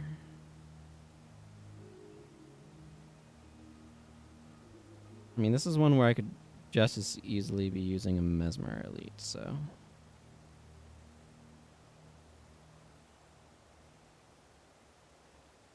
Aptitude, Migraine, Recurring Insecurity. Recurring Insecurity does not make much sense. I could do a Hex Eater Vortex on an Assassin. That would be a bit goofy, though. Psychic Distraction, Simple Thievery.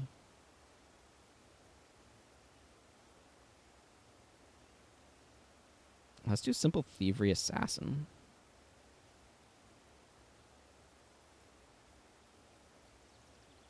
That seems weird and silly. Okay, I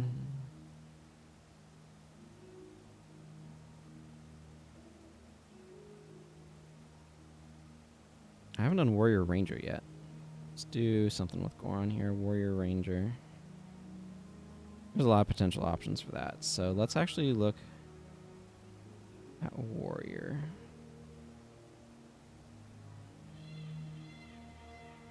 Oh yeah, Vim. I could try doing something Vim. What was I thinking about doing with Shove? There was something I was thinking about doing with Shove. Maybe it was...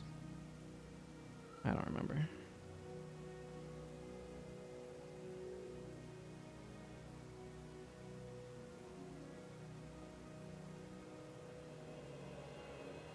Flourish actually works really well on Assassin.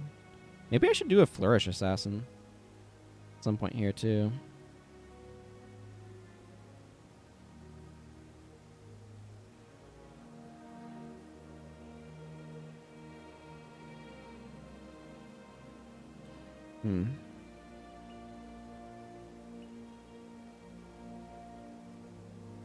Trying to think through like what some of my options are here. I feel like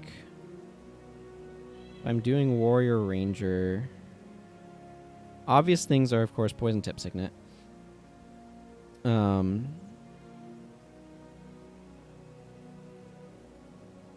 Right here, which help get you conditions. If I'm doing that, then the follow-up question becomes, okay, now what am I doing with that? And that's where I'm kind of like, I'm not entirely sure.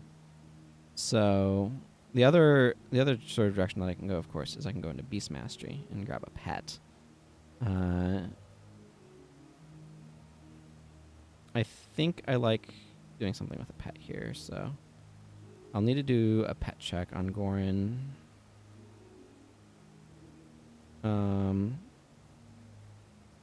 Let's do a Mage Hunter Smash with a pet for him.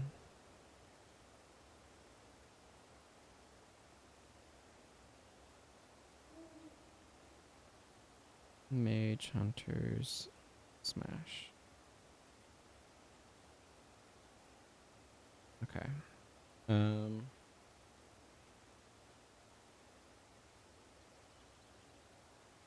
there's a lot of Ritualist slashes that I have not done.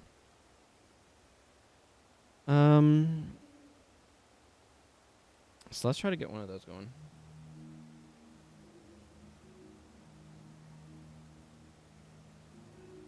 That's an interesting question.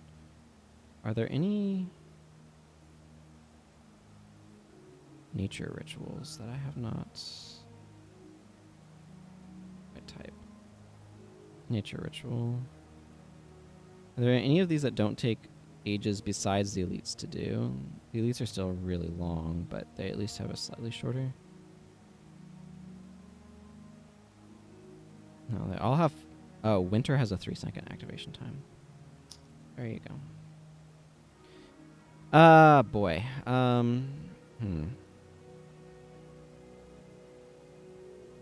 I feel like if I'm doing... Okay, so I feel like if I'm doing slash ranger here, this is also like pet check time. Because I feel like I would want to go... I want attributes. I feel like I want to go beast mastery. And there's so many skills here that are just like not great. So this is probably like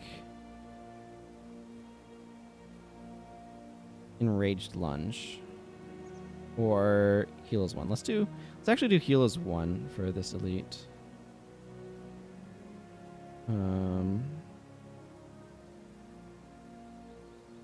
I still need to do a pet check, but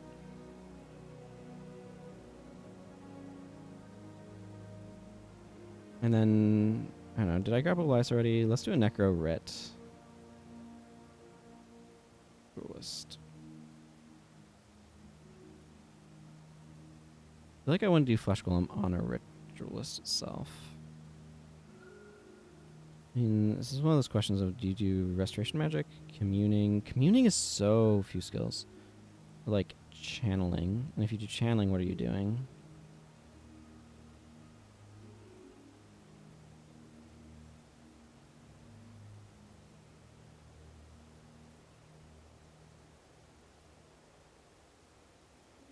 I feel like you want to do something with restoration.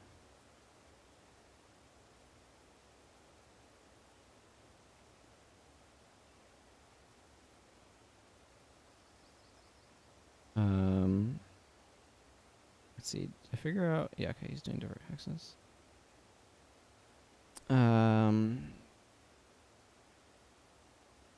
So he's doing something with resto. I feel like I want to use a necro elite here. In this case, Signal of Suffering. Signal of Suffering is very much so... Yeah, the next Necromancer skill that targets a foe causes bleeding for 4 seconds. Like, that's pretty underwhelming. Vampiric Spirits is an option? I don't think I've used that one yet. No.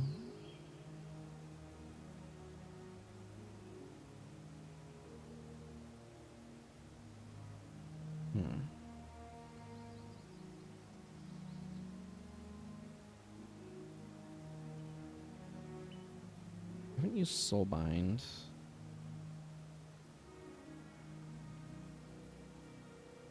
Maybe I do channeling instead of resto. Yeah, let's just do channeling. I want Spirit Rift. And we'll do curses.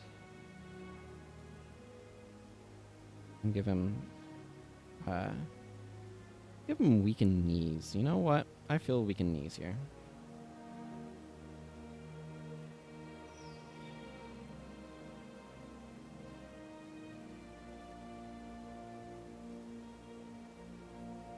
Okay, well that's everybody selected. Now I need to do some pet checks, because I have 2 characters that need to have pets with them, and I do not know if either of them do. So, let's go figure that out. That was really annoying, but... Okay, we have a Dire Black Moa. I have no idea which one has a Dire Black Moa. How do I figure this out? Okay, that one has a Dire Black Moa. Goran does not have a pet, I don't think, because he used that and it didn't do anything. Okay, yeah. Okay, so Zandra has a Dire Black Moa, and Goran needs a pet. So let's go get Goran a pet.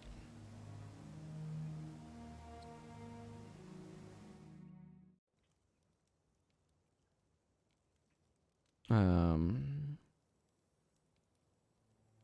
Orguin, Anton Goran, Zandra, Elias, Goran. You need a pet.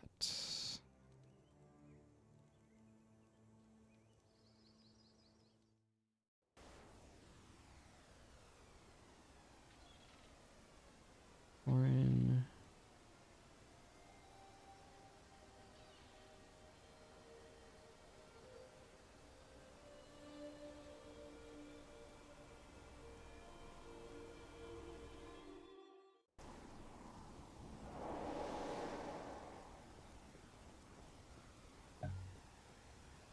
All right, let's go talk to Win, Zaishin training a captain, and get ourselves something for Goran. I want to see an animal specifically evolution. Let's do something.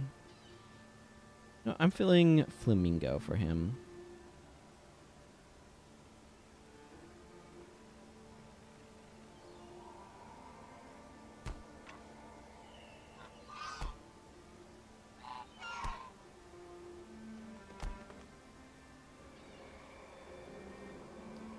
Okay.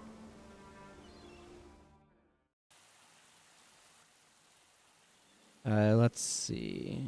Goran, Ogden, Norgu, Gwen, Anton, Zandra, and Elias. There we go. Be everyone who needs a bar still. Cool. And I need to remember to take a screenshot for the thumbnail. A little bit behind the scenes there. Okay, Goran. Get you your hammer back.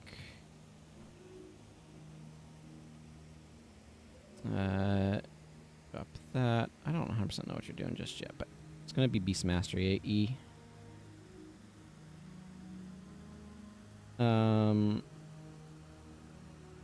Let's see.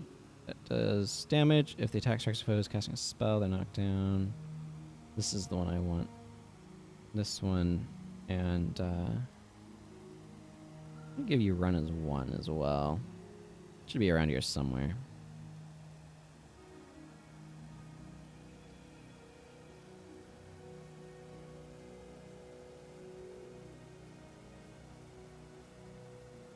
There it is. After revive animal. Okay, auspicious blow is usually a good idea. I kind of want Mukele Smash. Helps build up adrenaline for that big thing. I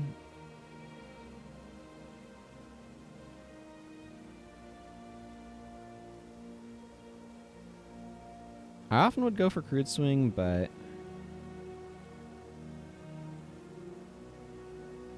kind of feeling Pulverizing Smash here.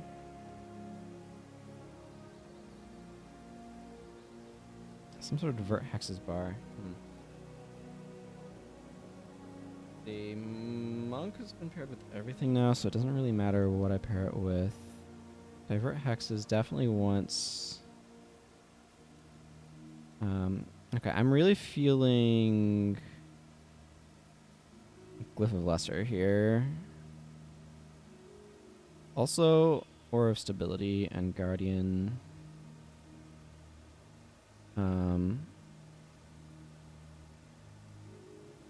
Mend Ailment. Shielding Hands. Signet of Devo. And Divine Healing.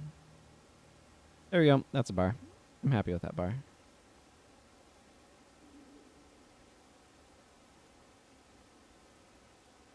Yeah, that does stuff.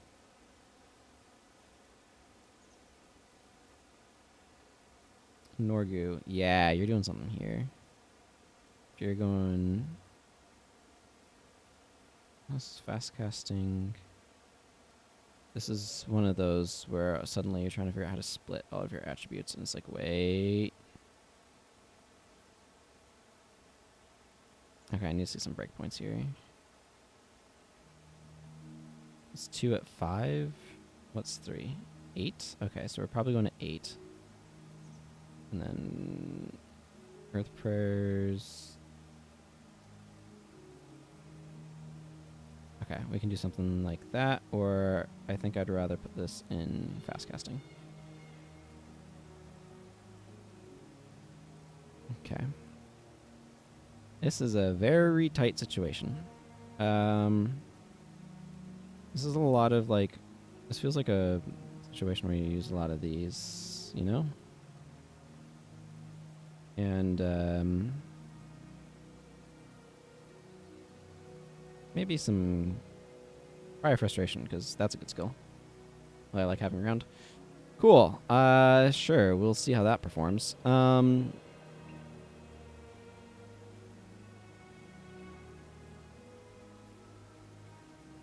don't know. 25. Yeah, I mean, that seems fine. Durbin's Quickness. For 25 seconds, recharge times for your skills are reduced by 33%. Seems cool. I could put Poison Tip Signet on her, so when she wants people, she gets that. That'd be kind of funny. I don't think I need anything else here from any of this. I could give her Troll Unguent if I really wanted. Unfortunately, it's a skill, not a spell, so its activation time wouldn't be decreased by her attributes. So we'll just stick with Serpent's Quickness and maybe an Emergency Drider's Defenses. Actually, kind of like that. Mistrust, Cry of Frustration, Power Spike, and Complicate. There. This is just a bunch of interrupts or something. Actually, you know what? No, let's not do Complicate. Let's do Empathy there. Because Empathy with ridiculous recharges is dumb. Therefore, we're going to do Empathy with ridiculous recharges. Yeah. Alright. We're going to be like this, yeah? That action was a skill. That skill is disabled for 15 seconds. Simple Thievery is replaced by a skill. Simple Thievery is one of those skills that, like, almost but doesn't quite work. Like, anything that steals a skill like this is really hard to use if it doesn't give you the attributes to actually make use of it. That's kind of what I mean by that statement.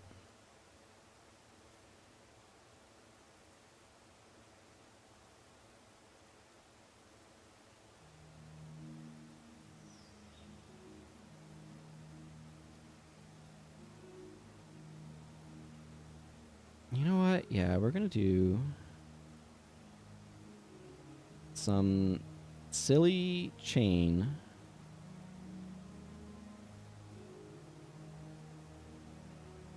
Because I feel like it.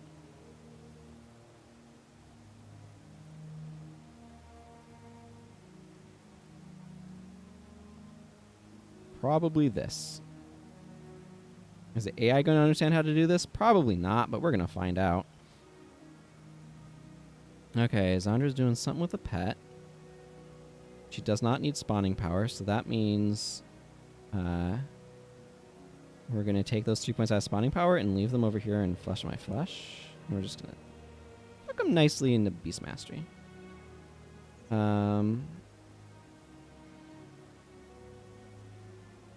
Yeah.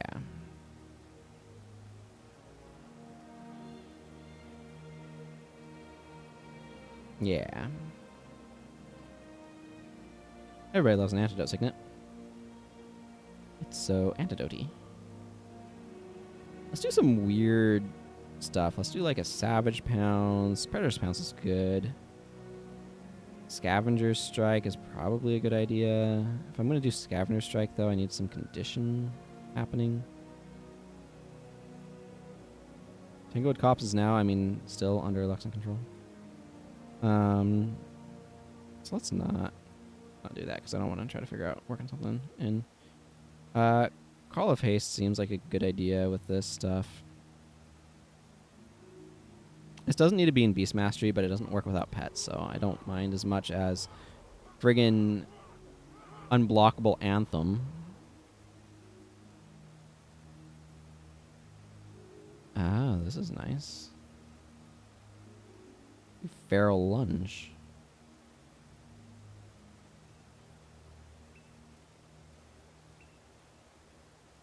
Let's just do Savage Pounce and Bestial Pounce. These are the same skill because of factions, but like I like the idea that she's like, oh, you're casting a spell, my pet's gonna knock you down now. It amuses me for some reason. Yeah, okay. That's right, you're doing this weird nonsense.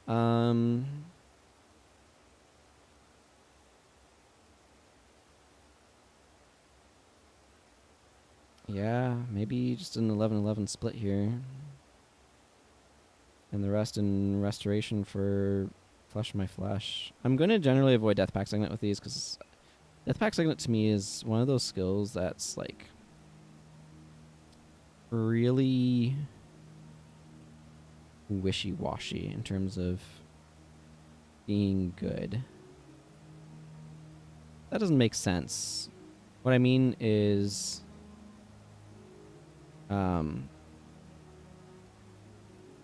Death Pact Signet is undoubtedly a really good like restoration option, but also just comes with the really big downside. Hello, Valvuric, welcome. Of sometimes just getting you killed, so I tend to like to avoid it if I can to an extent. You know what? I'm feeling Foul Feasty here. Yeah, I'm doing this weird project where I'm making builds for every elites, but I'm also trying to do stuff with my secondaries and make them interesting, and I'm eventually going to do them with template drafting over here. Do you mean a resurrection skill? Or do you mean like minions? Because I'm not giving every hero minions typically. I usually try to give them a resurrection signet or other hard res, except for healers, which shouldn't be doing it. But template drafting is based off of Wooden Potatoes monster draft. So if you've seen that, you're kind of familiar with it. But you can do draft rounds, and you're drafting bars, and things show up here. And this is not exclusively every elite right now, or this build project, but it's got a lot of them in it, so it's going to be a predominant of it. So like maybe I want this barrage bar, and then I got another one that I can pick. Oh yeah, I got Frenzy Theory here, which I don't necessarily want. How about this? They all have a resurrect except for Ogden. Ogden does not because Ogden's a healer. And I don't want Ogden to have a resurrection skill as a healer because I don't want my healers wasting time resurrecting when they could be doing more useful things like keeping the party from dying. So. Everyone else has either Resurrection Signet or Flesh of My Flesh, though. What do I want this last skill to be?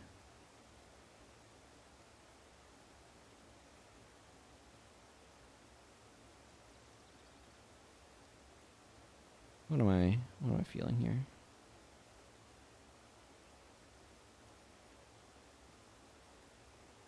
How about a well? You know what?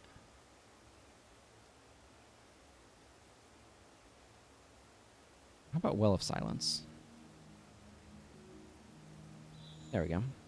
Okay, let's go see if any of these get used horrendously badly in Pongmai Valley.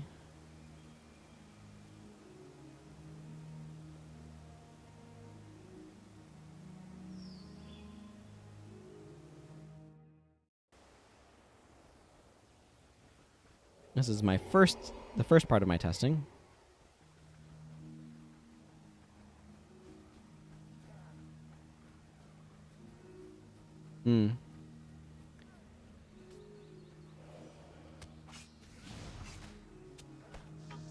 Yeah, I just have a Sanguinary Dervish right now on Norgu. Kind of defensive.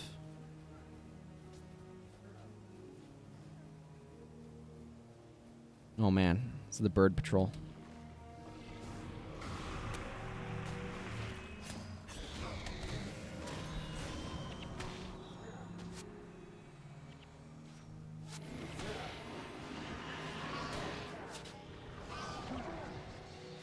So one of the things I'm looking for is cool. Anton stole Barbed Trap. But one of the things I'm looking for is if Anton does his combo chain, Gwen's energy is not good, but I don't really have a great fix for that, but to try to use some cheaper skills. This is 15. Maybe I want to try to make the rest of her skills all 5 energy. That might be a good idea. She actually really wants Wastrels too, now that I think about it. Okay, and Zondra's pretty energy intensive too, it looks like.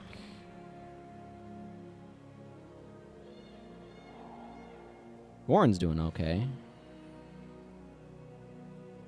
Not for this sort of thing. Flagging for positioning is... The heck did you get a... Oh, you stole... Okay. Flagging for positioning is useful for some stuff, but not what I'm currently doing. Okay, so I want to drop all 10 energy skills on her. I want to give her Wastrel's Demise because I think that will pair well with Power Block. Chaos Storm. Maybe Guilt? Maybe Power Lock. Power Lock feels a little bit... That's all skills, so this could be anything.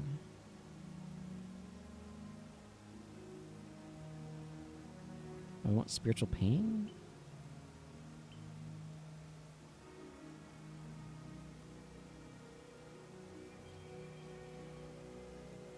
It's not really a mind rack situation. Again, what I'm looking for here is I'm just looking for, are there any cheaper skills that I can slot on that will help with her energy issues? I have no idea how this bar is going to work because I don't know how smart his AI is going to be. So I'm going to leave this as is for the moment. I'm not quite sure where the breakpoint. This is actually, okay, I should check. No. Must be at 12 then for the breakpoint for Overload to go to -3 degen. I'll need to keep an eye on her energy some more. She's clearly using a lot of it. And yeah, I wasn't really looking at him. Okay. Let's go back out there. I think I probably am going to want to swap things around. Anton's combo is ambitious, shall we say, to actually work. Like, it would as a player. As a player, you could totally go Overload, Black Mattis, Trampling Ox, Falling Spider, Critical Strike, and it would be a nice, lovely chain. But enemies are going to die fairly quickly, so that's not necessarily guaranteed to work. And B, and this is really important, the AI is not understanding how skills work necessarily, so... also, enemies, if they're dying too quickly, the chain won't have time to mature to its full extent. So he'll do things like, oh, I should lead with Black Mantis Thrust instead of Overload, for example. So what I'm doing here is I'm basically just watching what they're doing to see how they're using their skills. I think Elias is probably fine. He's got a fairly generic bar in many regards.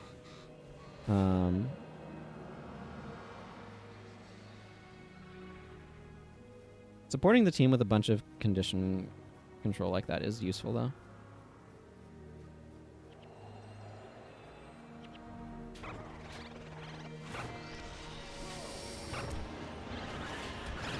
I wonder when Gwen decided she needed Charger's defenses.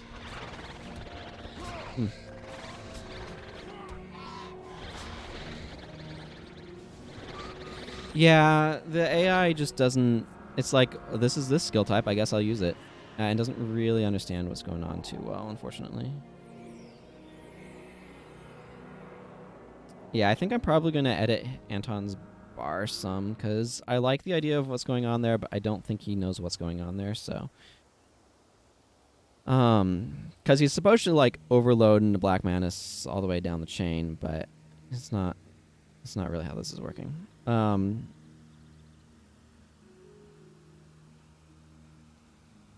So, Exhausting Assault would work really well with Frustration. kind of want to do a Black Mana's Thrust, Exhausting Assault, Frustration bar now, but I'm not going to worry about that.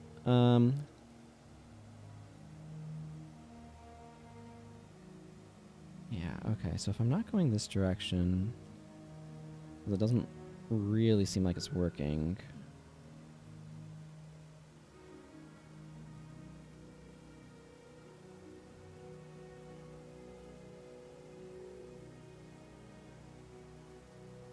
Do I leave it here on the off chance he will pull off the whole chain, or do I try something different? I think I'll leave it there for now, just to see how well it's going to work. Let's go... Unfortunately, Ogden's not really going to be pulling his full power here, because there's not really any hexes here. So that means he's kind of working eliteless in some regards, but, I mean, that's just how it works. That's a completely different attribute line, so I don't want to split Anton that far. That's an inspiration magic.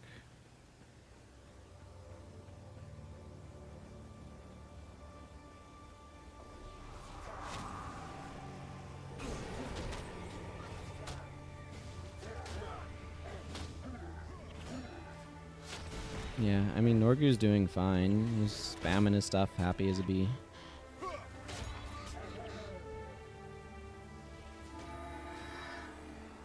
Zandra definitely has tighter energy.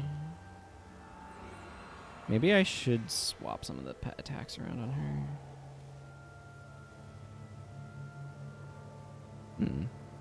I'll have to think about that. Goran, from what I've been paying attention, is doing fine.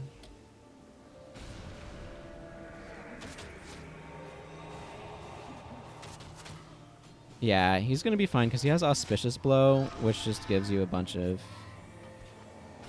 energy back.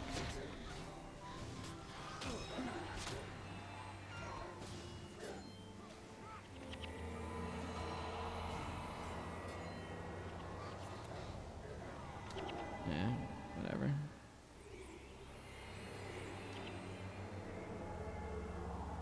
Yeah. Yeah, Ogden's not really a healer. He's more of a support, or I mean, he's a prop monk, right? He has some healing, but divine healing, Signo of Diva are not, strictly speaking, healing spells.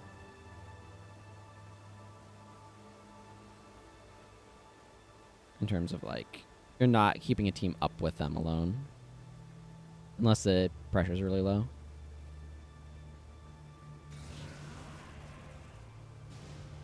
Yeah.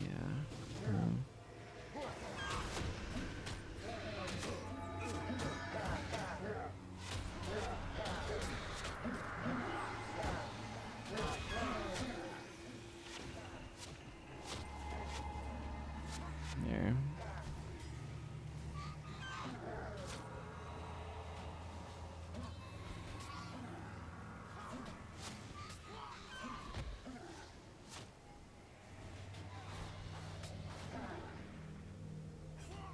So maybe it would be better...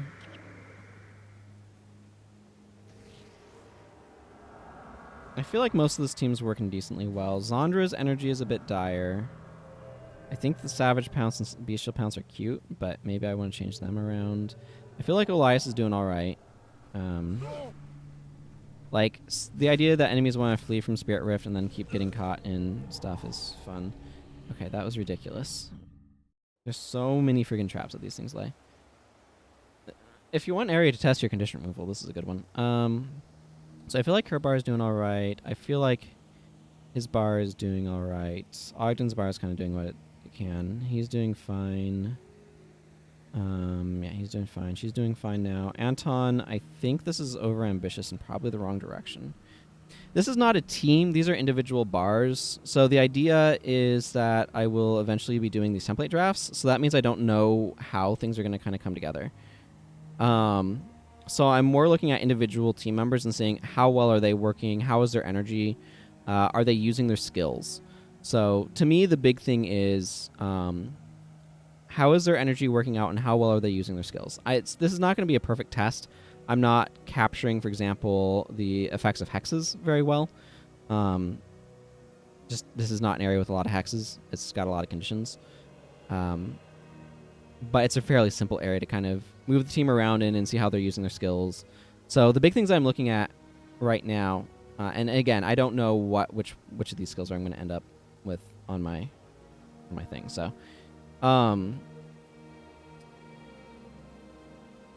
the big things that I'm looking at are things like, does the energy seem to be doing okay?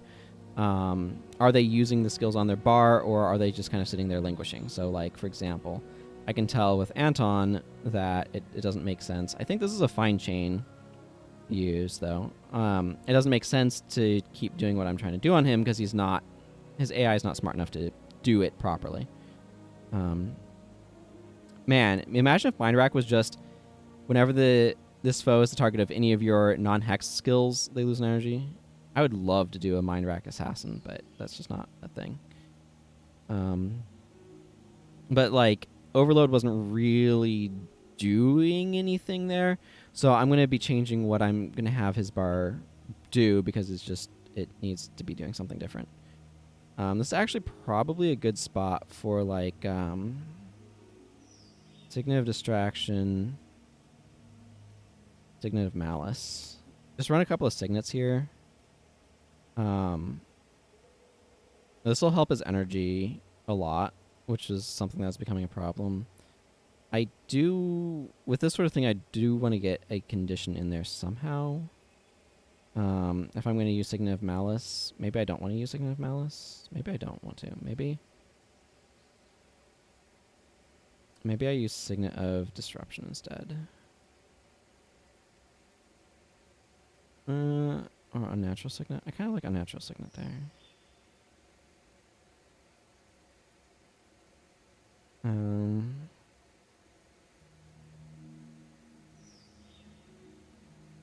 wonder how Overload would work in this situation.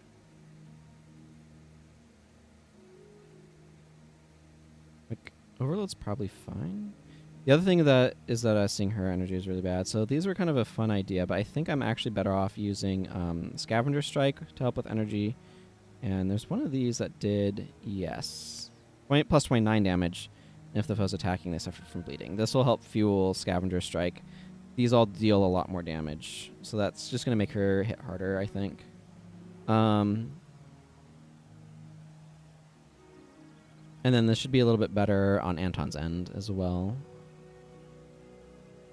I think that should be good then.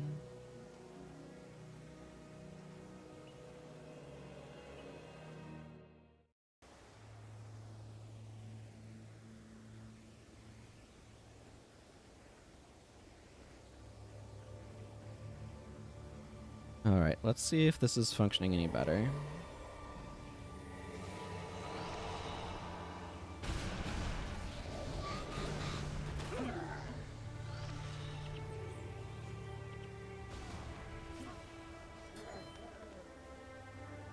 Well, I'll say this. We apparently have good damage.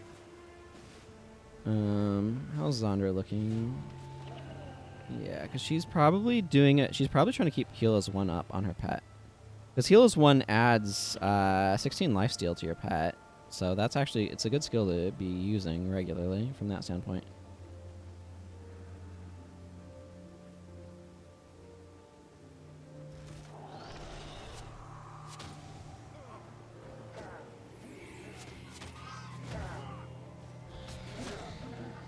Okay, I feel much more confident that Anton's using his skills this time.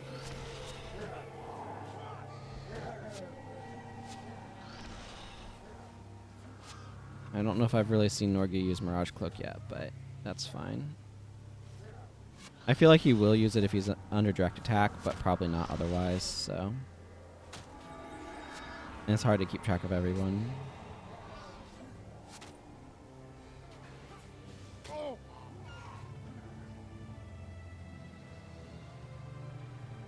I imagine the AI is smart enough to know when you use Pulverizing Smash, right?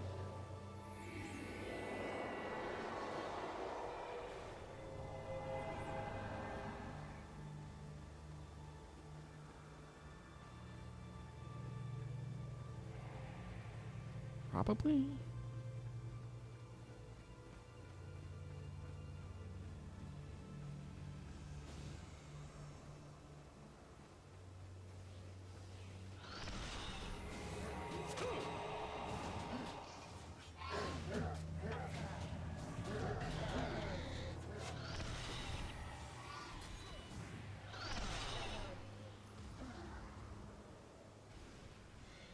It's interesting. All of the pets are doing a really good job of kind of link distance. It's actually weird. It's a little hard to test some of this stuff because this team has so much damage that these things are dying quickly enough that I'm not actually able to effectively like see, okay, how are some of these skills getting used? But I think I'm fairly satisfied with where things are at this point.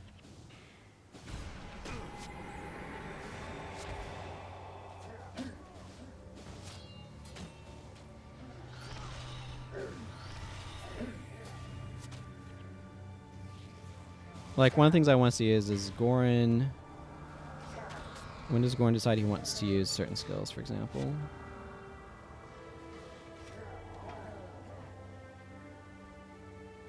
I think it looks like he's not just randomly using Pulverizing Smash, so... Alrighty, I think that's going to be fairly good for this team. Let's go find a nice spot to look at enemies from for a screenshot.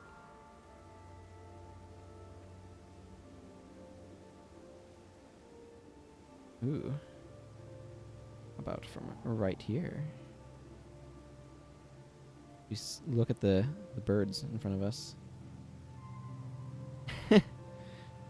Need thumbnail material. Okay. I think that will then cover stuff for me for today. So I'm going to record these builds after the stream here. Let's see. What's going on? Man, I need to go through this and see how far I'm through this project. So yeah, the next scheduled stream is for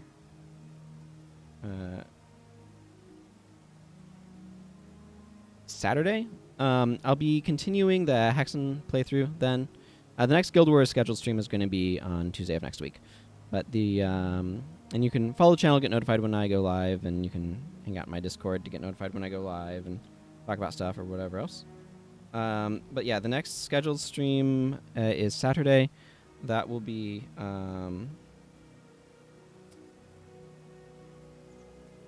Hexen. I'll either, because I can only play Hexen for so long because it makes me motion sick. So afterwards, I may play more Path of Exile, or I might try a different game in my actual backlog. So if I've gotten it figured out by then, I will.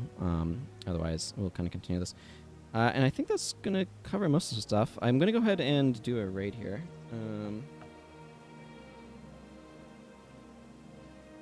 Let's see.